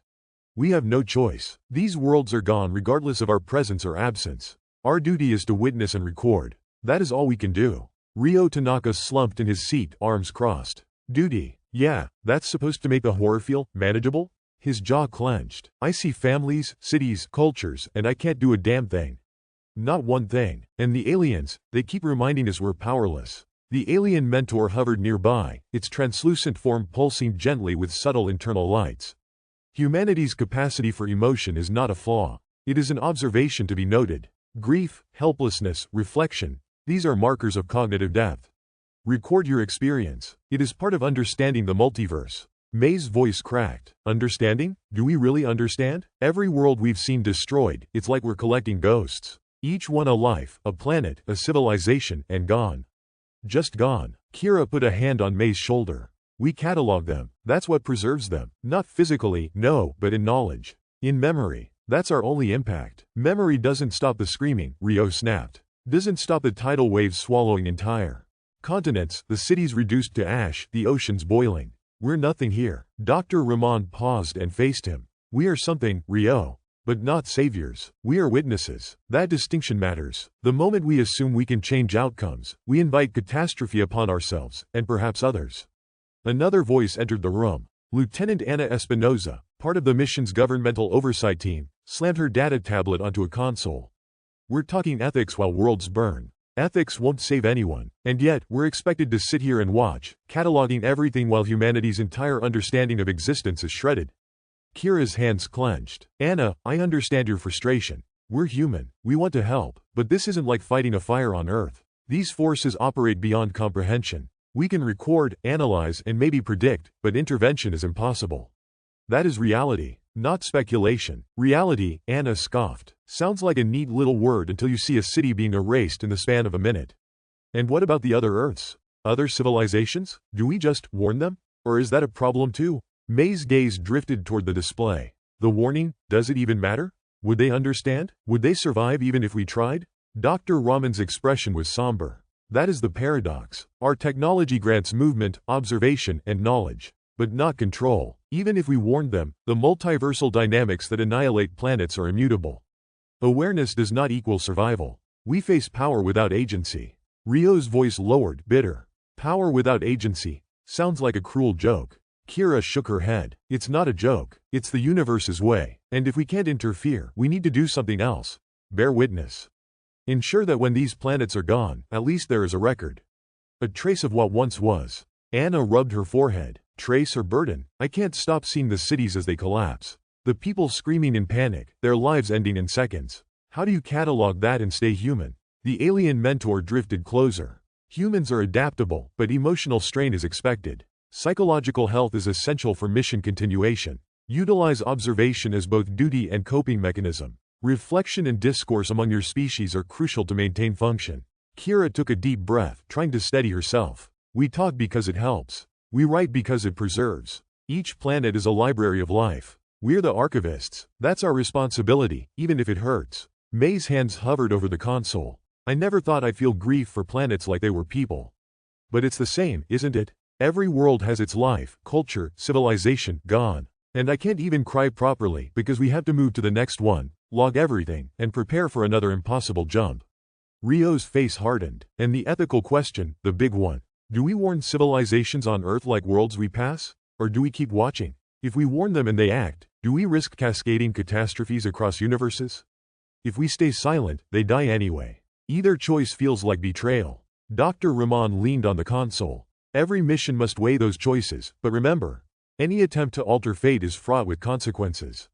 Our alien mentors explicitly stated this. Our role is to observe and record. Responsibility lies in accuracy, not interference. Anna let out a long breath. Accuracy isn't enough when you feel the weight of a billion lives in your chest. Each failure, each world lost, it's personal. It's inescapable. How do we cope with that? Kira looked at her team. We cope by acknowledging it. By speaking. By recording not just the data, but our own reactions. That is part of the mission's purpose. Grief and helplessness are valid. They are part of being human, and they give context to what we observe. May's voice wavered. I feel like we're failing constantly. Even our logs are stained with despair. I see a thriving world, watch the population scramble, and then, nothing. Emptiness. And then we move to the next planet. How do you compartmentalize that? Rio clenched his fists. You don't. You live with it. You carry it. Every catalog entry, every observation, every failed intervention, it follows you. It becomes part of you. You either break under it or use it to focus on the one thing you can do. Record. Dr. Raman nodded. And it is precisely that focus that keeps us functional. We channel grief into diligence, despair into meticulous documentation. Each observation is a testament, not to power, but to memory. The holographic display shifted again. Another world appeared. Emerald forests sprawled across continents, oceans glittering under twin suns. Cities rose like jewelry, networks of light illuminating human-like patterns. For a moment, awe replaced despair. Then the gravitational anomaly began. The cities trembled, rivers boiled, the planet's crust cracked. Look, May whispered, voice barely audible. It's beautiful, and it's dying. Rio turned pale. And we can't stop it. We can't do a thing. Kira swallowed hard. Document every detail. Capture the geography, infrastructure, population density, the sequence of destruction. Every visual, every measurement. Memory is all that remains. Anna's hand shook as she keyed in coordinates. I keep thinking about the people. Every street, every family, gone in moments. How do we record that without losing our minds? Dr. Raman's voice was steady but heavy. By accepting that we are observers. By understanding that our pain is the measure of life's value. If it were easy, if we didn't feel it, we would fail at the mission's purpose entirely. The alien mentor's voice echoed, soothing yet firm. Humanity must endure. Observation, record-keeping, and reflection are your responsibilities. Emotional strain is inevitable. Psychological resilience is required. The experience will mark you. Recognize it, record it, survive it. Kira's team continued through the jump cycle, moving from planet to planet. Each world brought beauty and terror, growth and annihilation. Each planet catalogued was a scientific marvel and a monument to impermanence. Grief, helplessness, and awe became intertwined. May's voice broke after the 10th world. I can't keep going without thinking of them, of every world that's gone. I see myself in every child, every parent, every city. And yet, we continue. Rio added bitterly, we are cursed with knowledge. And cursed with power without control. Every planet recorded is a reminder. Existence is fragile, and no matter how much technology we acquire, some forces cannot be altered. Kira pressed a hand to her forehead. This is our reality. Observation with grief is our constant companion. Our role is not to save, only to witness, and ensure that these worlds, their civilizations, and their stories are not lost entirely. Anna finally spoke, quieter than before. And we carry it with us, in our hearts and our minds, with every jump. No one else in human history has seen what we've seen, and no one else can feel what we feel. That weight, it's ours alone. Dr. Rahman nodded. Then we carry it well. We ensure that memory survives. That is our legacy. That is what remains when everything else is gone. The alien mentor's voice echoed through the chamber one last time for the cycle. Humanity has begun to understand the burden of knowledge and power. Carry it wisely. Endure. Record. Survive. The team stood in silence, the weight of their responsibility settling on them like gravity itself. Outside, the multiverse stretched infinitely, indifferent, beautiful, lethal.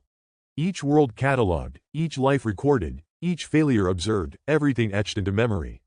Humanity had been given the capacity to traverse universes, yet still faced the cruel, immutable truth. Knowledge without control is both a gift and a torment, and every observer carries the weight of worlds in their soul. The conference room in Geneva was cold, sterile, and humming with tension. Screens projected live feeds from dozens of observational jumps, planets crumbling under forces humans had no control over. Dr. Kira Montez sat stiffly, arms crossed, staring at a world that had been lush only minutes before. Its forests smoked, cities were reduced to jagged rubble, and she could feel the psychic weight of lives vanishing, even across light years and dimensions. Are we even arguing about this again? Lieutenant Ana Espinosa's voice cut through the silence, sharp with frustration.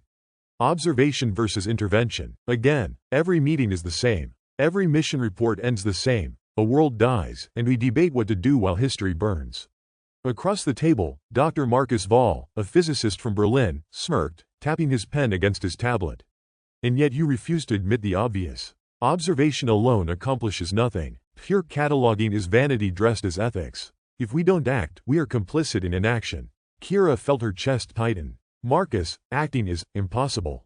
Every planetary collision we've attempted to influence has failed. You've seen the logs, the measurements, the outcomes. There is no intervention that works. Any attempt at interference risks catastrophic consequences. Marcus leaned forward, eyes glinting. And if one attempt works? One successful manipulation could save a world. Would you condemn every civilization to destruction just because the odds are low? Anna slammed her palm on the table. Stop it. Stop rationalizing experiments that are nothing more than human arrogance. We have witnessed complete annihilation firsthand. The multiverse doesn't negotiate, it doesn't listen, it doesn't care. Every attempt to save a world has only brought trauma and instability into our own systems. Dr. Rahman, ever the mediator, exhaled slowly. And yet, factions are forming. It's unavoidable. Governments have their priorities, corporations have theirs, and ideological groups, they see opportunity. A sharp laugh broke the tension from the back of the room. Opportunity? The voice was cold, deliberate. Dr. Evelyn Sharp, head of an experimental physics consortium in Singapore, rose from her chair. Her holographic interface flickered as she brought up schematics of planetary gravitation corridors. Opportunity is a generous word for what I see. This technology, the alien systems, gives us a window to act. Influence, decide, shape outcomes in ways no one else could even imagine. Why settle for being mere observers when we can be architects? Kira's stomach sank. Evelyn, don't. You know as well as we do that no intervention has worked. No world has been saved. We've documented failure after failure. You're not shaping anything, you're courting disaster. Evelyn's smile was thin, unapologetic. Disaster is subjective. I am talking about possibility. Control. The difference between letting the multiverse decide and guiding it, that is power, Kira. And humans are born to seize power. Anna hissed through clenched teeth. And destroy ourselves in the process. The alien mentor, hovering silently near the observation panel, interjected in its calm, resonant voice. Humanity's tendency toward factionalization and ambition is predictable. Observation and cataloging are safe paths. Interference carries risk. The multiverse does not yield to desire or calculation. Marcus's hand shot up, voice rising. Safe paths are cowardice. We have the ability to attempt control, if not with certainty, then with method. The first successful influence will set a precedent. The first failure teaches lessons. To do nothing is to be irrelevant. Kira leaned forward, voice low but firm. Do you understand what we've seen, Marcus? Entire civilizations erased in a heartbeat. Culture, knowledge, families, all gone. And you still talk about setting precedent? The multiverse doesn't care about precedent. Every interference attempt has ended in futility. You are advocating for human hubris in its most lethal form. Marcus's jaw tightened, but Evelyn interjected before he could respond. Kira, Ramon, Anna, you're all too cautious. Too sentimental. This is the first time humanity has access to power beyond comprehension. Why would we squander it on being ethical observers? Why not test the limits, map trajectories, see if subtle nudges can change fates? Anna glared. Because every time someone tries, people die. Entire worlds vanish, and you sit there discussing nudges as if we're in a lab with beakers. Kira stood, pacing. Her boots clicked against the polished floor. This is why factions are forming. Observation versus manipulation. Preservation versus ambition. You can feel it, the tension tearing alliances apart, fracturing trust within teams. Even among scientists, the pressure is unbearable. People want to act, but the results are devastating. Outside the massive observation bay, other teams were already dividing along these lines. In Tokyo, a government-funded research group argued about launching an experimental graviton influence probe to a newly detected world at risk. In Sao Paulo, corporate scientists clandestinely manipulated quantum simulation parameters, hoping to find a method to alter planetary trajectories. In London, a coalition of ethicists, philosophers, and observers debated publicly whether humanity should warn civilizations on alternate Earths, even though intervention was impossible. Kira returned to the table, exhausted. This isn't hypothetical. These factions are real. They're forming before our eyes. You can see the split. The cautious, the pragmatic, the ideologically driven, and the power-hungry. And the more worlds we witness destroyed, the sharper the divisions become.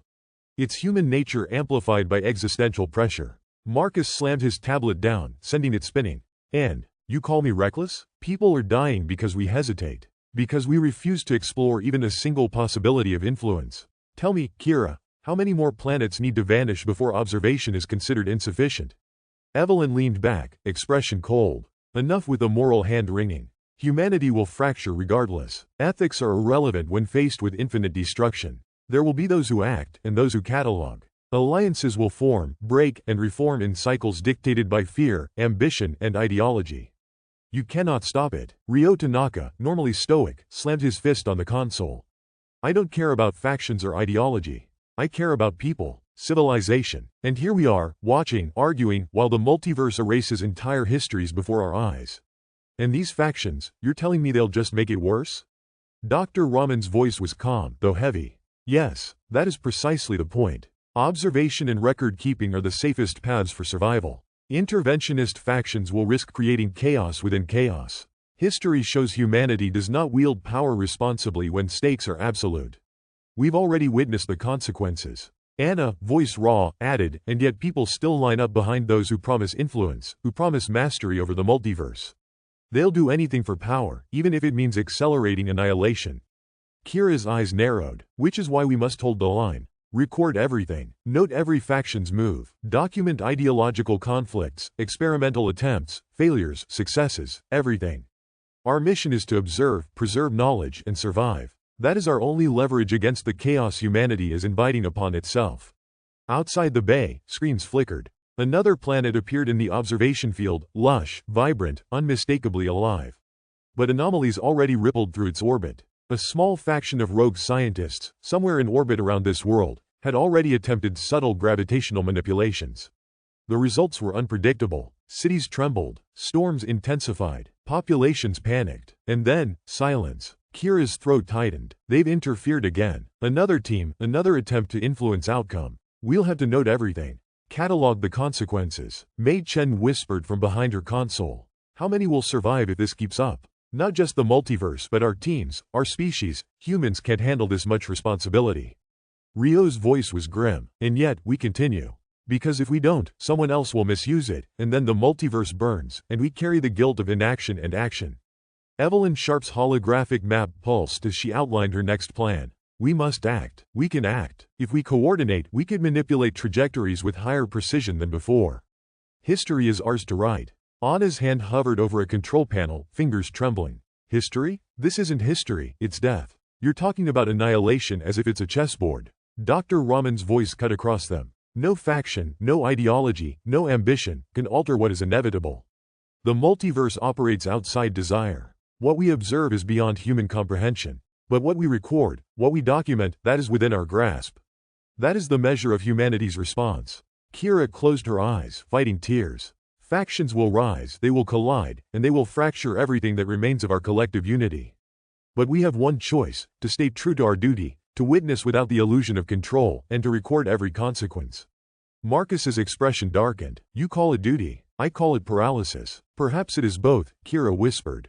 Paralysis, duty, grief, memory. All at once. Humanity fractures, but the record remains. And maybe, one day, someone will learn from it. That is all we can offer. Outside, the multiverse unfolded in infinite planes. Worlds blossomed, civilizations rose, and then vanished without warning. Factions continued their machinations, some driven by hope, others by greed, others by ideology. Humanity, as a species, was divided, vulnerable, and increasingly desperate. Observation and cataloging were no longer neutral. They were the only lifelines left in a universe indifferent to ambition. And as the team prepared for the next jump, Kira knew the weight of every faction's choices, every failed intervention, and every recorded death would follow them forever, etched into memory alongside the infinite loss of worlds humanity could neither save nor fully comprehend. The underground lab beneath the Swiss Alps hummed with suppressed energy. Blue-lit panels lined the walls, reflecting the faces of scientists hunched over alien technology interfaces. They were no longer just observers, they were players, hoping to bend the multiverse to human will. Dr. Evelyn Sharp stood at the center, fingers dancing across the controls. Initiate the graviton alignment, she ordered, her voice smooth but commanding. We need to redirect the trajectory just enough to spare the northern continent. If we succeed, it'll be the first world humanity has ever saved. A young researcher, Pavel Korsakov, hesitated. Evelyn, are we even sure this won't accelerate the collision? The last simulation. Simulations are for the cautious, she interrupted sharply. Caution has never saved a world. Execution does. Do it now. Outside the lab, Kira Montez and Anna Espinoza monitored observational feeds from their orbiting station. Kira's eyes widened as she noticed fluctuations in gravitational readings on a distant, Earth-like planet. Something's off, Anna muttered, tapping her console. That world's orbital decay just spiked. Not natural. Someone's interfering. Kira leaned closer, lips tight. Sharp's faction. They've launched an unauthorized graviton probe. God help them. They have no idea what they're doing. On the surface of the target planet, storms intensified within seconds. Entire continents experienced seismic activity far beyond normal tectonic shifts. Cities collapsed, forests ignited, oceans churned. And yet, through it all, Evelyn's team cheered as subtle deviations appeared in orbital alignment calculations. Look, Evelyn exclaimed, the northern hemisphere's trajectory has altered. We may save it. Kira groaned. You may destroy it faster. Back in the Swiss lab, Pavel's hand trembled. We're seeing secondary stress ripples in the atmosphere. The collision is destabilizing faster than predicted. Evacuation simulations are failing. Evelyn waved him off. Fine, let them feel the pressure. That's the point. Human ingenuity has to push limits. We're not here to preserve, Pavel. We're here to influence. Meanwhile, at the Tokyo Observation Facility, Dr. Hiroshi Watanabe and his team monitored the same events. Hiroshi's brow furrowed as readings from the planet showed erratic gravitational surges. Did anyone authorize manipulations on that world? He asked. No, his deputy, Lian Cheng, replied, voice tight. But see these readings? Someone's experimenting. It's destabilizing everything. Hiroshi's fingers flew across the interface. Alert Geneva. Alert New York. This is Sharp. She's risking everything for, what? Prestige? As alerts pinged across the multiverse observation network, factions began reacting. Some tried to counter Sharp's experiments, deploying their own probes to stabilize the planet's orbit, while others merely watched, calculating how they could exploit the chaos. Kira and Anna paced the Geneva observation bay. "This is exactly what we feared," Kira said. "Every interventionist faction wants a victory. But these are inhabited worlds. We've already seen what happens when ambition overrides caution." Anna's voice was low, almost trembling. "It's not just ambition anymore. It's obsession. They can't stop themselves from meddling, even when the data screams failure. Every planet we've observed could be next." Across the network, a clandestine group in Sao Paulo attempted to manipulate a smaller, less developed world, aiming to spare its main continent for research purposes. They calibrated gravitational pulses, but a misalignment in their instruments sent shockwaves through the planet's orbit. The result was catastrophic. Earthquakes leveled urban centers, tsunamis swept coastlines, and the few thriving civilizations perished before the team could react. Dr. Marisol Vega, the lead of the Sao Paulo team, pressed her hands to her face. It's worse than the simulations. We were supposed to save it." Her assistant, Ricardo, whispered, voice barely audible. "We didn't save anything. We only made it worse." Meanwhile, at an orbital station above another target world, Lieutenant Ana Espinosa's eyes darted between feeds. A small, rogue faction had attempted to nudge the planet's orbit using a combination of alien tech and human-engineered propulsion systems. Cities crumbled, forests collapsed, and the natural climate system spun into chaos. And yet, the faction celebrated minor, imperceptible changes in orbital momentum as if they had won. Kira turned from the monitors, jaw tight. It's arrogance in its purest form. They've convinced themselves that they matter, that they can steer universes, but they're only accelerating the inevitable. Anna shook her head. "And the worst part? The rest of humanity can't intervene. We can't stop them. We can only watch them make disaster after disaster." In London, an ideological faction argued over whether to attempt interventions on planets aligned with rival political blocs. "If we can shift the trajectory even slightly, we could save billions, or at least prevent them from advancing technologically," argued Dr. Evelyn Brooks. "Or we could annihilate entire civilizations," countered Professor Lyle Dunbar, voice taut. "You think you're saving people. You're playing with existence itself, and you don't understand a fraction of what you're tampering with." Brooks's eyes narrowed. "You're afraid of ambition, Dunbar. That's all this is. Fear of failing to act." Dunbar's hand shot out toward the holographic display. "This isn't fear. This is reality. The last 3 attempts have only made outcomes worse. You've already seen it. Entire continents vanish. And yet you advocate for more?" Brooks hesitated, then muttered, "Those weren't precise enough. We can do better. We must do better." Meanwhile, at an independent observation station orbiting a recently destroyed planet, Kira watched the last images flicker on the screen. Cities had turned to rubble, forests reduced to ash, oceans boiled and evaporated. Her stomach twisted. "Every time they interfere, it accelerates death," she murmured. "They don't just fail, they make it faster, more complete. And the worst part? They don't even realize it." A message pinged on her terminal. From Pavel Korsakov to Kira. "We tried. We failed. We should have done nothing." Kira's hands trembled as she typed back, "Exactly. But they won't stop. They can't. And every world that follows, it's on them now." In the shadows, hidden from official oversight, a shadow faction experimented with black market alien technology. Their goal was simple: manipulate collisions to erase rival planets, securing leverage in future multiverse governance.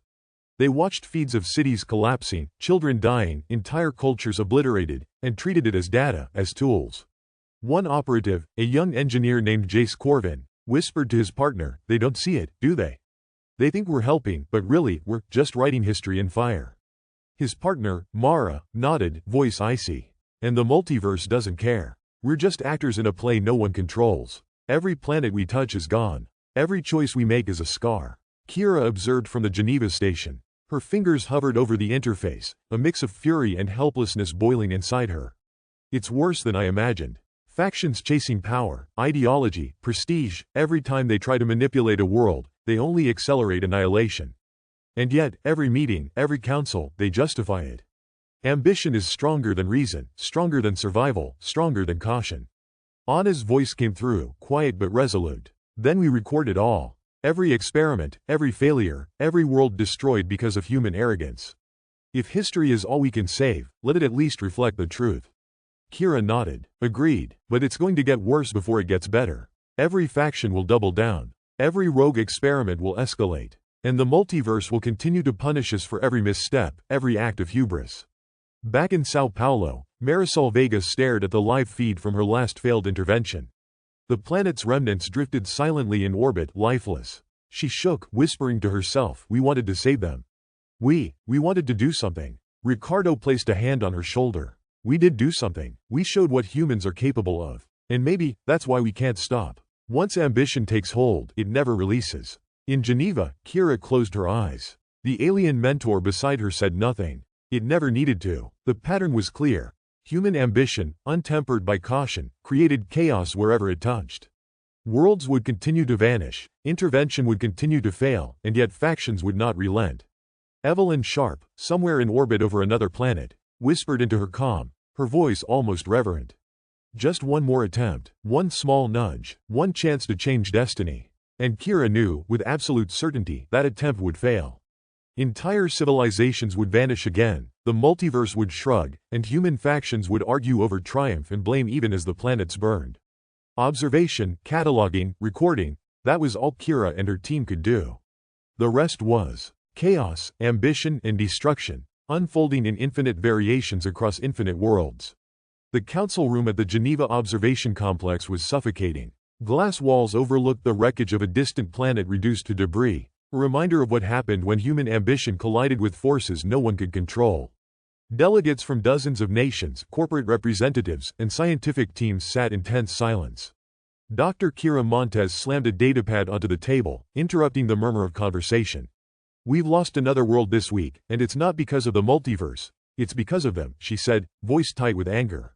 Sharp's faction manipulated gravitational pulses again, and the results were catastrophic. Entire cities were vaporized before anyone could even assess the situation. Across the table, Dr. Evelyn Sharp leaned back, arms crossed. Her expression was calm, almost smug. "We are not the ones watching worlds perish without trying. Every attempt we make refines our understanding. If you insist on pure observation, you're doing nothing to help anyone."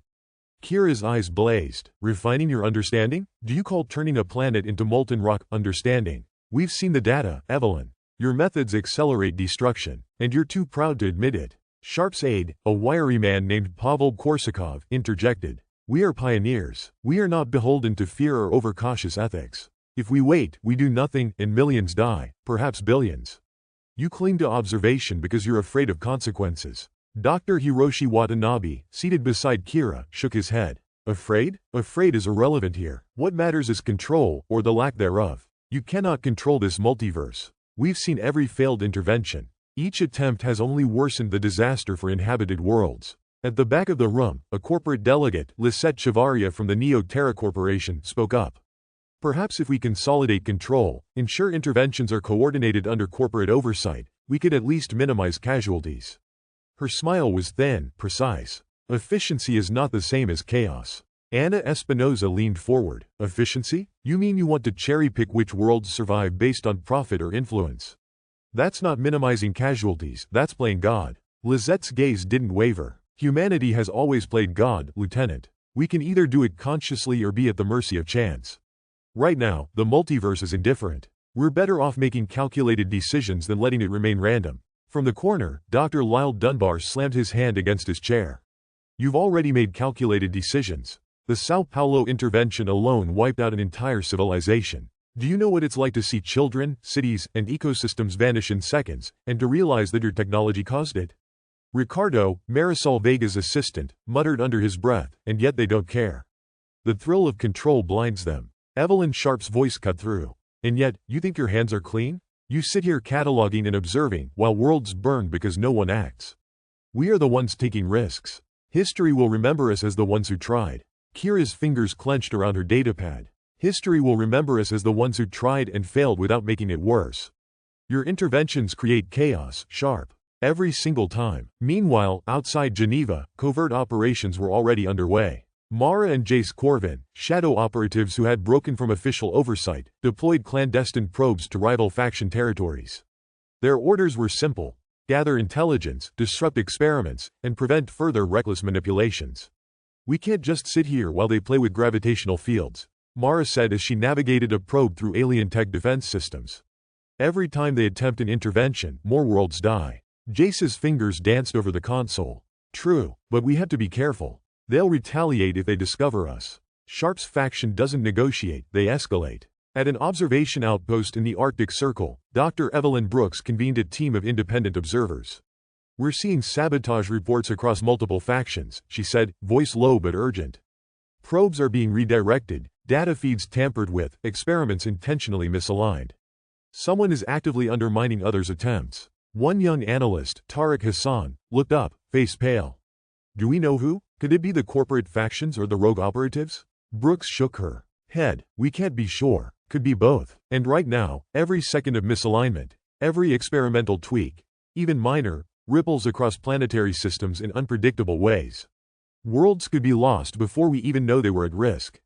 Back in Geneva, a heated confrontation erupted when Sharp and Lisette confronted Kira and Anna during a security briefing. You're obstructing progress, Lisette snapped, voice edged with steel. Your refusal to intervene puts humanity at risk. We have the tools, you have nothing. Kira's gaze was icy. Nothing? We have clarity. We see the outcomes before you do. You see a nudge in trajectory, we see cities burning. You see advantage, we see annihilation. Evelyn Sharp leaned in, close enough for Kira to feel her breath. You fear responsibility. You fear the weight of decision. We don't. If humanity is to survive in the long run, someone has to take chances. Anna Espinosa's voice cut through the tension, sharp and unwavering. Taking chances? You're gambling with entire civilizations. And if you lose, there's no reset, Evelyn. There's no do-over, only death. The council erupted into shouting.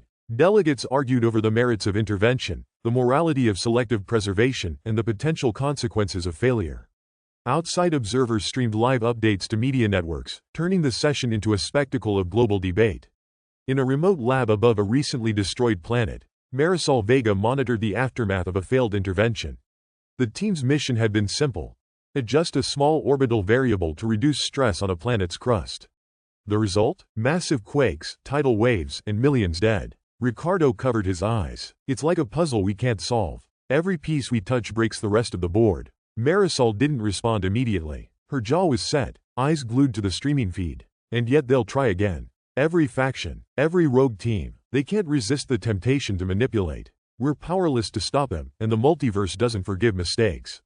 Meanwhile, in orbit over a fragile world, a rogue faction initiated a covert gravity probe, attempting to subtly push a planet away from a trajectory predicted to end in collision. Dr. Hiroshi Watanabe, monitoring from Tokyo, noticed the reading spike unexpectedly. They're at it again, he said, voice tight. Unauthorized manipulation. That planet's crust is destabilizing. If the probe continues, the entire northern hemisphere could fracture. His assistant, Lien Cheng, gasped. We can't intervene. Geneva has jurisdiction, and the rogue faction isn't ours to command. We can only warn. Hiroshi shook his head. Warning won't stop them. They're driven by greed, ideology, or ambition. And every time they act, they accelerate death. The alien mentors overseeing human activities remain silent. Their presence was a reminder that even with advanced guidance, the multiverse itself could not be altered. Human interference had no chance of preventing annihilation, but the factions didn't listen. They acted, driven by hope, ego, or obsession. In Geneva, a tense meeting convened between Kira, Anna, Hiroshi, and other observers. We're losing more than just worlds, Kira said, voice steady despite exhaustion. We're losing credibility. If factions continue unchecked, every single experiment will bring disaster faster. We have to find a way to expose them, slow them down. Anna leaned back, rubbing her temple. And if we do, they'll fight back. Sabotage, espionage, data manipulation. These people don't care about ethics, only results or the illusion of them. Hiroshi's gaze was distant. We have to document everything. Every failure, every misstep. If we can't stop them, at least history will know what happened. Maybe, one day, someone will learn from it. Meanwhile, across the multiverse, Sharp's teams and Lizette's operatives continued their clandestine missions, blissfully unaware, or indifferent, to the havoc their ambitions wrought. Cities trembled, oceans surged, and entire civilizations fell before observers could even track the effects. Back on Geneva's observation deck, Kira watched the feeds in silence, throat tight. We're powerless against human ambition. We can record, report, warn, but the ones who want to control this multiverse, they'll keep acting. And each act is another world destroyed. Anna placed a hand on her shoulder. Then we keep going. Observation, recording, monitoring. That's all we can do. And someday, somehow, someone will understand the consequences of unchecked ambition. At that moment, a new anomaly appeared on a distant feed, a planet showing signs of early-stage collision, potentially triggered by a clandestine faction experiment. Kira's eyes narrowed. Another one, and this one is directly in Sharp's path. They'll push it further, and when it collapses, it won't be the multiverse's doing, it'll be theirs. The alien mentor beside her did not speak. It never needed to. The message was clear. Human ambition, unrestrained and unheeding, was as dangerous as any cosmic force. And with every faction competing for influence, every covert operation, and every ideological gamble, humanity itself became a catalyst for catastrophe. In council chambers, labs, orbiting stations, and shadowed corners of the multiverse, the same pattern repeated. Aggression met resistance, observation clashed with ambition, and worlds, beautiful, inhabited, and vibrant, fell. The interplay of human greed, ego, and hubris threatened to compound the destruction already inevitable from the collisions themselves. By the end of the cycle, observers like Kira, Anna, and Hiroshi understood a grim truth. The multiverse might be indifferent, but human interference guaranteed consequences far beyond comprehension. Every planet touched by factional ambition carried scars that no simulation, no alien technology, and no record could erase. And as another feed lit up, showing the subtle yet devastating results of a failed intervention, Kira whispered, voice barely audible. All of this, it's on them now. And the multiverse doesn't care. The observation deck at the Arctic orbital station hummed with low-frequency vibrations, a reminder of the forces they were monitoring. Dr. Rena Solberg adjusted her visor, scanning a live feed of a distant planet showing early signs of crustal fracture. Beside her, technician Jarek Voss tapped frantically at a console, overlaying collision simulations with factional manipulation logs. Look at this, Jarek said, voice tight. Sharp's crew ran an orbital adjustment yesterday. They claim it was minor, precautionary. But the data shows the northern continent has destabilized, tectonic activity is off the charts. Rena swallowed, jaw tight. And they'll spin it as a success if they survive the press conference. They'll take credit for noticing the planet's fragility, not causing more damage. A new voice cut in from across the deck. They're going to try again, said Captain Alara Munoz, newly appointed from the International Multiversal Observation Corps. Her tone was hard, resolute. They've already staged their next probe. And don't think they're the only ones. Neo-Terra and several private factions are experimenting with gravitational nudges in secret. Every intervention escalates risk, and no one's accountability stretches beyond their own ambition. Rena clenched her fists. Then what do? We're just watching. Nothing we do can stop them, or the inevitable collisions. Every planet touched, every experiment, every greedy move, it all accelerates destruction. And yet, the Council refuses to enforce boundaries. They argue it's a free scientific marketplace. Alara turned sharply. Free science? More like a free-for-all with civilizations as collateral damage. Look at these feeds. The planet in Sector 27A, city after city, gone before anyone could evacuate or document properly.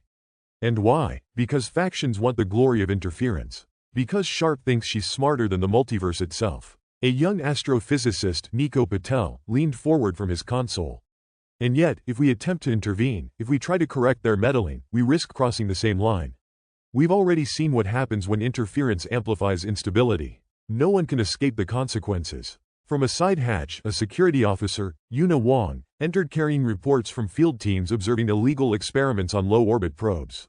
We've identified 3 rogue factions moving probes near inhabited worlds. They're testing orbital adjustments, artificial gravitational microfields, even rudimentary quantum displacement.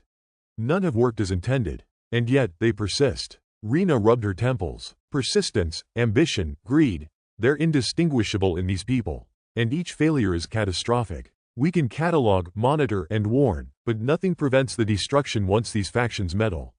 Alara's gaze darkened. It's worse than that. Each failure feeds their ego. They analyze the outcomes, misinterpret them as refinement, and escalate. Sharp's team claims they're learning adaptive multiversal control. It's a lie. They're learning only how to destroy. Faster. Jarek's fingers flew across the console. I'm logging anomalies from Sector 12B. Nova Corp operatives ran a gravitational probe, attempting to stabilize a planet's orbit relative to its sun. Initial reports suggested minor success, but subsequent simulations show the orbital stress caused polar destabilization. Half the planet is at risk of fracturing, even without collision. Nico's voice was barely above a whisper. And the Council will sanction nothing. They say observation is priority, not intervention. But observation isn't neutral when humans are actively pushing planets toward catastrophe. Rena turned to Captain Munoz. We're watching our own species commit multiversal crimes, and we're powerless to stop them. Ethical oversight doesn't exist when ambition overrides responsibility. Every scientist who values data over lives contributes to the same horror. Alara exhaled slowly. That's the problem. Ethics are fluid in this crisis. What one sees as prudent restraint, another sees as cowardice. And in the absence of enforceable boundaries, it's survival of the boldest or the most reckless. From another console, Dr. Soren Kallström, recently transferred from Stockholm, spoke up. We've seen factions attempt to manipulate civilizations in other universes, not just for survival but for influence. They've seeded misinformation, triggered engineered disasters, and coerced alien intermediaries to grant selective access. Every action leaves ripple effects that make the multiverse even more unstable. Yuna shook her head. We're dealing with cosmic-scale consequences. And yet some humans treat it like a sandbox. Sharp, Neo-Terra, Nova Corp. They don't see the gravity of what they're doing. They see opportunity. Rena's eyes were fixed on a new feed. Sector 44C. A planet almost identical to Earth, with sprawling cities and oceans teeming with life. The subtle shimmer of a gravitational field overlay hinted at a rogue intervention. Look at this, she murmured. They're tampering with its orbit. And these people, these scientists, they smile while doing it. They don't see death, just data. Alara's jaw tightened. That's the cruelty of ambition unchecked. They believe mastery over the multiverse is possible. But mastery here is a myth. The more they try, the more worlds die. Every ethical boundary crossed accelerates annihilation. A new recruit, Talia Reyes, barely 22, spoke up timidly. But what about using the technology responsibly? Observing, documenting, predicting, isn't that the point? To avoid interference while still learning? Nico's voice was grim. Yes, that's the only responsible path. But every faction ignores it. Observation is pointless if others are actively rewriting the rules of existence. And documenting what? Billions of deaths? Planetary obliteration? Rena's hands hovered over the datapad. We can't even warn civilizations in other universes. Interference is fatal. Attempted rescue, illegal experiments, only accelerates destruction. We have the power to move, watch, and record, but nothing stops the loss. It's crushing. Alara turned toward the main viewport, gazing at a distant planet caught in early-stage collision. And this is the paradox. We can traverse the multiverse, touch planets, study them in real time, but we cannot save them. Our knowledge is absolute, our power illusory. We are witnesses, not saviors. And those who think they can intervene? They are the greatest danger. Rena glanced at the team. Every rogue attempt leaves imprints, physical, social, and psychological, on these worlds. Cities destabilize, governments collapse, populations vanish. And humans here, on Earth, bicker over moral high ground while chaos spreads elsewhere. Talia's voice cracked slightly. How do you even live with that? Knowing you can see worlds die and nothing you do changes it? Dr. Soren Kallström shook his head. You don't. You try to focus on the data, on understanding patterns, on preventing mistakes here. But it never leaves you. Every destroyed city, every fracturing planet, every failed intervention, it sticks in your memory. It shapes your morality, even if you can't act. Jarek slumped in his chair. And yet, the factions continue. Every day, another probe, another experiment, another world at risk. Observation alone feels like complicity. We record the destruction, but humans cause it. Yuna's hand rested on her weapon console. I've monitored espionage reports. Rogue factions are no longer subtle. Sabotage, data corruption, probe redirection, they're actively undermining each other. And every interference increases planetary instability. None of it makes sense to them as death, only as progress. Rena's voice was soft but cold. Progress for whom? Each intervention is a gamble. And the house always loses. Billions of lives vanish in minutes, and the humans responsible don't see the tragedy, only the experiment. Alara's gaze remained fixed on the chaotic feed. And the alien mentors, silent. They gave us tools, knowledge, mobility. But even they cannot alter the course of destruction. Human ambition multiplies the toll. Our observers are left with grief and helplessness as daily companions. Dr. Kallström's tone turned bitter. We've debated ethics for months. We've argued about restraint, responsibility, the value of non-interference. Yet factions ignore all of it. They hide behind ideology, greed, or fame. And every time, more planets are lost. The futility of action is undeniable. Talia's hands trembled. Isn't there anything we can do? Rena shook her head. No, nothing stops the multiverse. Nothing stops human interference. Observation, prediction, documentation, it's all we have. Even if we expose every rogue faction, the act of interference itself spreads chaos. We can only record it, watch, and try not to become part of it. Alara's voice lowered, almost to herself. This is the cruelest paradox. Power without control, knowledge without prevention, vision without salvation. And the multiverse does not forgive mistakes, deliberate or accidental. Each faction's ambition only amplifies the tragedy. Jarek exhaled, staring at a swirling feed of a planet's molten oceans. And still, they'll try again. Every day, someone will act, someone will justify interference, and worlds will die faster. History won't remember the observers, it will only remember the destruction. Rena tapped her visor, overlaying simulation models across multiple sectors. We have to keep cataloging every detail, every probe, every rogue action. Our reports may be the only evidence left of human recklessness across the multiverse. If nothing else, we must bear witness. Talia wiped tears from her eyes. Bearing witness? That's all we can do? Watch worlds vanish and not intervene? Alara's tone was firm, resolute. Yes, bearing witness is now our responsibility. Ethical restraint is the only defense against catastrophe. But even that cannot save the worlds already in motion or stop the next intervention. We're the last line of accountability, even if it's invisible and futile. Rena stared at the displays, each planet a unique world, each a potential civilization. Futility is a heavy weight. But maybe, just maybe, documenting this, understanding it, it's the only way to ensure humanity doesn't repeat the same arrogance forever. The hum of the station was deafening in its silence. Every console blinked with live feeds of worlds beyond comprehension, every anomaly mapped and catalogued. Observers, technicians, and young recruits alike understood one unshakable truth. No technology, no intervention, no ambition could prevent the annihilation already set in motion. Human interference only compounded the tragedy. As the team looked out through the viewport at a distant planet already unraveling, Rena whispered, voice trembling, "We can only watch. And record, and pray that our own world doesn't follow the same path." The multiverse command hub was a blur of lights, screens, and holographic projections.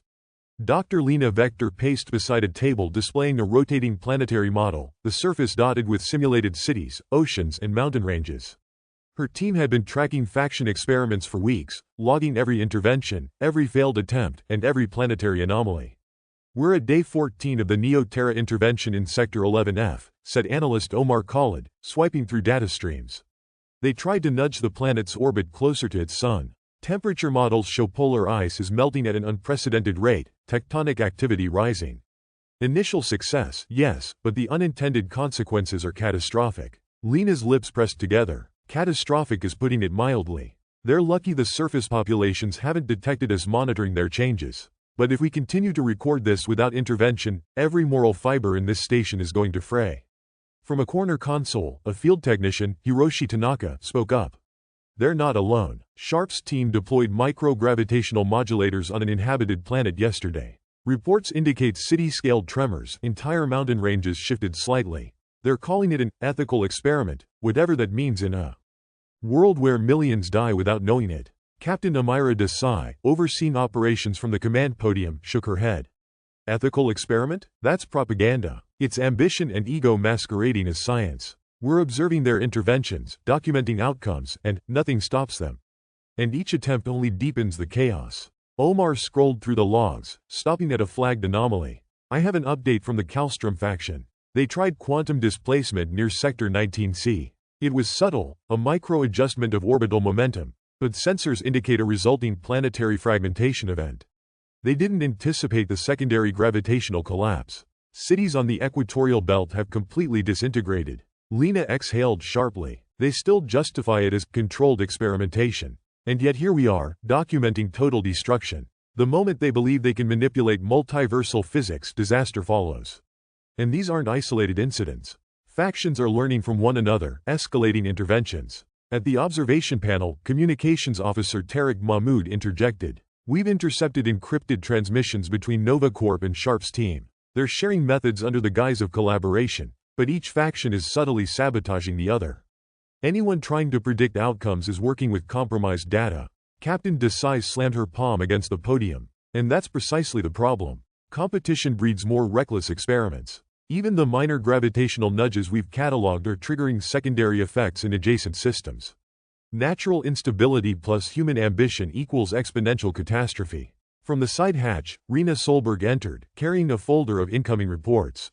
You need to see this. Neo-Terra's latest probe attempted a multi-planet synchronized adjustment. Uninhabited worlds in their path were supposed to stabilize orbital resonance. Instead, they accelerated collision cycles in 3 inhabited planets nearby. Tens of millions affected, unrecorded casualties already. Lena's hands flew to the consoles. This is worse than we imagined. These factions aren't just ambitious, they're reckless. Each experiment compounds the risk, and the psychological toll on our observation teams is escalating. They witness annihilation in real time and know there's no intervention that can work.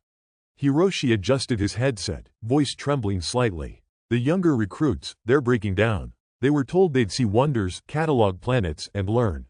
Instead, they see deaths. Cities reduced to molten fragments. Entire populations gone before they can react. And the factions? They celebrate every successful adjustment, even if it's accidental destruction. Captain Desai paced the length of the command floor. We need strict protocols. No communication about our monitoring can leak, or factions will escalate further. But even with that, we can't stop the core problem. Planetary trajectories are immutable once set, at least on this scale. All we can do is log, observe, and try to learn without amplifying disaster. From a rear console, a junior scientist, Marta Alvarez, interjected, pointing at a holographic display. Sector 27B, Sharp's operatives deployed kinetic amplifiers to slow planetary spin, minor adjustments, they claim. But look at the results. Urban centers collapsed from tidal stresses, climate systems destabilized. They underestimated even the smallest force applied. This is horrifying. Lena's voice shook. Horrifying is insufficient. These experiments are bleeding-edge recklessness. And every single faction thinks they're smarter than the multiverse itself. They don't see death, only the feedback loop of their control systems. Hiroshi swiveled to another screen. It's not just Sharp or Neoterra. Private corporations are experimenting with protective shelters on inhabited planets, subterranean cities, energy shields, localized gravitational dampeners. Even if they succeed partially, secondary effects across the surface are devastating. Stabilizing one zone destabilizes another. Captain Desai's eyes were cold, calculating. And they'll never admit failure. Each intervention is spun as a technical milestone. Governments praise them for technological prowess. And we record, we study, and we witness. Nothing we do can counteract the consequences. Omar's fingers flew across the data streams. Here's a particularly disturbing one. Nova Corp attempted to redirect a minor moon to alter tidal forces. Calculations predicted minor surface flooding. Instead, tidal resonance amplified across the entire ocean, creating planet-wide seismic events. Uninhabited? Possibly. Collateral in nearby sectors? Massive. They're learning, yes, but only learning how destruction propagates. Lena slammed a hand on her desk. We're literally watching human hubris play out on a planetary scale. And the ethical strain is unbearable. Our teams are torn, catalog, document, monitor, yet helpless to prevent any of it. Every day we see civilizations altered or erased by those who think control is possible. Tariq's fingers hovered over a communications console. Encrypted chatter indicates some factions are beginning to actively sabotage each other's experiments. One group remotely altered a probe's course intended for an uninhabited planet. It redirected toward an inhabited one in a rival's observation path. The result? Partial obliteration before anyone could intervene. Casualties, uncountable. Hiroshi's jaw tightened. They're treating these planets like chess pieces, each move a calculated risk. And when one fails, the blame is shifted, rewritten in reports, manipulated for reputation. The multiverse is indifferent, but human ambition amplifies suffering. Rena Solberg stepped closer to Lena. Even the alien mentors have been observing closely. Their warnings are subtle. They remind us that interference is meaningless on these scales. But humans ignore caution. Each failed experiment teaches the wrong lesson. Audacity, not humility. Captain Desai's gaze swept across the room. The ethical divide is expanding. Observers who insist on neutrality are at odds with factions who manipulate for ideology, profit, or ego. This isn't theoretical anymore. We're watching real consequences daily, in real time. And no technology, no matter how advanced, changes that. Marta Alvarez's hand trembled as she highlighted a live simulation. Sector 34D, a planet partially stabilized by intervention yesterday, is now fracturing along pre-existing fault lines. Tens of millions of structures obliterated. And yet, Sharp's faction reports partial success. They call the remaining infrastructure a proof of concept. Omar whispered, voice low. Proof of concept for whom? The dead don't report success. The survivors, if any, have no voice. And in the next experiment, the same planet is in jeopardy again, because factions see opportunity in the data, not the devastation. Rena closed her eyes briefly. And the worst part? Each human-engineered failure adds to the unpredictability of multiversal physics. Natural trajectories plus interference equals exponential instability. We've reached a point where observation alone feels like complicity. Captain Desai's voice cut through the hum. Then let us be the conscience. Document every action, record every failed intervention, track every rogue faction, witness, analyze, and catalog. If humanity can't control the multiverse, we will at least bear witness with integrity. We will ensure the record exists, even if we cannot prevent death and destruction. Lena exhaled, running a hand down her face. And every time a planet fractures, every time a rogue probe malfunctions, every failed experiment, we carry it. We are not saviors, we are observers, and the ethical strain, the moral weight, is crushing. Hiroshi swiveled back to the console. And yet, they continue. Every faction, every day. Ambition drives them, ideology, greed, fame. They'll keep experimenting, no matter the cost. And every failure is proof that some forces, not even alien technology, can be altered by human hands. Rena looked across the command hub, eyes settling on each exhausted team member. We can only watch, analyze, record, and bear witness. Every destroyed civilization, every fractured planet, every experiment gone wrong. It's our job to remember, even if humanity won't learn. Captain Desai placed a hand on Lena's shoulder. Then we do our duty. Ethics without action is heavy, but necessary. If no one else stands for restraint, observation must. The multiverse doesn't wait, and neither do the factions. Every second we witness, every world we catalog, every intervention logged, it is a testament to human folly, and our only remaining measure of integrity. The station fell into a tense silence. Every console, every hologram, every alert indicated the multiverse's vast, indifferent power. And yet, human ambition surged unchecked, factions continued their experiments, failures mounted, and observers remained trapped between witnessing and helplessness. The futility of action had never been clearer, and every member of the team felt the weight of worlds resting on shoulders far too small to carry. The observation deck of the alien-assisted multiverse station hummed with tension. Screens flashed in unison as sensors picked up unexpected readings from Sector 42G. Dr. Lena Vector leaned over a console, her brow furrowed. "This can't be right," she muttered, scanning the trajectory simulations. The stabilizer probe deployed by the Nova Corp faction. It was supposed to reduce collision velocity by 2.3%. Instead, it triggered a cascading gravitational resonance. Nearby uninhabited planets, completely obliterated. Hiroshi Tanaka, his hands trembling slightly as he manipulated a holographic display, added, "It's worse than that." Secondary trajectories showed 2 inhabited planets in the adjacent system have shifted toward destabilized orbits. Their rotations are irregular. We could be looking at early-stage collapse within hours. Captain Amira Desai strode forward, her expression hard. And the factions will spin this as success. They'll claim partial control, even as entire worlds vanish. We need to record everything, every miscalculation, every unintentional destruction. Otherwise, the historical record will be rewritten to hide culpability. Omar Khalid, scanning communications intercepts, looked up. Encrypted chatter suggests Sharp's group predicted some instability. They didn't anticipate the chain reaction affecting neighboring planets. But the way they're reporting it, they're framing it as a controlled experiment. People actually believe they're achieving results. Lena's jaw tightened. Belief doesn't stop planetary annihilation. Look at the data. Planet 42G Alpha is disintegrating at the crustal level. The energy release is magnitudes above any natural seismic event. Cities simulated in the model, if inhabited, would have been vaporized. That's not partial success. That's absolute failure. From the far console, communications officer Tariq Mahmoud interrupted. "We're getting distress signals, or at least anomalies from nearby inhabited systems. Not full planetary data, but atmospheric signatures indicate mass disruption. Human intervention, not the multiverse itself, triggered these secondary impacts." Captain Desai slammed her hand onto the console. "Exactly, and this is why observation without interference has always been the only reasonable path. But factions continue to push boundaries. Each backfire teaches the wrong lesson, that audacity can overcome cosmic limits. It doesn't, it only multiplies destruction." Hiroshi swiveled his chair to another projection. Sector 44J is now showing unexpected orbital collapse. A stabilizer intended to nudge an uninhabited planet away from its sun actually amplified tidal resonance on a nearby inhabited world. Ocean currents destabilized, massive tectonic shifts underway. If there were populations, extreme casualties would have been unavoidable. Rena Solberg, reviewing the live simulations, whispered, Even minor interventions create chain reactions we can't predict.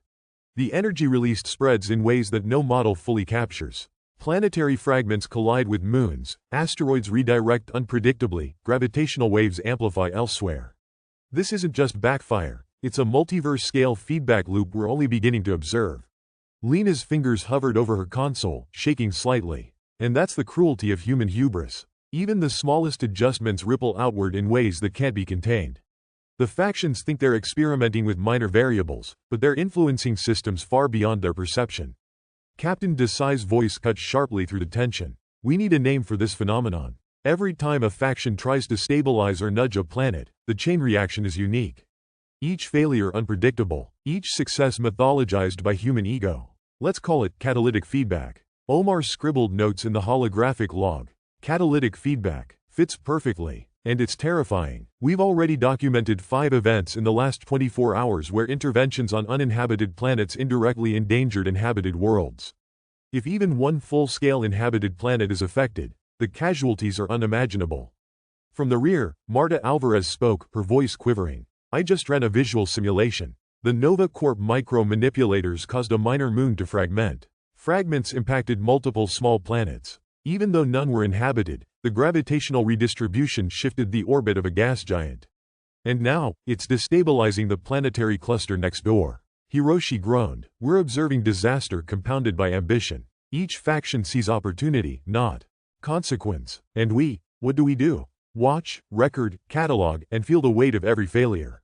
Every backfire is a moral indictment of human arrogance. Lena slammed her palm on the console. And it's not just moral. It's psychological. Our teams are cracking. New recruits are reporting nightmares, flashbacks to destroyed planets, simulated populations screaming in silence.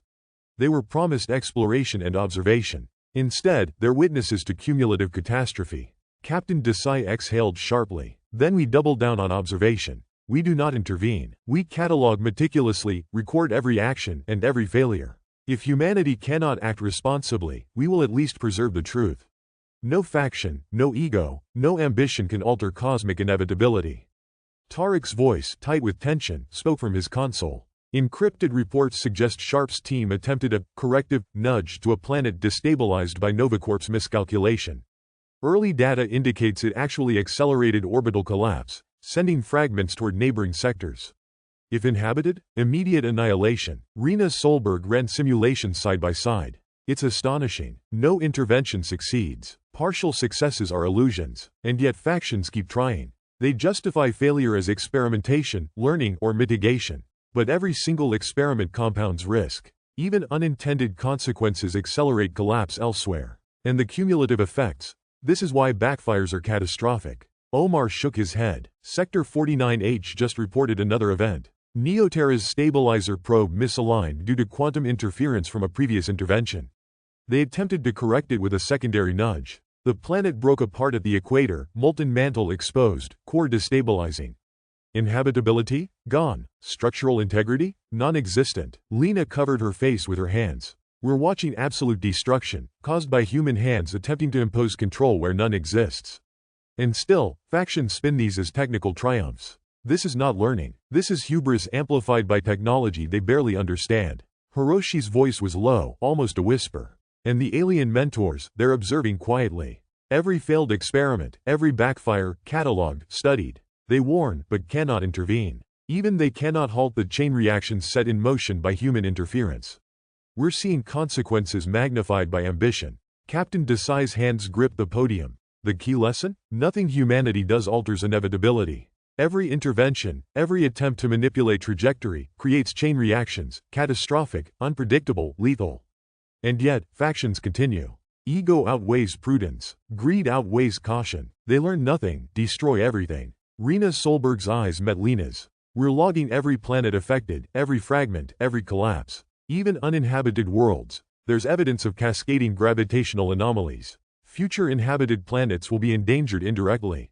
The repercussions of these backfires ripple across the multiverse. Omar added grimly, and each failure further divides human factions. Observation teams versus interventionists, scientists versus strategists, morality versus ambition. Each backfire fuels tension, mistrust, and covert sabotage.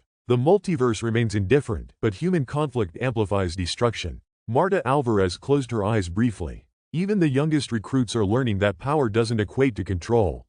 Every success is temporary, every nudge temporary, every calculated experiment meaningless in the face of cosmic forces. Captain Desai's voice resonated across the deck. Then we remain steadfast. Observation, documentation, and cataloging are all that we can enforce. We are the moral constant in a multiverse of human folly. Every catastrophic backfire is proof that even with advanced technology, ambition, and ingenuity, humanity is powerless to prevent annihilation. Lena exhaled, staring at the array of planetary models projected across the deck. And every backfire is personal. Every simulated population, every destroyed ecosystem, every unintended consequence, it weighs on us. Human ambition cannot contend with the multiverse. Our job is to bear witness, to ensure the record exists, so no one can deny the scale of these failures. So no faction can rewrite history. Hiroshi whispered, voice barely audible. And the factions, they keep trying. They will never stop until the multiverse itself obliterates the opportunity. Even uninhabited planets are not safe from human ego. The chain reactions continue, and each is more catastrophic than the last. Captain Desai looked around the observation deck, her expression grim but resolute. Then we hold steady. Every backfire, every accelerated collision, every failure is logged. We are the conscience of the multiverse. If no one else acts with restraint, we will. Humanity may never learn, but at least we will remember. The station remained tense, silent except for the hum of systems tracking multiversal chaos. Screens flashed warnings of planetary fragments, destabilized orbits, and uninhabited worlds shattered by human experimentation. Observers recorded every failure, every accelerated collision, and every consequence of ambition unchecked by prudence. Outside, through the observation windows, distant worlds rotated in fragile balance. Each flicker of light, each gravitational shift, reminded the team that no technology, no human ingenuity, no factional ambition could halt the inexorable processes of destruction. The multiverse remained indifferent, yet humanity's interventions amplified chaos. Each backfire a testament to the tragic futility of control. And in that silent, high-tech command hub, observers bore witness, cataloging catastrophe, their minds heavy with the realization that even brilliance paired with alien technology could not save a single life from the cascading consequences of human hubris. The observation deck of the multiverse station was bathed in the cold, artificial light of countless holographic displays. Lena Vector's hands flew over the console, eyes darting between feeds from Sector 53B. Another one, she muttered. Neoterra's stabilizer probe has been tampered with. It was supposed to delay the collision by 7 hours. Now, she shook her head. The planet is breaking apart 20 minutes earlier. Captain Amira Desai leaned over the console, her expression hardening. Sabotage, isn't it? Yes, Lena said, pointing at anomalies in the data stream. Nova Corp and the Vanguard Initiative. The timestamps, quantum logs, interference patterns, they line up perfectly. One of them rewired the probe's guidance system remotely. Look at the fragmentation pattern. Holograms displayed the planet's crust peeling apart in real time. Magma erupted through fissures as entire cities, if inhabited, would have been obliterated within moments. Oceans boiled, tectonic plates fractured, and storms of molten rock tore across continents. The raw, unfiltered violence of planetary disintegration filled the room with a sense of vertigo. Hiroshi Tanaka ran simulations, his hands trembling. And this isn't an isolated system. The fragments are accelerating toward neighboring planets, even uninhabited ones. The sabotage didn't just destroy the target, it destabilized an entire planetary cluster. If there were populations, they would have been erased in seconds. Rena Solberg grimaced, eyes fixed on the data. I can see it in the readings. The interference created quantum resonance feedback. Novacorp's probe was overridden to trigger early, but it created a gravitational chain reaction. Moons are breaking up. Debris fields are colliding at hypersonic velocities. This is graphic chaos on a cosmic scale. Captain Desai's voice was sharp. And the factions will spin this as success. Nova Corp will claim partial control. Vanguard Initiative will call it a preemptive defense measure. Meanwhile, entire planetary systems disintegrate in the blink of an eye. We have to record this for posterity, every sabotage, every failure. Omar Khalid, monitoring communication intercepts, frowned. Encrypted chatter suggests Vanguard attempted to preemptively destabilize Novacorp's intervention in another sector. They triggered a micro-collision on an uninhabited planet, hoping to prove their superiority.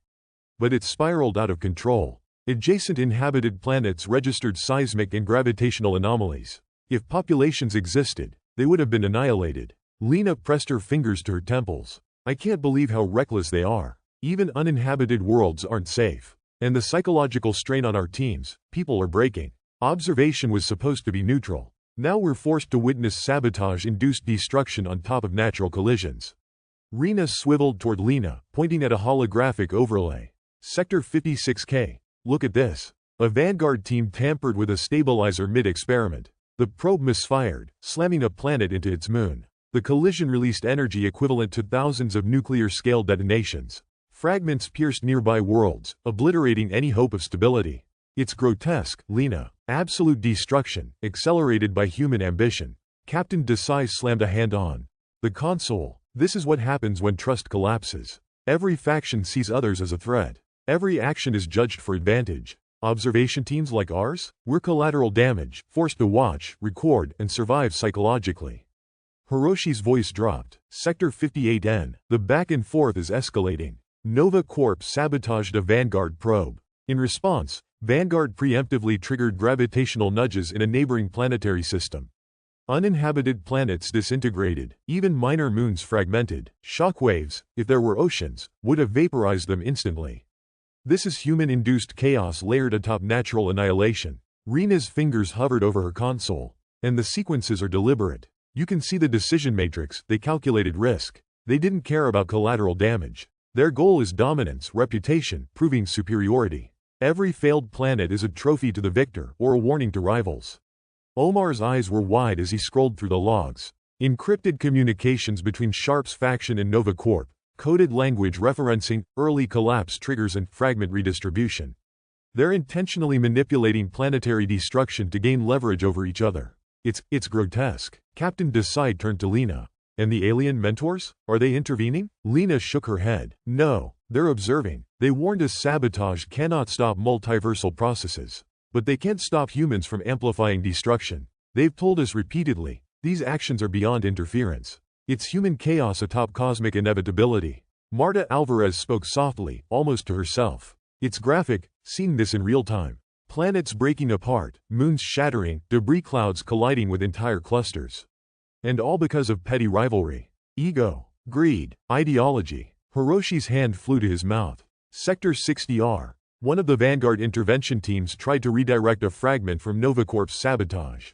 They miscalculated and accidentally accelerated a collision. The planetary crust ruptured. The molten core is exposed. Oceans, if they existed, gone. Entire civilizations erased before they even had a chance to exist. It's horrifying. Captain Desai clenched her fists. And every one of these actions is deliberate. Deliberate sabotage layered over natural destruction. Observation teams are powerless, and every backfire, every interference, every aggressive act, magnifies suffering exponentially. Rena Solberg's voice quivered. I've just run the secondary models. Even the debris fields are influencing gravitational fields across neighboring systems. Uninhabited or not, the potential chain reactions are staggering. One faction's sabotage could inadvertently destroy an inhabited planet somewhere else. We're witnessing chaos compounded by ambition. Omar interjected, grim-faced. And it's not just the immediate destruction. Satellites and probes tracking these experiments are being tampered with. False data, deleted logs, misreported anomalies. It's nearly impossible to discern intent versus accident in some cases. Sabotage is poisoning the information pipeline, making observation even more stressful and morally taxing. Captain Desai paced. We need names, clear attributions. Every probe tampered with, every premature intervention logged. Every planetary system affected, even if no lives are lost, uninhabited or not, the psychological toll on our observation teams is immense. They're cataloging destruction and sabotage simultaneously. It's relentless. Lena's eyes narrowed. Sector 63H, Nova Corp installed a micro-manipulator with the intent to slow a collision. Vanguard infiltrated remotely, overriding the controls. The planet's crust fragmented, releasing energy waves across adjacent moons. Rocks pierced neighboring planetary bodies.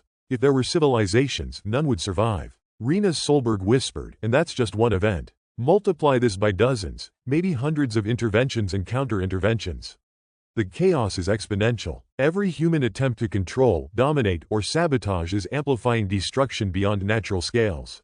It's obscene. Hiroshi's voice was tight. Observation teams are starting to break. Recruits report nightmares of destroyed worlds, screaming populations, molten oceans, cities reduced to rubble before anyone could live there.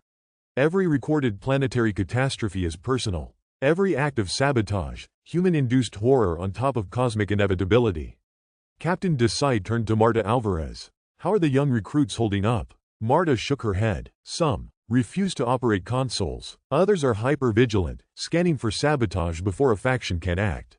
The constant unpredictability, the human interference, it's breaking morale. Teams are fracturing. Trust is gone. Even seasoned observers are second-guessing each other. Lena exhaled. And yet the factions continue. They see victories in interference. They measure influence in destroyed systems. Ethics, consequences, and cosmic indifference mean nothing to them. They're painting destruction as strategy. Omar added grimly, Sector 65K. Both Nova Corp and Vanguard initiated simultaneous interventions in the same planetary cluster. Result: 1 inhabited planet destabilized, 2 uninhabited ones obliterated, multiple moons fractured, debris accelerating toward other systems. The scale of chaos is staggering. Graphic, unstoppable by human hands, amplified by human ego. Captain Desai's voice cut across the room. And that, everyone, is why observation remains the only defensible path. Document every sabotage, every human-induced disaster, every planetary collapse. Nothing else can stop the chain reactions, nothing. Every faction's ambition is destroying planets faster than the multiverse itself could. Rena Solberg's eyes fixed on Lena's console. And even with alien guidance, nothing works. Sabotage, interference, ambition, greed. Every effort compounds destruction. The moral and psychological weight is unbearable. We're cataloging annihilation, human-made and natural, simultaneously. Hiroshi whispered, voice trembling, we're documenting horror beyond imagination. Planets fractured, moons shattered, ecosystems destroyed. And human rivalry is accelerating it all. We are observers of deliberate catastrophe. Captain Desai's hand hovered over the emergency comms. And we will continue to record. For history. For accountability. For the truth. The multiverse will not wait for humans to learn humility. And humans may never learn at all. The station fell into tense silence as the team watched real-time simulations of planets torn apart by both natural collisions and human sabotage. Magma, oceans, fragmented crust, moons smashing into neighboring systems, graphic destruction compounded by ego, rivalry, and ambition. Every decision, every covert act, every falsified log added to the chaotic symphony of annihilation. Outside, the distant stars glimmered coldly. Within, observers logged every atrocity, every unintended consequence, every deliberate act of sabotage. The multiverse remained indifferent, but human interference had layered a second, human-made apocalypse atop cosmic destruction. The psychological strain on the observation teams was profound, as they bore witness to humanity's relentless capacity for catastrophe. The observation deck was quiet, almost oppressively so, as if the very air was saturated with grief. Lena Vector slouched in her station chair, eyes fixed on a holographic display of Sector 67L. Once again, another planet, once teeming with life, had disintegrated in a matter of minutes. Cities she had catalogued just hours ago were now reduced to molten fragments. The destruction was total, absolute, and impossible to undo. Captain Amira Desai approached slowly, her steps heavy. Lena, have you logged the thermal readings? Lena didn't respond immediately. Her hands hovered over the console, shaking slightly. Yes, but it's useless, she muttered. The energy released, billions of nuclear-scale equivalents, but it doesn't matter. No one survives, nothing survives. And every intervention we've tried, every analysis, every safeguard, all of it is pointless. Marta Alvarez, standing behind them, swallowed hard. Her voice trembled. I thought cataloging would help. At least we could bear witness. But watching Nova Corp and Vanguard tamper with probes, witnessing how even the smallest human interference triggers more destruction, it's unbearable. How many worlds have we lost because of greed and ambition? Captain Desai shook her head, staring at the swirling debris fields of multiple planetary clusters. Too many to even comprehend. Hiroshi Tanaka's voice broke the silence. Sector 69K, another inhabited planet. The stabilization probe failed, again. Interference logs show attempts by Sharp's faction to delay the collision. But instead, the moon fractured, accelerated impact, entire biospheres obliterated in seconds. Our calculations, our models, everything we've learned, means nothing against the multiverse's trajectory. Rena Solberg clenched her fists, eyes tearing. We try to intervene to save a world, and we destroy 3 others in the process. And the Factions keep scheming, sabotaging, manipulating. It's as if human hubris is an amplifier of suffering, not a mitigator. Omar Khalid tapped at his console furiously, compiling quantum readings. Look at these gravitational perturbations. Even minor attempts to nudge a planet result in catastrophic feedback in neighboring clusters. The more we meddle, or they meddle, the more destruction multiplies. There is no solution. None. Wealth, intelligence, alien technology, nothing alters the outcome.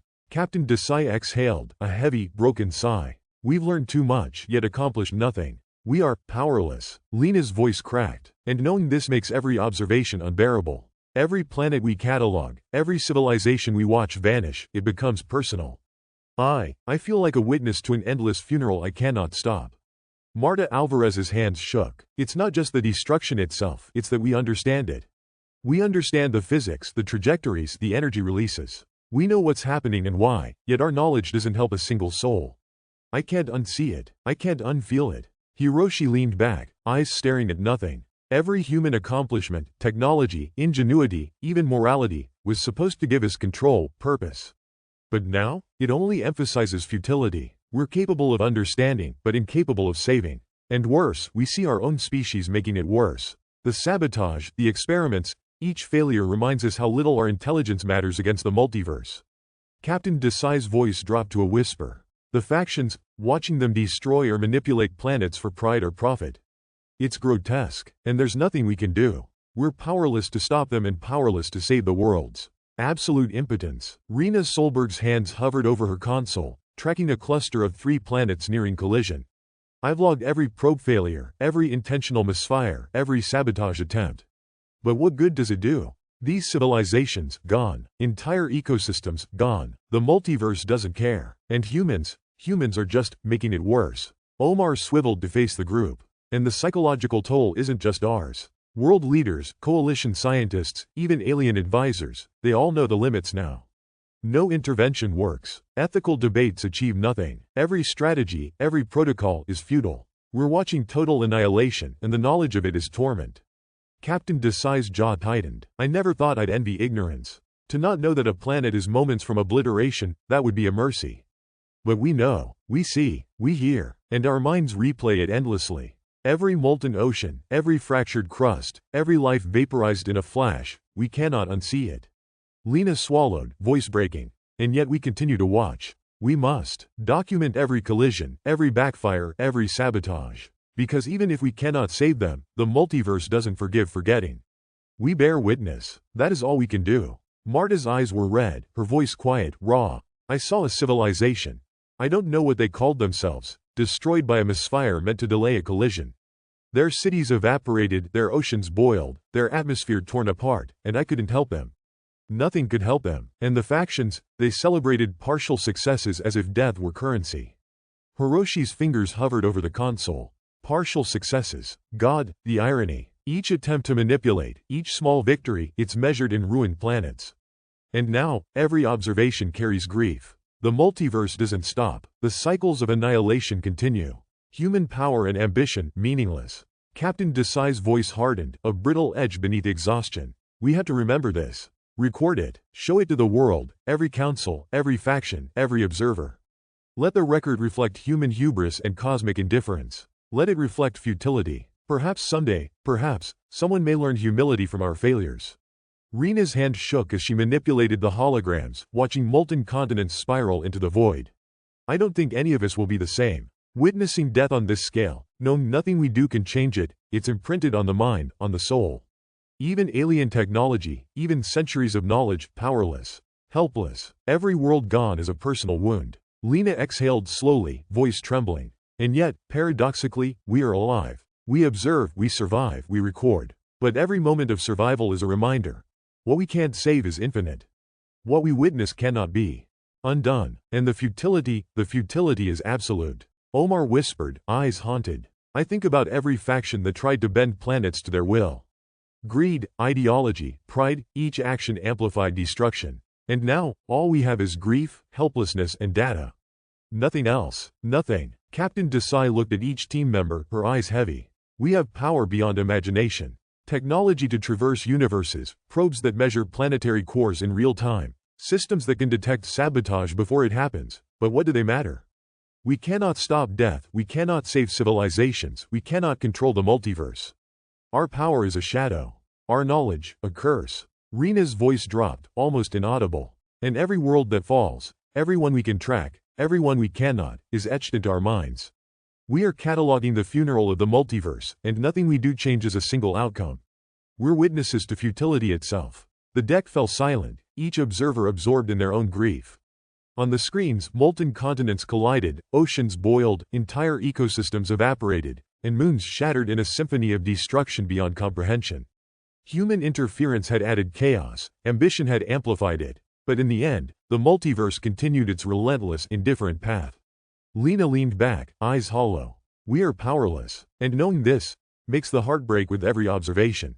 Captain Desai exhaled, a single, slow breath. And still, we watch. Because someone must. Because someone must bear witness to what we cannot prevent. The observation deck of the orbital station hung in an eerie stillness, broken only by the quiet hum of alien monitoring arrays. Screens glowed with hundreds of holographic projections, each representing a planetary system. Yet the silence wasn't peaceful, it was heavy, weighted with the knowledge of what was about to happen. Lena Vector leaned against the railing, jaw tight, staring at a distant Earth-like planet labeled 142 Delta. The surface shimmered in false serenity, oceans reflecting the sun, clouds drifting lazily. Then came the tremors, a subtle distortion in spacetime, rippling through her monitors. Look at 142 Delta, Lena whispered, voice barely audible. Gravitational fluctuations are, I can't even describe it. The core readings are spiking beyond containment thresholds. This one won't last 10 minutes. Marta Alvarez froze, her hands pressed against her console. Again? Another inhabited world? How many have we lost this week? Captain Amira Desai appeared at the far side of the room, moving swiftly. Do the projections, Hiroshi. Every inhabited planet within visual range. Run the real-time analysis and cross-reference with previous collisions. Hiroshi Tanaka's fingers flew over the console. Already on it, Captain. But, the rate is increasing. Look at this sequence. He projected a timeline across the main holoscreen. 5 inhabited worlds vanished within a span of 15 Earth minutes. Cities, forests, oceans, all gone, leaving nothing but swirling debris fields. Rena Solberg's face went pale. This isn't random anymore. Collisions are accelerating. The multiverse isn't just unstable, it's cascading. Every failure, every minor intervention, even nothing at all, it all still ends in total destruction. Marta whispered, eyes glued to her screen. I can't process the speed of it. First one every few days, then every hour, now minutes. Lena's hands gripped the railing. We're observers, not participants, and yet, this is worse than anything we could have imagined. Every planet, every civilization, it's instantaneous. Gone. All of it. Captain Desai's voice was low, authoritative, but trembled slightly under the weight of despair. We need to stay focused. Map the sequences, track the clusters, and, if possible, predict which sectors will be hit next. Knowledge is all we have left. Omar Khalid swiveled to a projection of the 89th sector. Sector 89. 2 inhabited worlds are now interacting gravitationally. The simulations show mutual annihilation within 30 minutes. Attempts to intervene? Impossible. Any probes or alien-assisted stabilization systems fail immediately. The physics, it's beyond our capacity to modify. Marta's voice cracked. And yet the factions keep arguing. Some want to interfere, others sabotage, they don't see that the multiverse doesn't care. Nothing they do can stop this. It's absolute. Lena shook her head, staring at a planetary system as it began to distort. You see that? Oceans boiling, continents collapsing. They're alive 1 second, gone the next. The structures, the civilizations, the people, all gone. Just gone. Rena Solberg's console beeped frantically. Another one, 177 Gamma. Colliding with a neighboring planet. We just got the readings, it's an early stage impact, but the energy release is already catastrophic. Partial surface annihilation. Captain Desai frowned. Report the details. Rena's hands flew across the console. Cities, leveled. Atmosphere destabilized. Tectonic plates fractured in real time. It's happening faster than we can process. There's no warning this time, no signs, no signals. Just destruction. Lena's voice dropped, and the pace is increasing. 10 minutes ago, we could log each event. Now there's no time to even record one before another begins. The multiverse, it's moving faster than us. Faster than we can think. Omar swallowed hard. I ran simulations using all available data. Every predictive model fails after the first 3 collisions. The cascade effect is unstoppable. It's like a chain reaction, but amplified across inhabited worlds. Entire clusters vanish in minutes. Marta's eyes filled with tears. And the people, every human observer, every alien advisor, everyone watching this, can do nothing. Nothing. We have knowledge, we have alien technology, and yet we cannot prevent a single death. Captain Decide turned toward the observation window, her gaze fixed on a distant sector where two planets were on a collision course. I've seen this pattern before, but now, it's everywhere. Multiple sectors, simultaneous annihilations. The multiverse isn't just unstable, it's eroding under its own mechanisms, indifferent to life. It doesn't choose. It doesn't wait. It doesn't forgive. Hiroshi's console emitted a high-pitched alarm. 142 Delta is gone. Complete surface annihilation. Energy release, equivalent to over 100 billion nuclear-scale detonations. Nothing remains. No cities. No ecosystems. No signs of life. The debris field is already spreading to nearby clusters, increasing gravitational disturbances. Lena swallowed. We catalog it. We record every detail. But it doesn't change the outcome. We're documenting death. Rena's hands trembled. Another collision is forming in Sector 203 Beta. Preliminary projections, we have 10 minutes before impact. This one has multiple inhabited planets interacting. The energy signature is already destabilizing the surrounding systems. If they collide, we lose everything in that microcluster. Marta's voice quavered. We've tried interventions, probes, gravitational nudges, alien stabilizers. Every single attempt failed. Worse, some of the rogue factions' experiments accelerated destruction in neighboring systems. We're watching human greed and ambition amplify annihilation. Omar's hands were shaking, and it's accelerating. Every sequence seems faster than the last. Entire planetary clusters vanish before we can even finish our data entries. The multiverse doesn't pause. It doesn't slow. It doesn't notice our panic or our grief. Nothing survives. Captain Desai's voice was sharp. Then we do the only thing left. Observe, record, and analyze. Map the clusters, track the sequences, and learn what we can. Knowledge is all that survives human intention. Lena exhaled, a trembling breath. Knowledge, at the cost of everything else. Every time we blink, an inhabited world disappears. Every time we think we've calculated the next event, the multiverse accelerates beyond our comprehension. And the factions? They bicker over ethics, control, and advantage, oblivious to the speed of annihilation. Rena whispered, voice low and haunted. We're living in a timeline where civilization itself is ephemeral. Where every planet, every city, every living being is just a candle in a gale.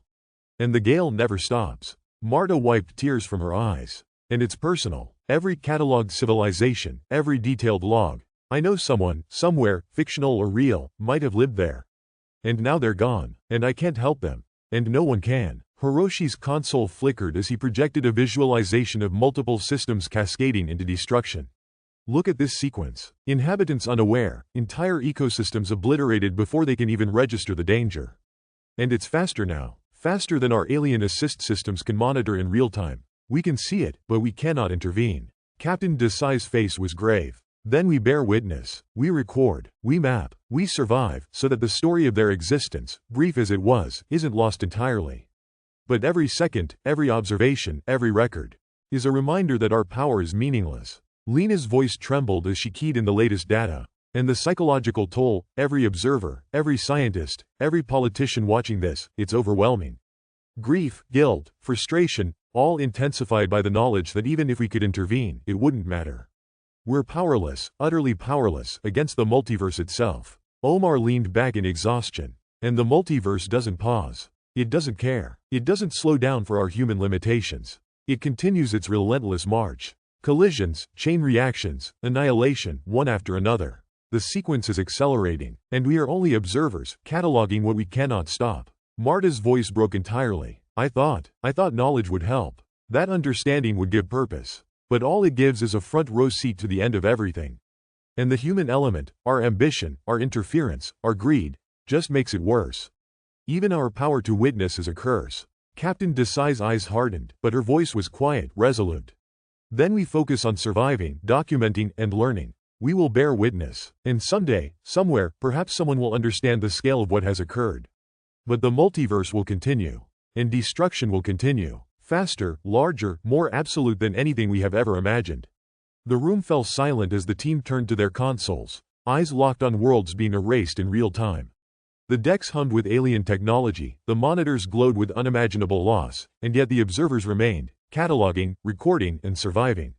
The multiverse surged onward, relentless, incomprehensible, and indifferent. Lena exhaled, a quiet, broken breath. We are witnesses, and witnesses are powerless. That is all we are. And it is unbearable. The observation deck was tense, almost vibrating with the unspoken dread of what they were about to witness. Hundreds of systems flickered across the alien-assisted monitors, some eerily calm, others showing gravitational distortions signaling impending catastrophe. Lena Vector stood at the edge of the deck, eyes fixed on a holographic projection of 214 Zeta, an inhabited planet with sprawling cities, dense forests, and intricate river networks. "They're trying again," she muttered, almost to herself, as she scrolled through reports of factional interventions. Marta Alvarez didn't look up from her console. "They've deployed the orbital stabilizers. The faction calls themselves the Solaris Initiative. They're pumping energy into the planet's gravitational field to try to nudge it out of the collision path." Hiroshi Tanaka shook his head. "Nudge it? The calculations show they're accelerating the trajectory by an imperceptible fraction. Every adjustment they make actually increases instability in nearby sectors." Captain Amira Desai stepped forward, voice tight with frustration. "We knew this would happen. Every intervention, every so-called adjustment, it doesn't work. And now it's producing knock-on effects in adjacent systems. Did no one consider that?" A new figure, Dr. Talia Moreno, joined the group, her expression tense. "They're desperate, Captain. They think just throwing more energy at the problem will make it obey them. But the physics, it doesn't obey human ambition. Not here, not anywhere." Rena Solberg's console beeped frantically. "Another 142 Delta Prime." The intervention team increased planetary rotation to redistribute mass, hoping to stabilize the orbit. Result: massive tectonic upheavals, uncontrolled volcanism, and, yes, the collision's approach accelerated. They didn't delay it, they hastened it. Lena's lips pressed into a thin line. "I saw it happen in the simulations. You try to move one element, and the multiverse pushes back tenfold. The planet collapses faster than you can register." Marta's fingers trembled over her keys. "The humans involved, they're alive, watching, thinking they're saving a civilization. And yet every keystroke, every calculated action only ensures total destruction. And they cheer when it seems like a partial effect works." "Partial? There's no partial survival here." Hiroshi leaned over Lena's shoulder. "Here's the worst part. The rogue factions keep sabotaging each other. The Solaris Initiative tried to override a rival faction system on 214 Zeta. The energy interference, precisely because of their greed and miscalculation, shattered orbital stabilization attempts in neighboring uninhabited systems. 2 planets are gone that they weren't even targeting." Dr. Moreno's hands clenched. "They think they're gods, and every time they try, they fail spectacularly. But they don't stop. Human hubris has no brakes. And we're stuck observing the consequences." Captain Desai's jaw tightened. "Get me visuals from the observation drones. Real-time, full spectrum. I want to see exactly what their so-called interventions have caused." Rena's console blinked and projected a sequence across the main deck. Lena watched, stomach tightening. The first planet trembled, tectonic plates rupturing across continents. Cities disappeared in bursts of heat and pressure as gravitational stress tore structures apart. Oceans boiled and evaporated. Atmospheric storms the size of continents swirled chaotically, fueled by the failed intervention. Hiroshi whispered, almost reverentially, "They wanted to change the path. And yet, it's absolute. Nothing survives. The multiverse doesn't negotiate. It doesn't reward skill or ambition." Marta's voice cracked. "And the human toll on the teams attempting the interventions. Do they even realize they're only making it worse? Are they proud? Are they in denial? Or is this just greed disguised as heroism?" A new voice cut in, sharp and commanding. Dr. Felix Corbin, representing a rival faction, entered the room with an alien-assisted datapad. "You think your observation is enough, Vector? You have no idea the breakthroughs we've achieved. With precise manipulations, we can potentially influence trajectories in subtle ways. Minor, small, yes, but meaningful." Lena turned, lips thin. "Felix, meaningful? You just accelerated 142 Delta Prime into destruction. Meaningful isn't watching millions die faster. Meaningful is impossible here. Stop pretending you're achieving something that physics won't allow." Felix's eyes flashed. "We're experimenting. Progress requires risk. Some of these worlds might survive. Some might vanish even faster." Marta snapped, slamming her hands on the console. "You're experimenting with inhabited worlds. You're playing with civilization as if it's a chessboard, and you don't even understand the rules." Dr. Moreno stepped between them, voice calm but firm. Enough. We are observers. That is all. Every intervention you attempt is futile. Every calculation, every energy pulse, every manipulation, it doesn't alter the inevitable. You can't stop what the multiverse has already set into motion. The holographic display shifted to show a second planet in the same sector. Heat and pressure surged through its crust, cities crumbling beneath tectonic upheaval. Explosions rocketed into the atmosphere, sending chunks of continents into orbit. The orbital drones caught the debris accelerating toward the neighboring system. Rena whispered, voice barely audible. Another collateral. This was uninhabited. The factions weren't even targeting it. And yet it's gone. Just like that. Poof. Nothing left. The multiverse doesn't care who touches it, or how carefully. Hiroshi's voice trembled, and the pattern is consistent. Every intervention, attempted manipulation, sabotage, or carelessness only increases unpredictability in nearby clusters. But the outcome is always the same. Annihilation. Absolute. Impartial. Lena turned to face the team, eyes burning. Do you understand what this means? All the ingenuity, all the ambition, all the experimental tech, nothing matters. Nothing. And yet, they keep trying. Some for glory, some for ideology, some for profit. And every attempt costs more lives. Lives that weren't even meant to be at risk. Captain Desai crossed her arms, staring at the sequence. Then we focus on cataloging. Track the sequences, document the energy fluctuations, note every failure. Humanity's ambition will always be a factor, but the multiverse doesn't care. That is all we can rely on. Marta wiped her eyes, voice shaking. It's worse than grief. It's helplessness multiplied by the knowledge that our interference is meaningless. And the interference by factions, greed-driven, ideological, or paranoid, only magnifies the chaos. Every single time, Felix Corbin's voice cut across the room again, sharper this time. You're all cowards, sitting here, watching worlds burn, pretending that documentation is meaningful. Progress requires action. Lena's voice snapped back, trembling with rage. And action gets entire civilizations obliterated. Look at 214 Zeta. Look at what your so-called progress did. It didn't save anyone. It didn't delay the impact. It didn't even make a difference. It only accelerated chaos. Do you hear me? Accelerated chaos. Hiroshi added quietly, almost to himself, and yet, they'll try again. Another uninhabited cluster, another planet, because ambition won't stop. Rena turned from her console, eyes wide. And the observers, the teams here, those watching with alien assistance. We carry the weight of every failure. Every consequence, every destroyed planet. We witness what cannot be prevented, and the human element ensures the record is one of repeated hubris and tragedy. Marta's voice dropped to a whisper. We can see it all. Every city, every forest, every river, erased in moments. And the factions act like puppeteers, thinking they have influence. But the multiverse doesn't negotiate, doesn't forgive, doesn't care. Captain Desai's voice carried through the room, steady now despite the strain. Then we remember our duty. Catalog, observe, analyze. There is no intervention left to attempt, only record. Humanity's ambition may flare, but the multiverse remains absolute. And every world, every civilization, every moment of life, is at risk regardless of human effort. Lena exhaled, trembling, staring at the next sequence coming across her console. And the psychological toll, it's unbearable. We see the hands that try to manipulate, the minds that think they can control. And the results are always the same: death, obliteration, chaos. We are witnesses, and that is our only role. Hiroshi whispered, voice barely audible. Power without control, knowledge without effect, and yet they keep trying, every single time. The observation deck went silent, except for the hum of alien monitoring systems, recording data faster than human minds could process. Planet after planet vanished in spectacular destruction, some annihilated by their own interventions, others obliterated by natural sequences beyond comprehension. Humanity's observers, shaken, grief-stricken, but resolute, continued their vigil, noting every catastrophic failure, cataloging the results of human ambition against a universe that simply did not bend to human will. The observation chamber hummed like a living organism. Rows of holographic displays showed planetary systems in various stages of collapse. Lena Vector paced the deck, hands clenching and unclenching as the feeds flickered. Another inhabited world gone. Another civilization erased in seconds. Did anyone check the latest data from 321 Beta? Captain Amira Desai asked, her voice calm but laced with tension.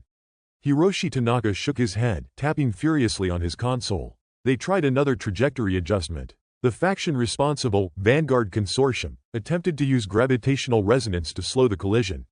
Results? The planet's orbit destabilized, tidal forces increased tenfold, and, get this, Atmospheric pressure spiked enough to flatten all major cities within minutes. Lena's stomach churned. They're trying again and again. They think they can protect certain populations. But every time they do, they create new chaos in neighboring systems. This isn't strategy, it's self-delusion backed by technology they don't understand. Across the room, Dr. Talia Moreno rubbed her temples. And the worst part? Every faction has its own justification. Some are saving worlds they like, some are sabotaging rivals' worlds, some are hoarding alien tech to give their nations an advantage. The reasoning is absurd. It's human ambition playing God with consequences we can't even model accurately. Rena Solberg's console beeped urgently. Another communication from the Atlas Collective. They're arguing that complete observation is cowardice. They claim we have a moral responsibility to attempt intervention, even if it's doomed. And they're mobilizing drones to interfere in a neighboring uninhabited cluster, testing gravitational fields near an early-stage collision. Captain Desai read a hand over her face. Every time someone acts on ideology or ambition, we see the consequences within hours. Planets destabilized, debris clouds colliding, chain reactions forming. And yet, they continue. Humanity refuses to accept that it can't control this. Hiroshi whispered, almost to himself, it's a lesson in chaos theory, isn't it? You make one adjustment, even microscopic, and the result spirals uncontrollably. Imagine adding entire civilizations, oceans, and atmospheres to that equation. One misstep and the multiverse reacts tenfold. Lena's hands shook as she accessed another feed. A hologram of 214 Zeta, previously targeted by multiple factions, rotated slowly. Oceans boiled and fissures split continents as energy pulses from competing intervention experiments collided. Look at this, she said, voice strained. Every faction thinks it has leverage. Every adjustment produces new destruction. And every observer here, we record it, helpless to stop it. The divide between those who try to act and those who only watch. It's driving the psychological strain through the roof. Dr. Moreno adjusted her glasses. Some observers are questioning their own participation. Should we stay purely observational when others are interfering? Or is non-interference itself a betrayal? The arguments are endless, and they're fracturing teams. Scientists arguing with scientists, governments arguing with governments, researchers arguing with each other. And the multiverse, it doesn't pause. It doesn't wait for human consensus. Marta Alvarez, voice tight with tension, pointed at the simulation. Here, another collision sequence. Atlas Collective's drone interference tried to nudge the planet, but gravitational resonance wasn't correctly phased. Instead of slowing the impact, it accelerated it. Satellite debris tore through cities like needles through fabric. And we're watching it happen in real time, powerless to intervene. Felix Corbin, representing the rogue faction, entered the deck, voice smug. You all hide behind your ethics. Observation without action is stagnation. If we don't act, civilizations vanish without even the slightest chance of survival. We're offering a shot, however small. Lena spun to face him, voice cracking. A shot? Felix, look at the results. You've already destroyed 2 neighboring systems with your interference. Entire populations gone, and you call that a shot? Felix leaned back, unshaken. Collateral is unfortunate, yes. But progress is measured in outcomes, not in comfort. The physics doesn't lie, we just have to apply the energy properly. We're learning, rapidly. And with learning comes risk. Captain Desai's tone cut across the room, authoritative. Every single time you apply energy, you destabilize another system. Risk is one thing, recklessness is another. And your learning comes at the expense of innocent worlds, Felix. Do you even care? Felix's smirk faltered, just slightly. Care? We all care, Captain. But action requires calculation, ambition, and, yes, even sacrifice. Hiroshi slammed his fist on the console. Sacrifice? Millions dead because you're ego-driven? That's not sacrifice. That's hubris. The multiverse doesn't negotiate with ambition. Dr. Moreno's voice was calm but icy. And this is exactly why internal conflicts among observers are so destructive. Even when factions try to protect a planet or population, the human element, greed, ideology, desperation, ensures that nothing predictable occurs. Every debate, every plan, every desperate maneuver results in new chaos, new trauma, new annihilation. Rena's console blinked again. Another report. The Solaris Initiative is attempting a magnetic field inversion on 319 Gamma, hoping to deflect debris from a previous collision. The interference overlaps with Atlas Collective's resonance experiment, and the result, multiple planetary crust ruptures, atmosphere collapse, localized plasma storms. The collision schedule accelerated. Lena's voice trembled as she whispered, "We thought we were just observing. We thought we were documenting." But this human interference, rivalry, ambition, ideology is making it worse. And we're the ones stuck in the middle, watching every detail, powerless to stop it. Marta's fingers flew across her keys. The psychological strain is becoming unbearable. Teams argue over every decision. Who gets access to alien technology? Who decides which worlds to prioritize? Who gets to intervene and who doesn't? And while they fight, planets vanish in real time. It's relentless, and every human-made adjustment just feeds more chaos. Captain Desai's tone softened slightly. We have to remind ourselves, our role is observation. Every plan to save a favored world or manipulate a trajectory is doomed. The multiverse does not yield to human will. The faster we accept that, the less harm we cause by interfering. Felix Corbin shot back, "You're cowards hiding behind observation. Civilization deserves a chance, even a slim one." Lena turned toward him, voice shaking with fury and grief. "A chance? Do you see what your so-called chance does? Cities vaporized, oceans boiled, entire atmospheres ripped apart, and now neighboring worlds are destabilized because of you. If you actually cared about life, you wouldn't touch a thing. You'd catalog, you'd learn, you'd warn, but you wouldn't destroy more just to chase an illusion of control." Hiroshi shook his head, muttering under his breath. "Every time factions argue over what's right or who deserves priority, we see the consequences instantly. And every observer, every scientist here, carries the weight of it in real time. We calculate the trajectories, analyze the physics, and we are helpless against the results." Dr. Moreno added quietly, "The divide between idealists and pragmatists has never been more pronounced. Some argue for total non-interference, pure observation. Others insist on calculated risks. The result is human chaos layered over multiversal annihilation. And in the end, it changes nothing. Nothing. The physics, the inevitability of destruction, remain untouched by morality, ambition, or ideology." Marta's voice broke as she typed furiously. "We see every city crumble, every civilization vanish, every ecosystem obliterated, and all while humans squabble over access to alien tech, over which populations deserve saving, over who gets to intervene. The planet dies anyway. The team that thinks they're saving it is the same team that accelerates its demise." Rena looked at her console, eyes wide. "And the pattern is terrifyingly clear. Collisions aren't random anymore, they're accelerating, and every intervention, every factional maneuver, makes the timeline less predictable, more chaotic.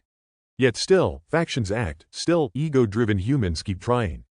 Captain Desai's voice cut through the tension, resolute. "Then we continue. Document, record, track sequences, watch outcomes. There is no control left to exert, only knowledge to preserve.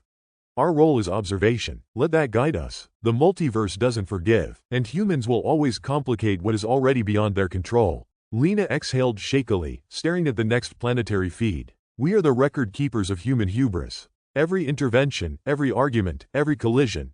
Our job is to watch and remember.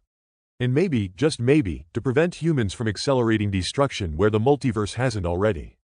Hiroshi whispered, voice almost drowned by the hum of the observation deck.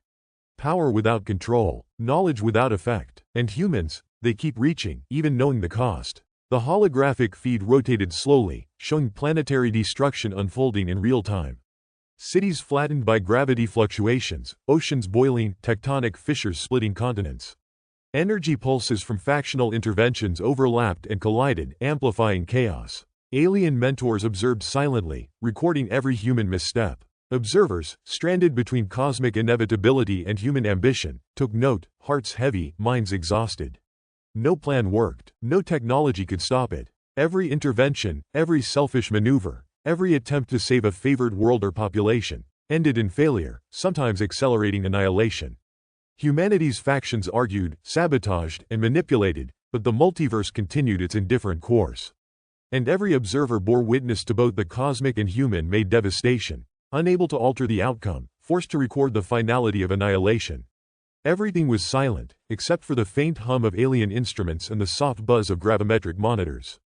Beyond the reinforced viewing panels, the multiverse unfolded like a merciless tapestry, planets shredded, civilizations evaporated, entire atmospheres torn apart by forces beyond comprehension. Lena Vector's fingers hovered over her console. "Another one," she whispered. The display showed 412 Delta, an Earth-like planet teeming with cities, forests, oceans, all obliterated in a single gravitational surge. All of it, gone. And it's happening faster now. Captain Amira Desai leaned on the rail, jaw tight.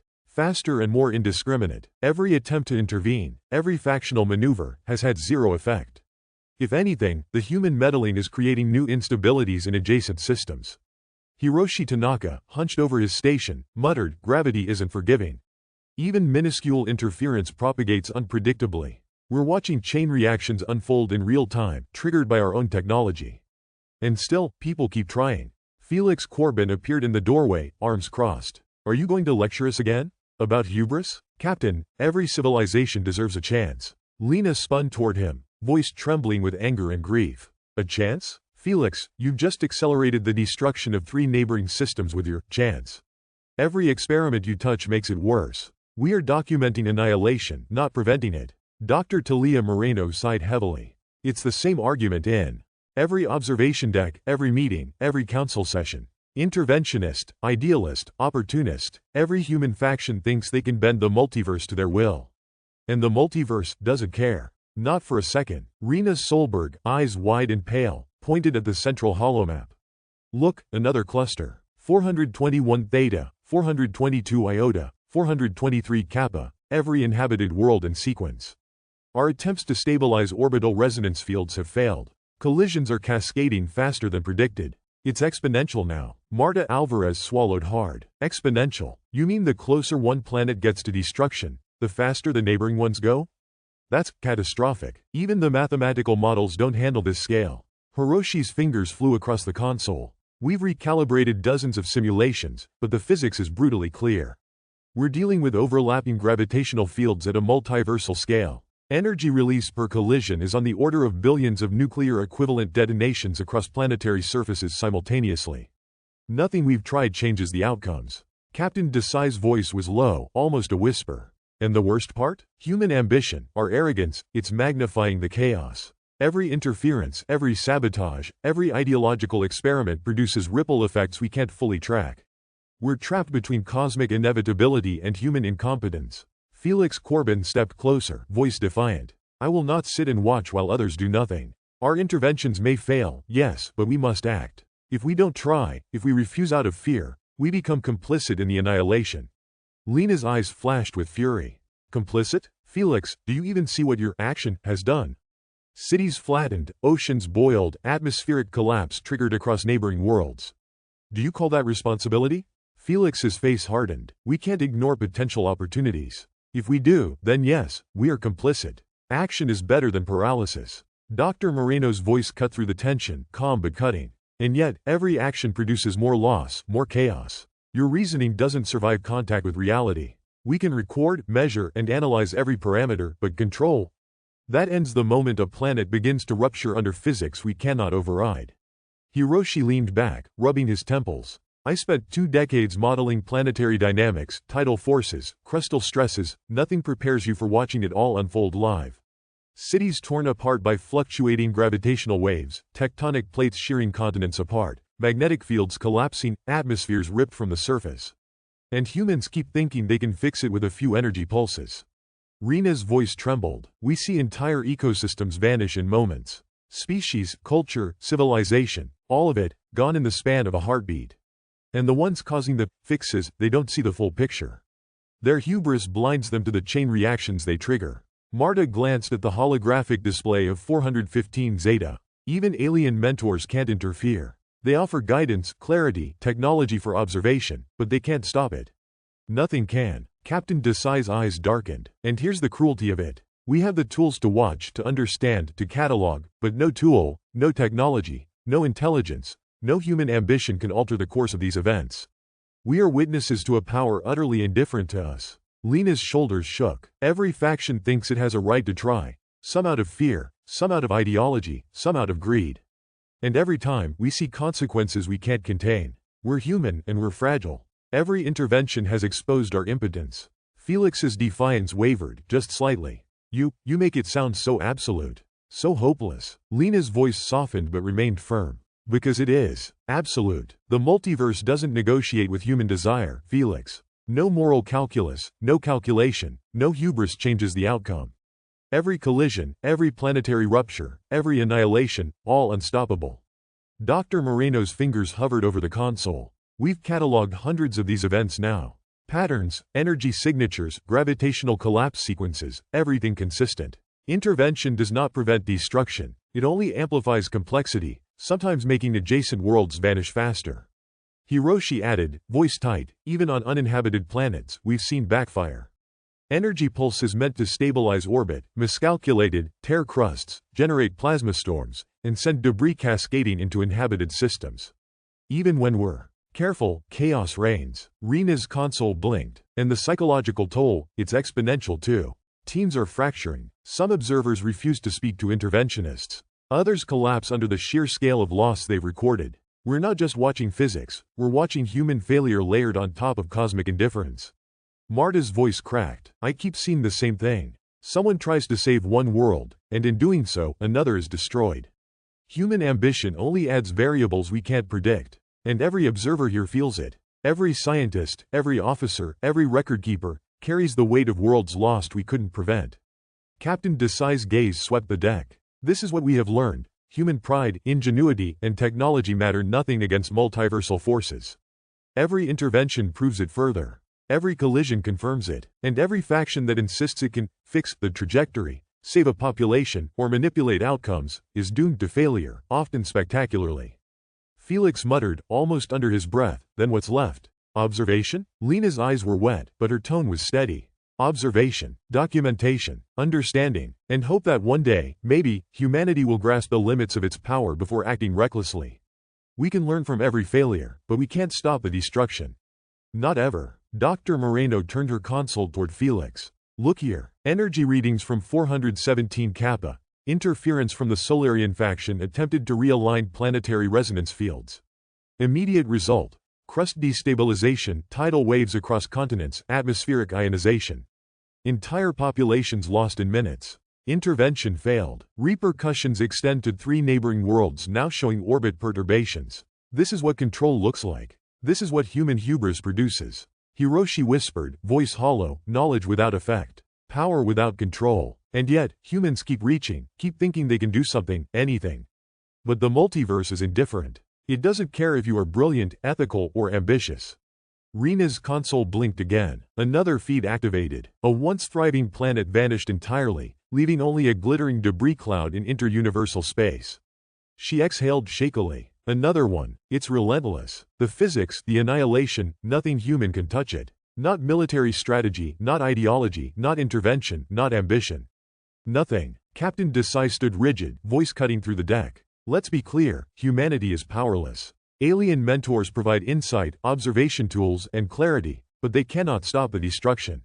We are witnesses. Our role is not to change events but to preserve understanding, to record, to observe, and to prevent further human-induced catastrophes wherever possible. Lena swallowed hard. I've seen teams break down over this. Grief, guilt, anger, despair, all compounded by the fact that no matter how smart we are, no matter how advanced our technology, we cannot prevent what is coming. We're just watching. Hiroshi tapped the console, voice almost breaking. Every time we map a collision, calculate a trajectory, attempt to predict the next event, we realize we are irrelevant. We can see it, measure it, understand it, but we cannot stop it. Every human idea of control is meaningless. Felix Corbin looked around, the defiance finally gone. So, we're powerless. Lena's voice softened. Yes, Felix, powerless. But we are witnesses. That's all that remains. And if we fail to record it, to understand it, future generations may never comprehend the scale, the lessons, or the cost. The holographic displays rotated slowly, revealing debris clouds, obliterated planets, fractured crusts, and vaporized cities. Alien mentors observed silently, offering guidance only in understanding, never in intervention. Every observer felt the crushing weight of impotence, grief, and helplessness. Humanity's hubris, once a source of pride, now highlighted its fragility. No intervention worked. No faction succeeded. Every collision confirmed a brutal truth. The multiverse operates on scales, energies, and principles utterly beyond human comprehension or control. Human ambition collided with cosmic indifference, leaving grief, guilt, and a deep, inescapable realization. The futility of all action was absolute. And in the endless expanse of interuniversal space, the observers, human and alien, assisted, watched as worlds burned, societies vanished, and the relentless pattern of annihilation continued, indifferent to the desires, ethics, or ingenuity of humankind. The multiversal monitoring Station on Titan's orbiting platform hummed with tension, but the real chaos unfolded far below, across multiple realities. Dr. Aisha Rinaldi crouched over a holographic projection of an entire cluster of planets, her eyes wide, heart hammering.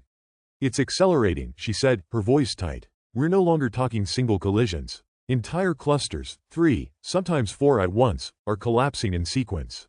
Kai Renner, pacing near the gravity simulation chamber, stopped abruptly.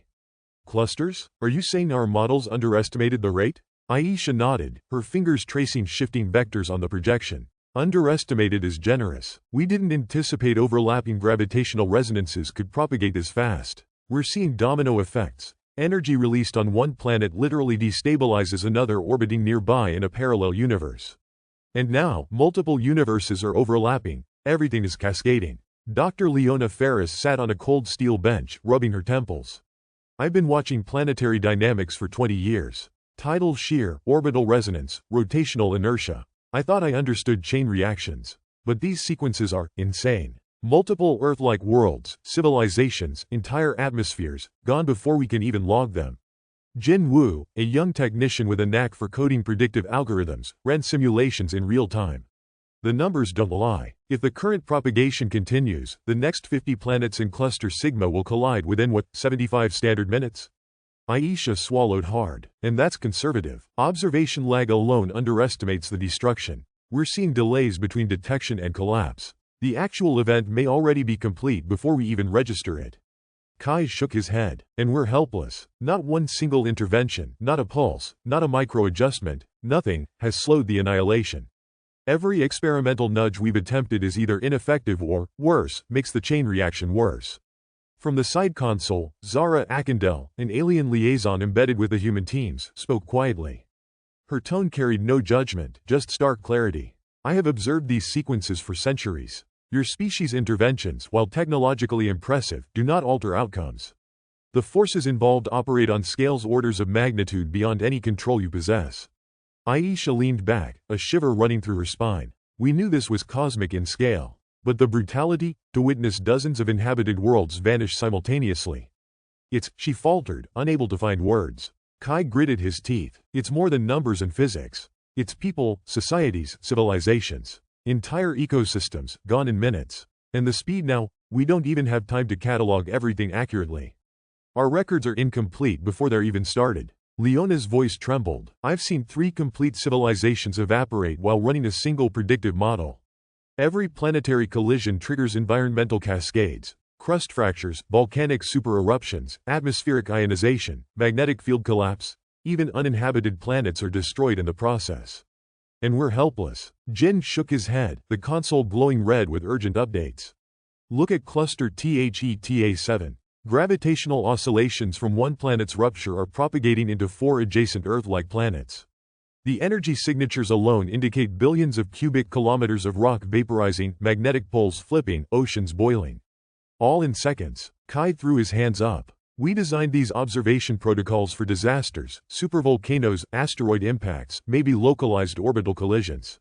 But not this. This, multiversal scale annihilation is beyond anything we've simulated." Aisha's voice lowered. "And every faction out there, every human group thinking they can save one planet, tip one trajectory. They're blinded by pride. They don't see the consequences. Every time someone attempts an intervention, they add variables we can't even measure in real time. Chaos compounds on chaos." Zara stepped closer. "Indeed, some interference creates secondary collisions in adjacent universes. Your species' ambition produces ripple effects that amplify the destruction." Leona's hands shook as she adjusted the holo projection. "And look at the ecosystems. Entire biospheres wiped clean in seconds. Forests, oceans, atmospheric systems, microbial life, gone. And these aren't just statistics. There are civilizations, art, knowledge, culture, all annihilated. We can see it, but we cannot stop it." Jin leaned over, pointing at a rapidly changing cluster. Sigma cluster, planets 513A, 513B, 514C. They're linked through gravitational resonances. They will collide within the next 8 minutes according to the model. Even if we tried, even with alien technology, we couldn't adjust their mass or velocity enough. The physics is absolute. Kai exhaled, voice low. Absolute. That's the word for it. Human effort, strategy, planning, meaningless. And the pace, it's only accelerating. Entire sequences are unfolding faster than our response systems can even process. Aisha swiveled to face her colleagues, voice cracking with frustration. We can measure, we can record, we can try to predict, but we can't protect. The forces are too vast. Everything we've learned, every model, every calculation, it's all insufficient. Leona whispered, almost to herself, even our alien allies can't prevent it. They provide insight, clarity, perspective. But the annihilation, it proceeds without pause, indifferent to intellect, morality, or ambition. Kai slammed his fist against a console. And the human factions, they're still scrambling, some trying to save their planets, others sabotaging rivals. Every attempt, every selfish calculation, every ideological maneuver, it's all adding to the turmoil. Aisha shook her head. We've documented interventions gone horribly wrong. Planetary resonance pulses intended to slow a collision destabilized nearby clusters.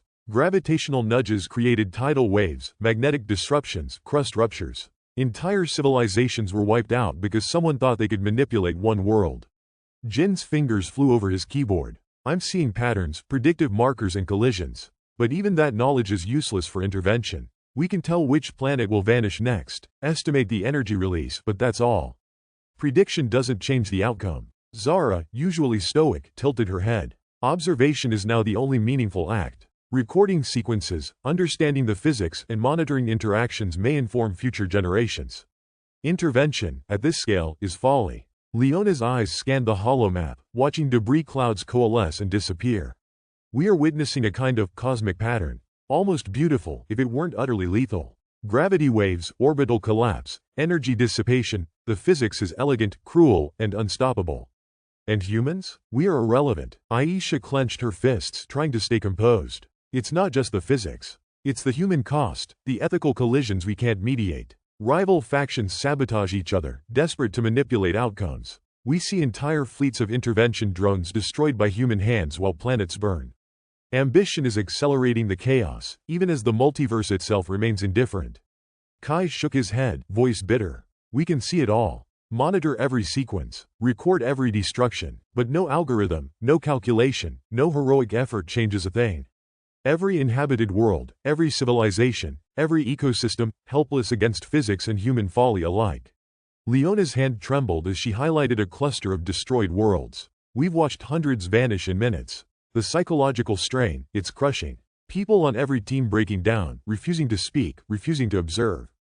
Grief, guilt, despair. And for what? Witnessing our own irrelevance in the face of multiversal law. Jin spoke quietly, almost to himself. There's no precedent for this. Not in history, not in theory. Entire civilizations, simultaneous annihilation, and human ambition compounding the chaos. The multiverse is impartial, indifferent, absolute. Aisha's eyes filled with tears. And yet we continue to document. Because someone must. Because if we fail to record it, no one will understand the scale, the patterns, the cost. The futility is total, but knowledge must persist. Kai's voice cracked. We've reached the point where pride, intelligence, strategy, all meaningless. Everything we once celebrated as human achievement is irrelevant. We cannot protect, we cannot intervene, we can only watch. Zara's gaze swept over the team. Witnessing, understanding, that is your purpose now. Observation without effect. Cataloging the multiverse's destruction as it occurs, with clarity, precision, and accuracy. And no human ambition, no technology, no ideology will alter the inevitable. Leona whispered, every collision, every planetary rupture, every annihilation, it's a reminder of our fragility. We are finite. The multiverse is infinite and indifferent. Human hubris, every attempt to manipulate, every attempt to intervene, serves only to highlight our impotence.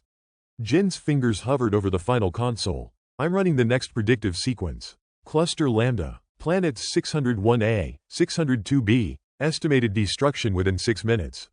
Even if we tried, it would be futile. Aisha nodded. And that is the truth. Absolute. The multiverse is relentless. Our pride, our knowledge, our ambition, all meaningless. We are witnesses, chroniclers, and observers. Nothing else. Kai exhaled, voice heavy. And that, finally, is the hardest lesson. Human hubris has collided with cosmic indifference. And we stand, powerless, grief-stricken, and utterly incapable of stopping it.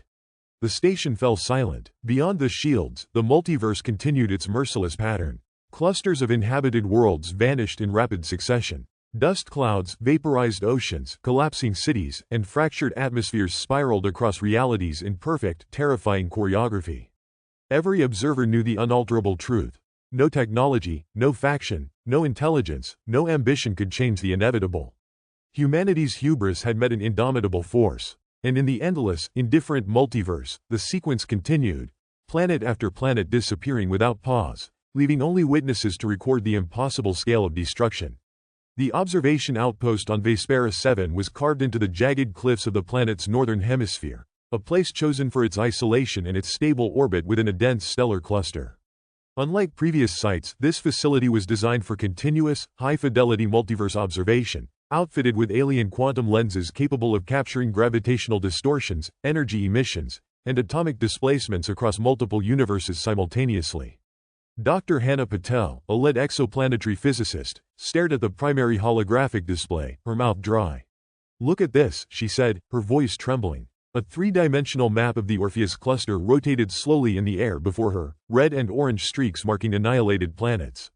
The interventions from faction groups here, on Zeta 42c, Epsilon 17b, and Gamma 9d, they're accelerating the destruction in adjacent systems. Every successful adjustment immediately triggers unpredictable chain reactions. Lieutenant Marco Reyes, assigned to the observational security team, ran a hand over his face. "We're already beyond the point of calculating any net benefit. Even with alien quantum modeling, the system is chaotic, nonlinear. Essentially, the moment one planet is nudged, the gravitational wave propagates in ways we can't reliably predict. These aren't just planetary collisions, they're multiversal chain reactions." A technician, Kira Albright, muttered under her breath, "Chain reactions? That's a polite way of saying they're making it worse." She gestured to a smaller display where tiny blips representing faction experiments flashed green, then exploded into red as nearby planets violently destabilized. "Look at Sigma 21F. They tried a slight orbital adjustment to save the southern continent. That adjustment generated a massive energy surge in the neighboring system. The planet collapsed in microseconds." Hannah rubbed her temples. Microseconds. Think about that. Entire civilizations, cities, cultures, biospheres, obliterated before our data even registers. And the factions behind these experiments don't even care. They're focused on showing results, claiming control over outcomes, pretending their meddling is a solution. They're playing with lives like it's some game they can master. Marco shook his head, jaw tight. "I don't understand how anyone could be this reckless. They're not just failing, they're actively exacerbating the collapse. Every intervention injects more chaos into the system. And it's not subtle. We're talking energy outputs equivalent to billions of simultaneous nuclear-scale detonations affecting adjacent planetary clusters. Entire planetary atmospheres are boiling in seconds, tectonic plates shredding themselves apart, oceans superheated and vaporized." Hannah swallowed hard. "The worst part is the human factor. We're not just powerless, we're witnessing people actively making matters worse. Look at the sabotage logs from Theta 19b. One faction deliberately triggered a gravitational pulse prematurely to override the observations of the coalition researchers. They're not hiding failures, they're weaponizing them." Kira's fingers trembled on her keyboard. "I just ran the projection for the next 30 minutes. If they continue on this path, the Lyra 32 cluster will experience overlapping collisions, hitting 4 inhabited planets simultaneously. The energy transfer alone could destabilize nearby uninhabited worlds, pushing them past the Roche limit in seconds. We're not even talking about controlled experiments, they're setting up disasters intentionally." Marco's voice dropped low, almost a whisper. "And the aliens? They can't do anything, right? They can show us what's happening, guide us on observation techniques, but they can't physically intervene." Hannah nodded. "Exactly. They've explained that the multiverse operates on fundamental quantum structural principles beyond interference. Think of it like trying to stop a hurricane with a fan. Even the smallest perturbations propagate through space-time lattices, amplified by gravitational resonance. Their technology allows us to see, but not to change." The room went silent as Kira pulled up a real-time simulation of Eta 14c, a planet with thriving civilizations. Red streaks emerged along the northern coastlines. Hannah's voice broke. "That's the northern continent. All coastal megacities gone. The trajectory adjustment from the faction in Delta 11 just caused the polar axis to shift violently. The tectonics failed. Entire population centers annihilated before evacuation could even be remotely attempted." Marco exhaled, the weight of the information crushing. "And this isn't an isolated system anymore. Entire clusters are being affected faster than we can catalog. The sheer speed of energy transfer, the gravitational wave propagation, the quantum entanglement disruptions, it's overwhelming. At that moment, Dr. Soren Vahel, an astrophysicist specializing in inter-universal matter-energy dynamics, entered the room. His normally calm demeanor was fractured. "You're seeing the full scope of human interference," he said. "Even with alien-assisted instrumentation, the data is unrelenting. Each intervention doesn't just fail. It interacts unpredictably with other interventions, creating amplified destruction. There's no hierarchy of impact. Every attempt is compounded into a cascading failure. These factions," he paused, gripping the edge of the console. "They're the worst offenders. Their ambition is accelerating death." Kira's voice cracked. "And the worst part? They don't even know how to read the secondary feedback loops. Look here, Zeta 42C's eastern hemisphere didn't just collapse. The energy spike sent micro-collisions ricocheting through the quantum lattice. Entire uninhabited moons shattered. The debris is now interfering with Omega-7b's orbit. If anyone had been there, they'd be dead too." Hannah's hands shook as she typed furiously, overlaying multiple layers of data from recent interventions and sabotage. "I've mapped every single action from these factions over the past 48 hours. Every intervention that looked successful caused catastrophic backfires somewhere else. They don't even see the pattern, they're blinded by ego. Meanwhile, the multiverse continues to operate on fundamental, impartial laws. It doesn't care about greed, strategy, or morality." Adebayo, the senior liaison from the Earth Coalition, slammed his fist against the console in frustration. "I don't care if it's beyond our comprehension. We're witnessing lives vanish, and these people are still arguing over priorities. They're still trying to save their favorite worlds. I hate them for it. They're not heroes, they're fools, making a bad situation catastrophic." Dr. Vahel leaned forward, voice hard. "And the moral collapse isn't limited to factions. Look at the internal conflicts within observation teams. Rival groups accuse each other of manipulating data to prevent interference from outsiders. Trust is eroding faster than the planets themselves. We're supposed to observe neutrally, but we're caught in their games. Every attempt to intervene, every act of sabotage, it all magnifies the destruction." Kira's eyes welled with tears. "We're not even talking about science anymore. It's raw chaos. The multiverse doesn't respond to our experiments. It doesn't negotiate. It doesn't care. And yet, we're still attempting calculations, still adjusting trajectories, still trying to outsmart forces that don't bend." Hannah pressed her palms into her eyes. "And when we finally look at the results, the data from Eta 14C, Theta 19b, Zeta 42C, it's all the same. Dead, erased, entire civilizations gone. The multiverse doesn't pause for intervention. And these factions, they act like they have a plan. They don't. They never did." The room was quiet for a long moment, except for the low hum of alien observation arrays. Then Marco spoke, voice tight. "So, what now? We're powerless, they're reckless, and every second counts. Are we supposed to just document annihilation?" "Yes," Hannah said quietly, swallowing bile. "That's all we can do. Record, catalog, survive ourselves while everything else collapses. Every cluster, every inhabited planet, we're witnessing it all, helpless. That's reality. And no human, no faction, no experiment, no amount of alien technology can change it." Rafe Dutton, sitting stiffly in the corner, muttered bitterly, "And the ones causing these disasters? They'll never admit fault. They'll never stop. Every failed experiment, every sabotage, every reckless intervention, they'll keep believing they can control something they cannot. They're not just failing, they're making the suffering worse." Kira's voice was barely audible. I feel like we've betrayed the multiverse just by being here. We're witnesses, and yet we can't stop anything. Every calculation, every model, every warning, it's meaningless. The planets die anyway." Hannah nodded, voice low and firm. "Exactly. Document everything. Let history remember that humanity had intelligence, technology, and ambition, but none of it mattered. These factions, with all their greed and recklessness, only ensured more destruction. The multiverse will continue, indifferent, erasing worlds, indifferent to human pride, ambition, or suffering. We are powerless, absolutely powerless." Outside, the Vespera 7 observatory windows glowed red as the Orpheus cluster continued its sequence of collisions. Oceans boiled, continents fractured, skies ignited with plasma storms. Entire planetary systems vanished in bursts of energy and debris. Every dot on the holographic map represented life, civilizations, cultures, entire species, gone in instants. And within the observation deck, humanity understood, in a way it never had before. Intelligence, ambition, and technology were irrelevant against the fundamental mechanics of the multiverse. The conference room at the Global Multiverse Monitoring Command in Geneva buzzed with tension. Massive screens displayed live data streams of collapsing clusters. Entire inhabited planets flickering out of existence in seconds, gravitational readings spiking across interlinked systems. Outside, the hum of quantum relays and alien monitoring arrays filled the air.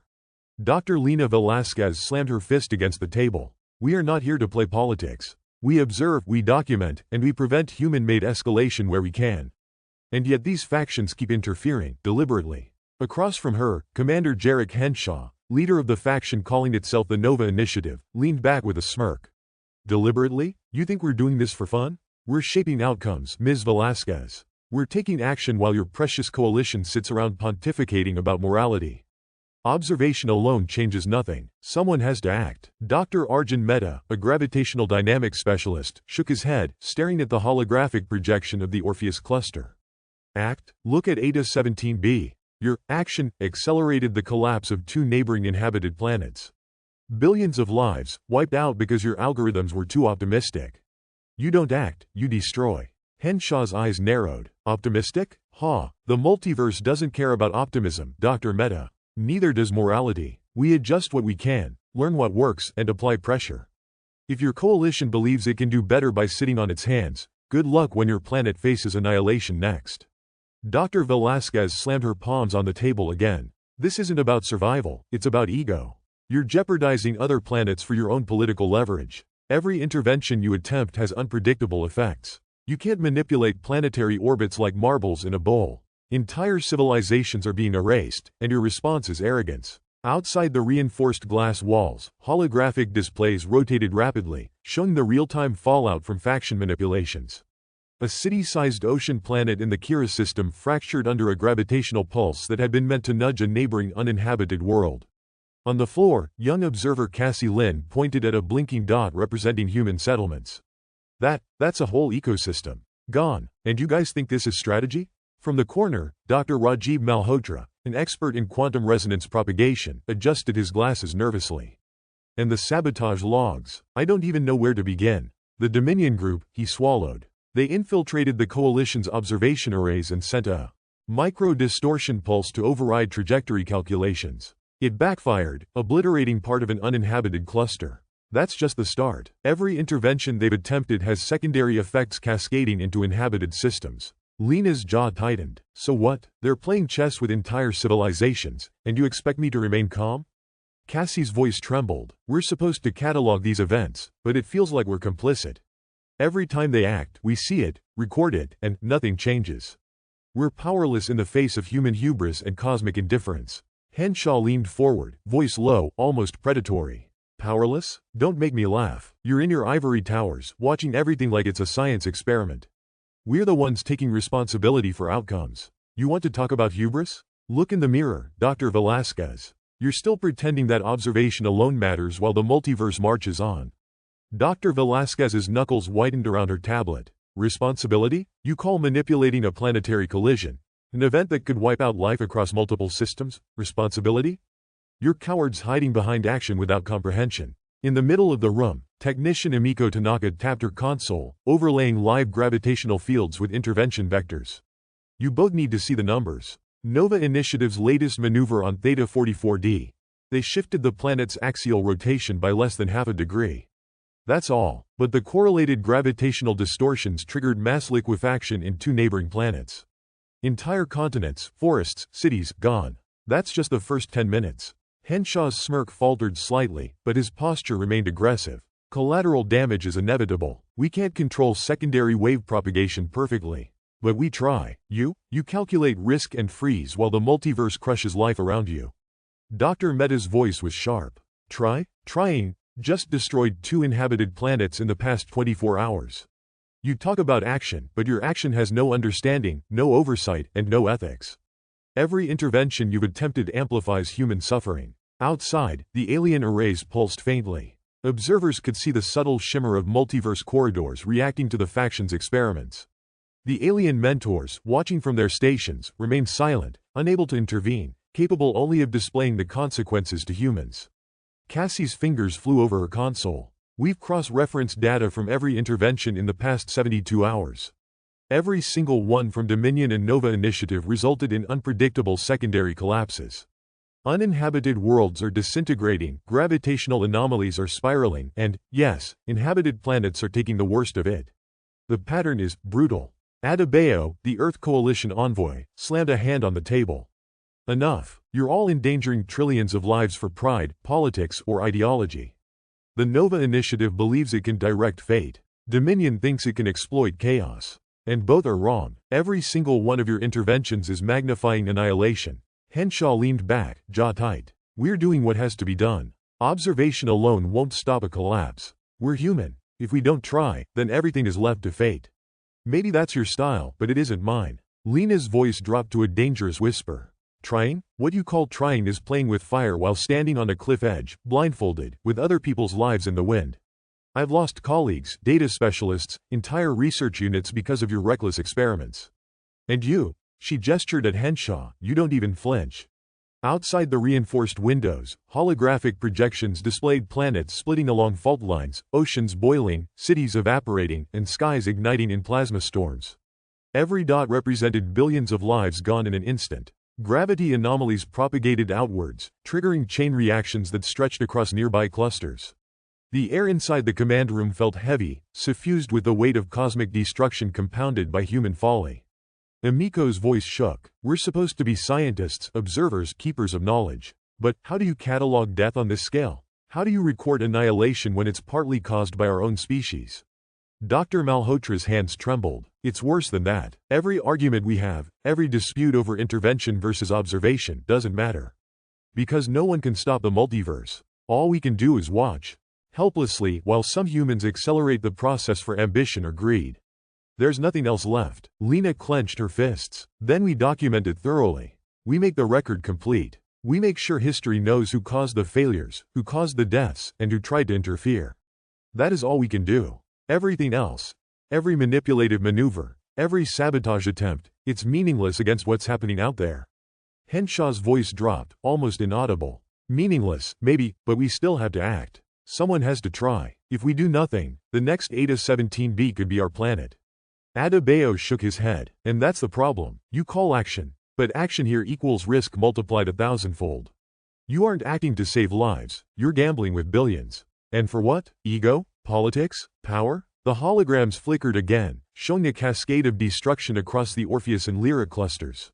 Planets collapsed into themselves, oceans boiled, tectonic plates sheared apart, and cities evaporated in moments.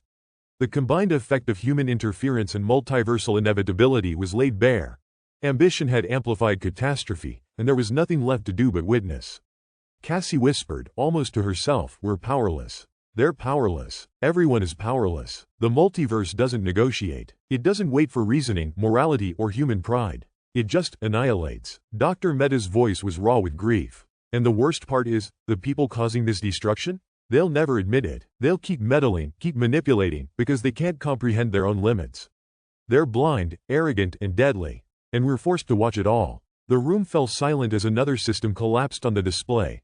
A sprawling blue and green world. Oceans boiling in seconds, continents fracturing, populations vanishing. The weight of human hubris meeting cosmic indifference settled over everyone present. They had alien-assisted technology, predictive models, observational mastery, but it was all useless against combined multiversal physics and human ambition. Outside, the night sky of Earth was unlit and calm, a deceptive serenity hiding the unimaginable chaos echoing across countless universes. Inside the conference room, humanity faced a single, undeniable truth. Intervention was powerless, sabotage worsened outcomes, and ambition could not outrun annihilation. The Earthside Observation Hub, built inside the repurposed Alps Research Station, was quiet in a way that was almost unnatural. Outside, snow fell gently on jagged peaks, but inside, humanity's collective dread filled the corridors like smoke. Holoscreens lined every wall, each displaying a different cluster of planets, some spinning peacefully, others erupting in flashes of fire and gravitational distortion. Dr. Amara Singh sat hunched over a console, her eyes scanning the feeds of planets disappearing in succession. Her fingers flew over the interface, cataloging topography, population densities, energy signatures, and cultural markers. Another one, she muttered, voice trembling. XENORA-7b, entire biosphere gone. 8 continents, evaporated in what? 36 seconds? Her assistant, Ryo Nakamura, exhaled sharply. At least we can record it, Amara. Someone, somewhere, will know what was here. If we don't, all memory of these civilizations dies before the universe forgets them. Amara shook her head. Does recording make a difference, Rio? We're not saving anyone. Nothing we do stops the collapse. We're just watching, helpless. Her eyes lingered on a flash. A blue and green planet splitting along its equator as oceans boiled, skyscrapers erupting into plasma storms, all within moments. Across the room, a new observer, Dr. Lila Ortiz, pulled at her hair in frustration. Why did Dominion's last interference trigger that? It wasn't even near an inhabited world, and yet it cascaded into two separate clusters. We can't predict these reactions. Every input creates unpredictable gravitational resonance. The math, it doesn't even fully capture the outcomes anymore. Rio clenched his fists. Every model, every simulation we've ever run is meaningless in the real multiverse. Observing it is one thing, but trying to do anything with this knowledge, it's like watching an avalanche and thinking you can redirect individual flakes with your hands. Amara whispered, almost to herself, and yet, we must record it. The multiverse doesn't care if we understand it, but someone must. Someone has to know what existed, even if it's gone now. A soft alarm sounded from one of the data nodes. Dr. Ashan Patel, the youngest member of the team, pointed at the monitor. Eta Lyra 5, population estimates just dropped to 0. The city-level structures, gone. Entire civilizations wiped out in 5 seconds. Gravitational collapse propagated faster than our sensors could even sample. And Dominion Initiative's sabotage? Likely played a role in amplifying the wave. Amara swallowed hard, her voice tight. Keep documenting every anomaly, every correlation. We're the only witnesses left. Nearby, Dr. Nia Wallace, an ethnographer assigned to the multiverse teams, struggled to hold back tears. We're recording people's lives, cultures, families, entire histories, but I can feel it, Rio. I can feel them die. It's in the data. Even our aliens' mentors can't stop this. The images, the heat signatures, it's horrific. Rio nodded, eyes locked on a feed where a sprawling city on Varuna 3b evaporated into a cloud of incandescent plasma. We feel it because we're human, Nia. And every fraction of a second, we see what human ambition caused on top of what nature inevitably does. We're not just observers, we're the recorders of our own helplessness. Amara tapped a key, bringing up a 3D overlay of multiple collapsing worlds. Look at the patterns. Each collision triggers gravitational waves that ripple through adjacent systems. Axial rotations shift by tiny fractions, tectonic instabilities propagate, and minor orbital adjustments from human interference can have catastrophic unintended effects. Even our alien-assisted calculations can't compensate for it. We are utterly powerless. Dr. Lila Ortiz slumped in her chair. Amara, Rio, the ethical weight of this isn't just academic anymore. Each entry we log, every recording, carries the memory of billions of lives. And there's nothing anyone can do. These are not simulations. These are real worlds, real deaths. Emiko Tran, a systems engineer monitoring resonance interference, chimed in, voice shaking, I've cross-checked orbital data. Last night's Nova Initiative maneuver? It didn't prevent anything. It accelerated Theta Veil's fragmentation by 12 seconds. That's entire civilizations gone because they decided to act without understanding consequences. Amara pressed her palms to her eyes. We're cataloging this not to intervene but to remember. To preserve knowledge of what existed. The cities, the governments, the cultures, gone. Every planet, every civilization, every life form, just gone. Outside, snow continued to fall on the Alps. Inside, humanity's last observers cataloged extinction itself. Data points became memorials. Coordinates of destroyed capitals, energy readings of collapsing atmospheres, gravitational anomalies as entire planets crumbled into dust.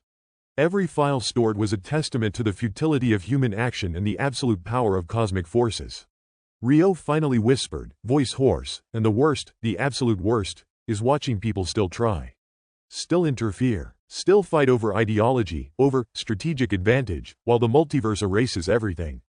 They think they're in control. They're not. None of us are. Nothing can change it. Dr. Patel pointed at a rapidly evolving holographic chart. Look at the acceleration. The rate of collision events has doubled in the last 24 hours.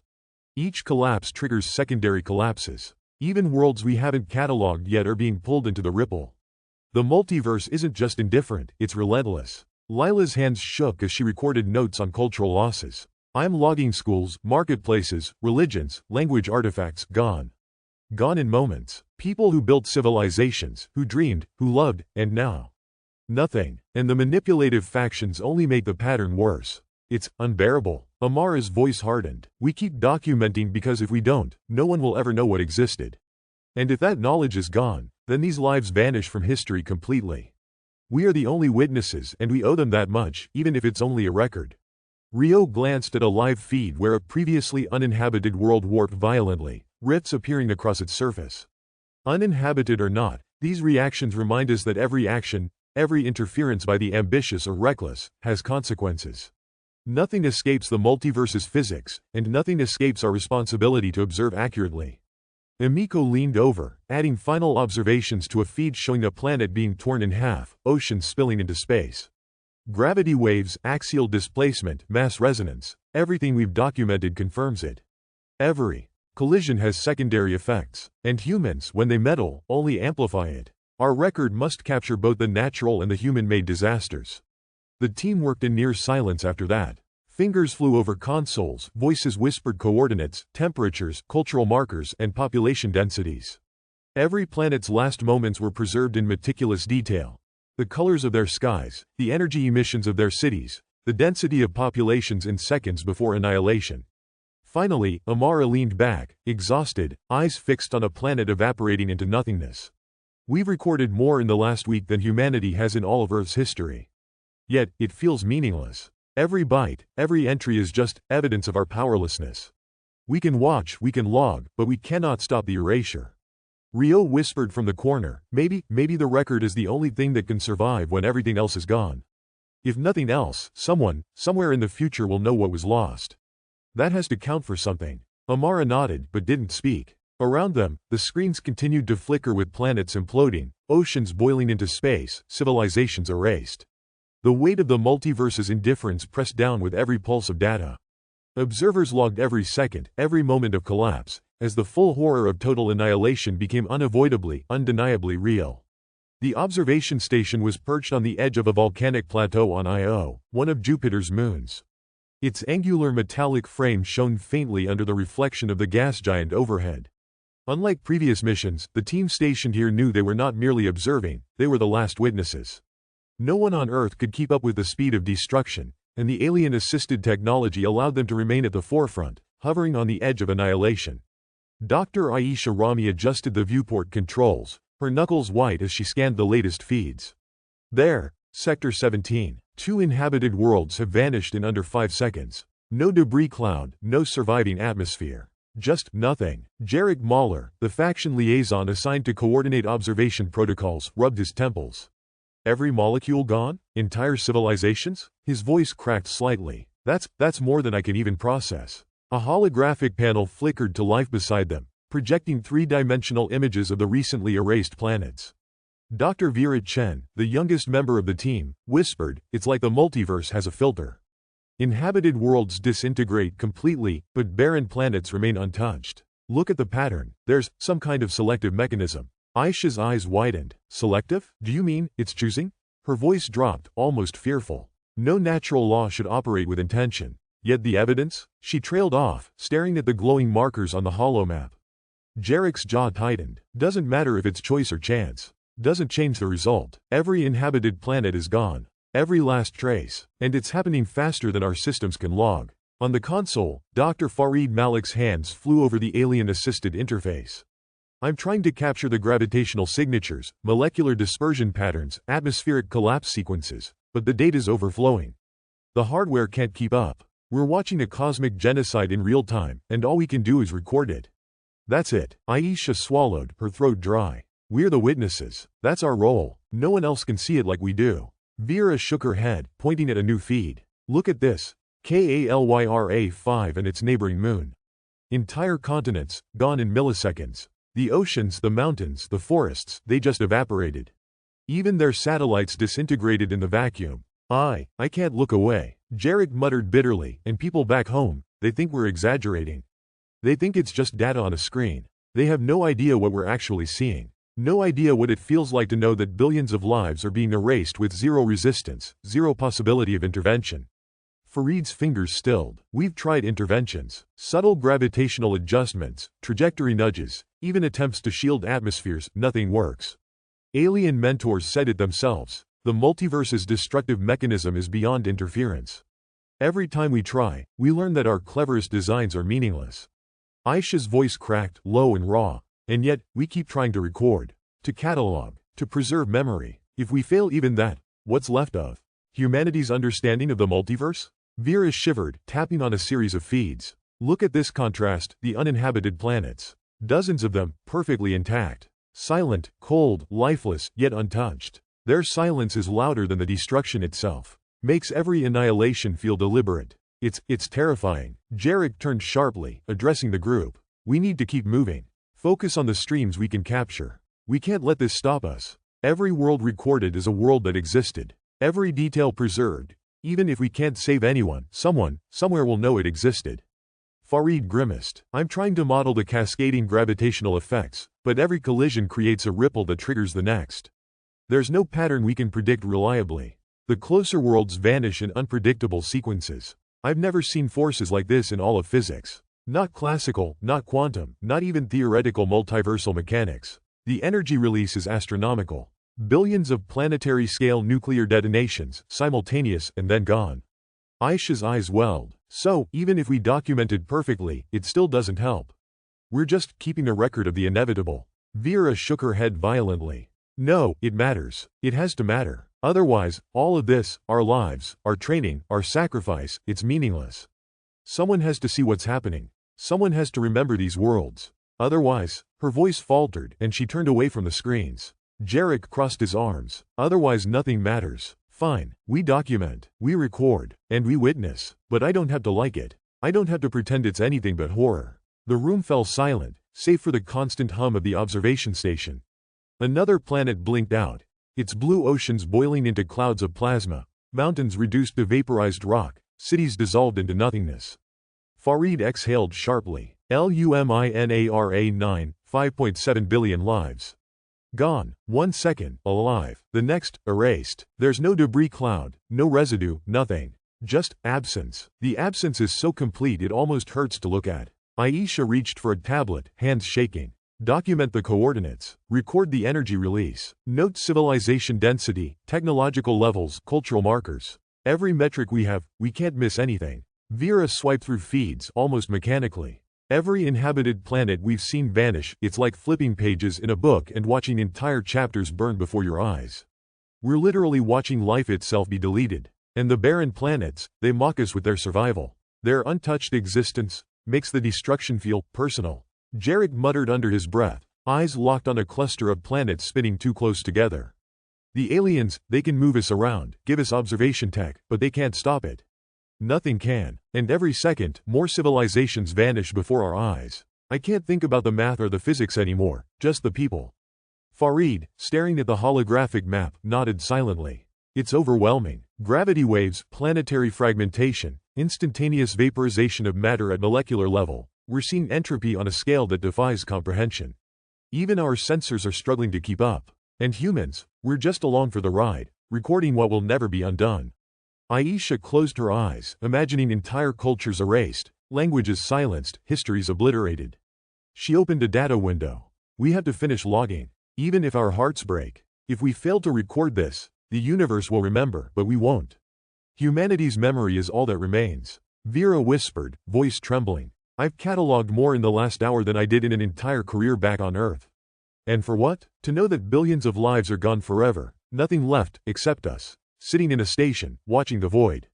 Jarek slammed his hand on the console. And people still fight over ideology, still try to manipulate events, still argue about survival and advantage. All meaningless. Every move, every plan, every selfish ambition, irrelevant. The multiverse doesn't care. It never cared. Farid's voice was soft, almost inaudible. The cruelest part, the obliteration is precise. Every inhabited world eliminated, every uninhabited world spared. There's a pattern, a selection, but we can't comprehend the logic behind it. Even the aliens can only advise, not prevent. We're just watching. Aisha finally spoke, barely above a whisper, and we will continue to watch. Every moment of annihilation, every civilization, every mountain, every life, recorded, remembered, witnessed, because if we fail at even that, then all of it truly ceases to exist. The station hummed on. Outside, the void stretched endlessly. Inside, humanity's last witnesses cataloged the collapse, typing, scanning, recording, and remembering as the multiverse erased life in meticulous, relentless sequence. There was no warning. There was no intervention. Only observation, grief, and the inescapable reality. The multiverse's destruction was complete, absolute, and irreversible. The Nevada Observation Hub had never felt so oppressive. Even with its reinforced walls and alien-assisted shielding, the weight of what the team was witnessing pressed against every conscious thought like gravity too strong to escape. Dr. Leona Khatri, Marcus Hollings, Junpei Aoki, and Lieutenant Kara Iverson weren't alone this time. Joining them were Dr. Sylvia Moreau, an exobiologist with a reputation for blunt assessments, Omar Basri, a planetary systems specialist whose humor usually masked a sharp anxiety, and Talia Nguyen, a cyberneticist in charge of coordinating alien data streams and simulations. Leona pulled up the latest simulation series on the main holo display, her fingers shaking slightly despite her years of experience. "Look at this," she said quietly. "Every confirmed planetary collision since the last batch, every single one had inhabitants. Not one barren planet, not one uninhabited moon. All untouched. Yet every civilization, gone." Sylvia leaned forward, eyes narrowing. "You're saying the multiverse is targeting life itself?" "It looks that way," Leona admitted, voice low. "I've cross-referenced all observational feeds. Uninhabited planets, asteroids, dead moons, untouched. But any planet with intelligent life, or even complex ecosystems, disappears completely. Entire atmospheres, oceans, cities vanish in seconds." Marcus slammed his fist on the table, making the holo projection flicker. "God damn it, this isn't just random physics. You're telling me," he paused, staring at the simulations, "this is deliberate? Either there's a law we don't understand, or something's choosing targets." Junpei ran his fingers along the edge of the display, his mind already converting the visual data into theoretical models. "I've run scenario projections, gravity interactions, orbital resonances, multiversal drift. They can't account for this pattern. Not even close. There's an underlying selection mechanism. It might be intrinsic to multiversal space, some property we've never observed before. Or," he swallowed hard, "or something conscious." Omar's usually easygoing voice cracked. "Conscious? You mean, alive? You're seriously suggesting the multiverse is deciding to erase life?" Talia, eyes glued to her interface, chimed in. "If that were the case, it's terrifyingly efficient. The timing between collisions, the way clusters of inhabited planets vanish simultaneously, it's almost as if it's following a schedule. And the alien arrays can only watch. They can't interfere, can't warn anyone. We're just observers." Sylvia shook her head, pacing between consoles. "Observers, that's all we are. And that's exactly the problem. If this really is selective, then our intelligence doesn't matter. Our technology doesn't matter. Not a damn thing matters when life is being systematically erased." Marcus turned sharply, pointing at a hollow projection of a blue-green world dissolving into nothing. "Do you see the speed? Oceans, forests, human structures, all gone in under 5 seconds. And the barren rocks behind it, untouched. Silent. That silence is deafening." Leona exhaled, gripping the edge of her console. "We've tried every analytical angle. Multiverse scanning, temporal mapping, quantum prediction, nothing. And the pattern is persistent. Every inhabited planet we track, every simulation we run, confirms the same chilling fact. Life triggers destruction, while the lifeless float free." Junpei muttered, "This goes beyond physics. It's like entropy has a preference. Life equals removal." Omar shook his head, his voice tinged with both anger and disbelief. "You think it's deliberate, we think it's a property, but the reality is the same either way. We can't stop it. We can't protect anyone. Not a single civilization survives when the multiverse decides it's time." Talia's fingers danced over her keyboard. "I'm running comparative timelines from the alien arrays. We're mapping cluster annihilations across 5 different universes simultaneously. The intervals are consistent. It's surgical. Nothing random. I don't even know what to call it anymore. Law, mechanism, conscious design, doesn't matter. We're powerless either way." Marcus's knuckles were white as he gripped the console. Powerless. That's the word. Entire worlds, cities, species, history, culture, gone in moments.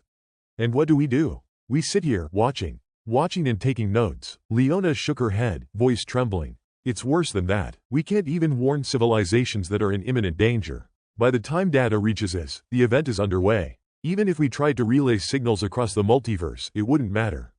They wouldn't have time. The destruction is instantaneous. Absolute." Sylvia stopped pacing and stared at the display. "The psychological toll is immense. We're not just witnessing destruction, we're cataloging grief, helplessness, annihilation. The knowledge that life is being selectively wiped out, it's paralyzing. Omar sighed heavily, rubbing his eyes. You see a planet like this, thriving, cities lit up like beacons, oceans teeming, and then, nothing. And then you look at the empty planets and it's almost worse. Silent witnesses, untouched, watching, mocking, maybe. Junpei's voice was quiet, almost mournful. I can't even rationalize it anymore. The multiverse might be alive, it might not. It might have intent, it might be physics we don't understand. But the pattern is undeniable. Intelligent life disappears first, every single time. Kara finally spoke, her tone tight. Does it care about our observation? Does it even acknowledge us? The aliens, they watch, but can't change a thing. We can travel between universes, we can record, we can understand, and yet, it continues. Life is erased regardless. And our observation doesn't help them, doesn't help anyone. Leona swiveled toward the team. We document. That's all we can do. Every single world, every civilization, every moment of annihilation. Our work is to bear witness because if we don't, if humanity ceases to observe, then those lives vanish completely, unrecorded. The only trace left of intelligence is our record of it. Sylvia looked at her colleagues, faces drawn and pale. Do you realize what that means? Every civilization we've seen vanish, every culture, language, technology, gone forever. And the barren planets float free, untouched. Life itself is fragile. We thought we were important. That intelligence, innovation, ingenuity mattered. Turns out, it doesn't. Not to the multiverse. Omar whispered, almost to himself, we're not just powerless, we're irrelevant. And the knowledge of that, God, it's heavier than any gravitational force we've ever measured. Talia shook her head, staring at the streams of live data. And the pattern, it doesn't care about proximity, species, or advancement. Primitive civilizations vanish as surely as hyper-advanced ones. It's impartial, indifferent, or intelligent beyond our comprehension. Either way, it's selective. Marcus's voice cracked. And it's relentless. Every second, another planet gone. Another species. Another culture. Another civilization. And the barren rocks drift silently, untouched. That silence, it's deafening. Leona's hands hovered over the console. We keep going because someone has to. Because if we stop documenting, if we fail to record, then the lives erased vanish not only from existence, but from memory. Our grief, our fear, our helplessness, that's the only mark left of intelligent life. Junpei muttered, almost under his breath, we'll never know if it's a natural law or conscious. We'll never know if the multiverse is alive or not. But the pattern, it's consistent. Inhabited planets vanish, lifeless planets remain, and no amount of observation, intervention, or hope changes that fact. Kara, her face pale and tight, said softly, and the more we watch, the more we understand how powerless we really are. Not just against physics, against the reality itself. Life is fragile. Intelligence is a spark that disappears in the storm, over and over. Silence fell again. Each observer was left with their own private terror, staring at the simulations as planets vanished one by one. They recorded every detail, captured every trace of civilization, and yet the emptiness of each vanished world echoed louder than any alarm. They were alone in their observation, witnesses to a multiverse that systematically and deliberately, or uncannily precisely, erased life wherever it existed. Even as hours passed, the pattern never wavered. Every inhabited planet that flickered into existence on the screens, thrumming with life, industry, and energy, was gone before anyone could intervene. The barren moons and lifeless rocks remained as ghostly markers, silent testaments to the precision and impartiality of the annihilation. Leona finally whispered, we are its only memory. And that memory will bear witness to everything. The command room in Geneva's Multiverse Observation Center was alive with static, the faint hum of alien instruments filling the cavernous space. Dr. Emily Rousseau adjusted her headset, trying to focus on the data streaming in from dozens of Earth-like planets. Beside her, Commander Rafael Soto leaned over the console, brow furrowed, as the simulation of yet another world's destruction played out on the display. It's gone, Rafael said quietly, almost to himself. All of it, every city, every forest, every civilization. Emily swallowed hard. That's the fourth planet this hour. 4 planets, all inhabited. And the barren ones just float untouched. Untouched. You know what kills me? Muttered Dr. Anwar Patel, a physicist responsible for modeling multiversal gravitational interactions. It's not even the speed. It's the pattern. Someone, or something, is systematically wiping out life, and we can't do a goddamn thing about it. Raphael slammed a fist onto the console. We tried everything. Warning signals, gravitational adjustments, orbital nudges. Even the alien tech. The most advanced travel and observational tools in existence doesn't change a thing. Our interventions are irrelevant, every one of them. A voice cut across the room. Irrelevant? That's putting it lightly. Dr. Liana Cho, the team's xenobiologist, turned from her station, her expression pale.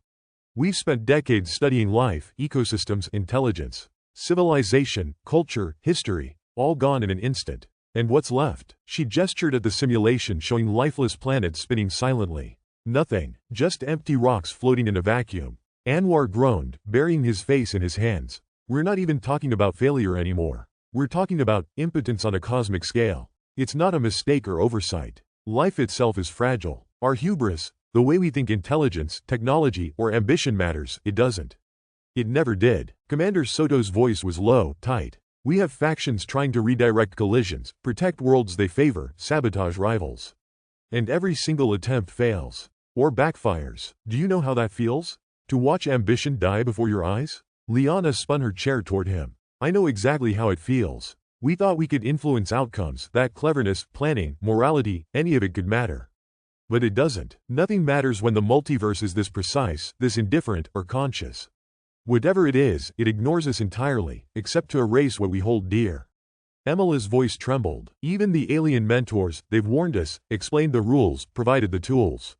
But they can't interfere either. They can observe, they can advise, they can facilitate travel.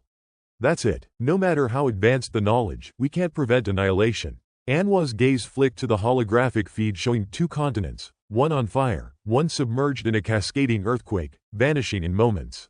Look at that. Ecosystems, cultures, species, gone. And we sit here, watching. And our only power is to write it down, so the multiverse at least remembers we existed. Liana's hands shook as she typed in her terminal. I don't know if I can keep doing this. Every world we record, every civilization we catalog, I feel it in my bones. The grief, the helplessness, it's a constant weight. And the people who are trying to manipulate events, they're just fueling chaos. Their ambition is cruel, reckless. And it doesn't even matter. Nothing does. Raphael exhaled sharply. Those factions, the ones trying to save certain worlds, or punish rivals, it's disgusting. Seeing them debate strategy, knowing it changes nothing, watching them fight over scraps of technology while entire civilizations vanish, it's infuriating. And pathetic. Emily bit her lip, eyes glistening. I saw one of the teams trying to nudge a planet off its trajectory. They wanted to save a world with a highly advanced civilization, supposedly worth the effort. And they made it worse. The collision accelerated, the planet vanished, and they didn't even understand why. They only realized later that intervention is meaningless. Absolutely meaningless. Anwar's voice was quiet, almost reflective. It's worse than that. We're witnessing the limits of human intelligence and hubris. Firsthand, we've always prided ourselves on cleverness, on innovation, on our capacity to manipulate our environment. But the multiverse? It doesn't care about intelligence. It doesn't care about morality. It doesn't care about greed or ambition. It obliterates life, and that's the end of the story. Liana turned to the central display. And yet, there are people still arguing, still scheming. Some factions are trying to exploit alien technology to save their favored planets or sabotage others. Do you know what that makes them? Not heroes, not even competent villains, just irrelevant. Their power, their knowledge, their ingenuity, it's meaningless here. They're like children playing with fire, except the fire is a force they will never understand or control. Raphael ran a hand through his hair. I hate them. I hate that they still believe their actions matter. I hate that they think cleverness, politics, or money can bend the multiverse to their will. They're blind to reality. And we can't stop them, can't educate them. And their mistakes, selfish or otherwise, make this misery even heavier to watch. Emily nodded slowly. Every intervention fails. Every warning is useless. Every attempt to manipulate outcomes is meaningless. And yet, people can't stop themselves. Human pride, human arrogance, it's relentless, even in the face of annihilation. And we're left here, trying to record it all before the next world disappears. Anwar leaned back, voice hoarse. You know what's ironic? We thought we could change outcomes with knowledge, with alien technology, with intelligence. We thought we could influence the fate of life itself. Turns out, we're not special. Not a damn bit. Our morality, our philosophy, our ethics, all irrelevant. And it's the human hubris that keeps making it worse for ourselves. Liana's hands hovered over the terminal, trembling. I keep seeing the faces of the people on those planets. The children, the scientists, the families, gone in seconds. And it's not even about randomness anymore. It's the pattern. Life gets erased. Barren planets float untouched. And we're the witnesses. We're documenting extinction, civilization by civilization, species by species. And our only reward is knowledge. Knowledge of our own impotence. Raphael's voice was sharp. It's unbearable, watching brilliant minds, moral leaders, even scientists trying to act, and failing. And yet the factions keep scheming. Their ideology, their ambition, their greed, it doesn't matter. Not a damn thing matters except the multiverse continuing its pattern of destruction. And we're stuck in the middle. Emma's voice cracked. We're powerless. That's all there is to it. We can't warn. We can't prevent. We can't even choose which planets survive because there's no choice. No influence. We're observers, recording a systematic, incomprehensible annihilation. The hubris of humanity, our obsession with control, is laid bare. And it's humiliating. Anwar rubbed his eyes. And the psychological toll, it's like a weight crushing the soul. Each time a world vanishes, a civilization erased, we're left not just to record it, but to feel it. And we can't even save anyone. We can't intervene. We can't prevent it. And the factions, they keep playing their games, as if any of it matters. Liana whispered, we're all failing. Every single one of us. And the multiverse, it doesn't care. And the humans trying to play God, they only make the horror heavier. They're proof of our irrelevance. Raphael's voice was a low growl. I hate them. I hate that they think they matter. I hate that they act like their morality, their intellect, their cleverness, counts for anything. And worst of all, we can't stop them. We can only watch. Emily shook her head, tears brimming. There's nothing left to stop. No planet, no life, no civilization, no faction's ambition, nothing matters. We witness, we record, and in doing so we're left to bear the grief, terror, and guilt of billions of lives erased in the blink of an eye. That's our role. That's all humanity can do. Anwar's voice dropped to a whisper. It's total, complete, absolute. Human intelligence, ethics, ambition, all revealed as irrelevant. The multiverse doesn't care about us, doesn't care about life, doesn't care about civilization. We're pawns watching annihilation unfold. And the hubris of every human, every faction, every intervention, just highlights the futility. Silence fell over the observation room. Every monitor, every display, every stream of data showed a relentless truth. Worlds with life, no matter their achievement, culture, or technological advancement, vanished in seconds. Barren planets, empty moons, lifeless rocks, untouched. Humanity could do nothing. Alien allies, alien technology, intelligence, morality, ambition, all irrelevant. And as the room went quiet, the observers, though exhausted and grief-stricken, continued to record. Every last trace of civilization, every last culture, every last species. Because someone had to. Because even in futility, the act of witnessing might be the only thing left that mattered. The skies above Geneva were eerily calm. An incongruous blue stretched over a city that had become the central hub for Earth's last attempts to comprehend the multiverse. Dr. Emily Rousseau, Commander Rafael Soto, and Dr. Liana Cho stood at the edge of an observation platform on the old International Physics Institute tower, looking not at stars, but at a live feed projected across the alien interface before them. Every holographic projection showed annihilation, planet after planet, civilization after civilization, disappearing without warning, leaving nothing but silence. This is unreal, Liana whispered, voice trembling. We've been recording for months, decades now, and yet, it doesn't get easier. It just keeps going, and there's no pattern we can predict that we can exploit. None. Emily tightened her grip on the railing. I keep asking myself, is it the universe itself? Is it conscious, deliberately targeting intelligence? Or is it something else? Some alien civilization with power we can't even imagine? Raphael's jaw was tense. And if it's alive, what does that mean for us? Are we next? His eyes flicked nervously to the horizon. Every world we've catalogued, gone. Some vanished with complex civilizations, others just small, insignificant planets with life barely developed. It doesn't care. It doesn't discriminate by technological level or cultural significance. And Earth is just here, waiting. Liana's lips pressed into a thin line. Waiting isn't reassuring. Waiting means the next calculation, the next convergence could be us. And we can't intervene. The alien allies, brilliant as they are, can't interfere. They only provide observation and transport. Emily shook her head. Do you realize what we're facing? A multiverse that may be sentient, evaluating consciousness, deciding which worlds to erase. And if it is, why not us next? Every principle we cling to, morality, intelligence, ethics, means nothing in the face of that. A silence fell over the three as a new feed lit up. A planet similar to Earth in size and atmosphere, orbiting a star of familiar golden hue.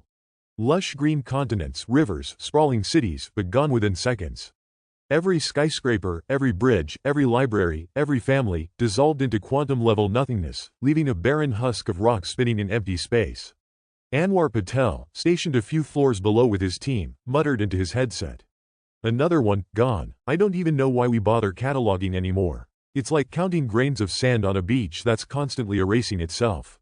Don't say that, Liana snapped over comms. We catalog because it's all we can do. Because if we don't, there won't even be a record that it existed. That's our only function left. Witness. Raphael rubbed his face, voice low. Witness, yes, but I can't stop thinking about choice. If the multiverse is alive, conscious even in the smallest sense, then what determines its targeting? Are civilizations judged, observed, or is it some algorithmic pattern, purely physical, that we'll never understand?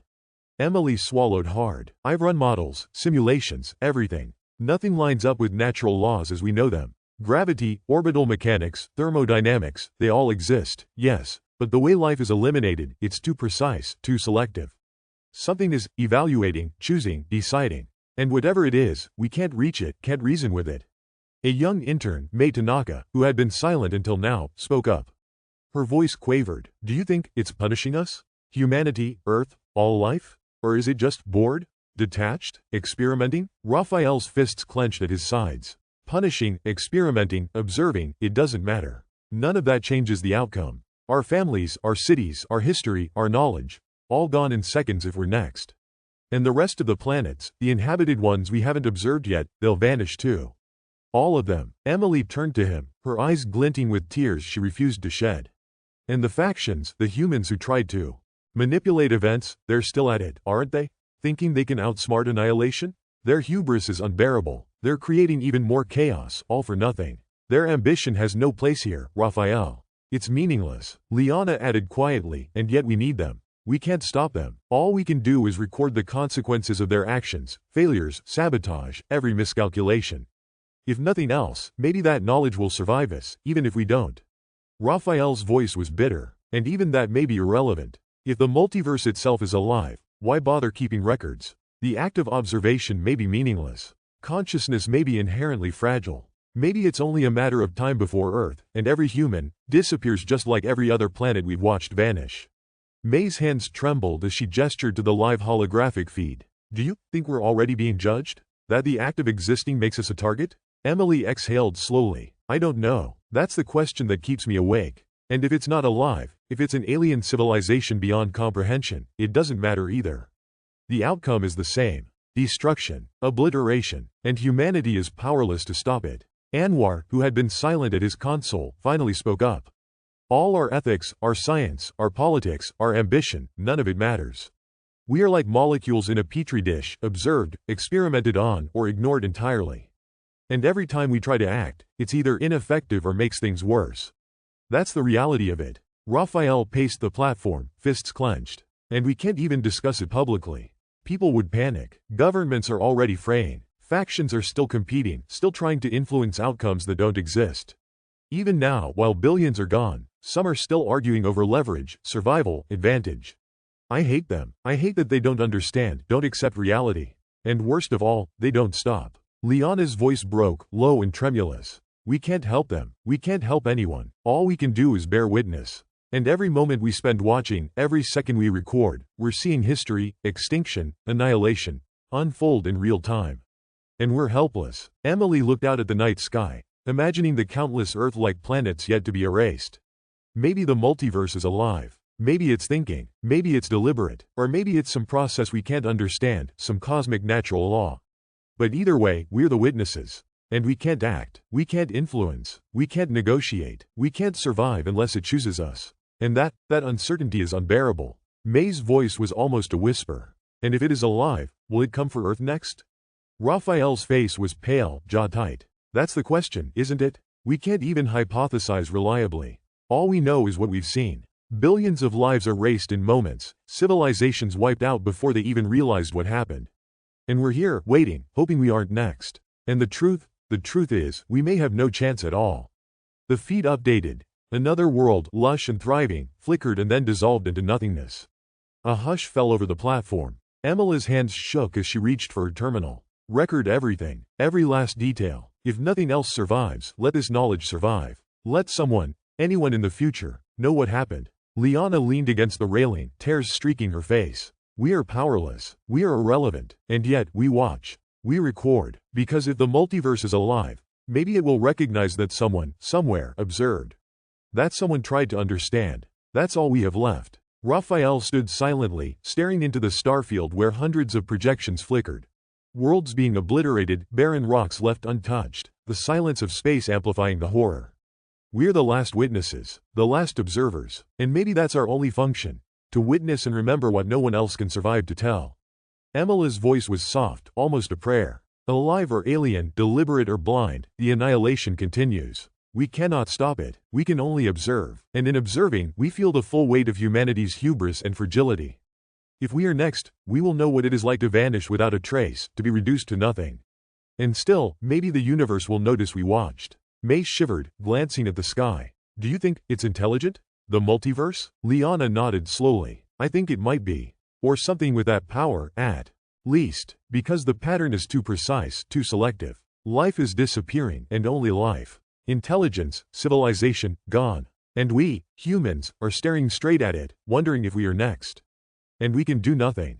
Absolutely nothing. Raphael exhaled sharply, voice low. And that's the truth we have to live with. Or die with. We are witnesses, nothing more. And the cosmos, may be alive, judging us, or simply ignoring us. Either way, humanity is powerless.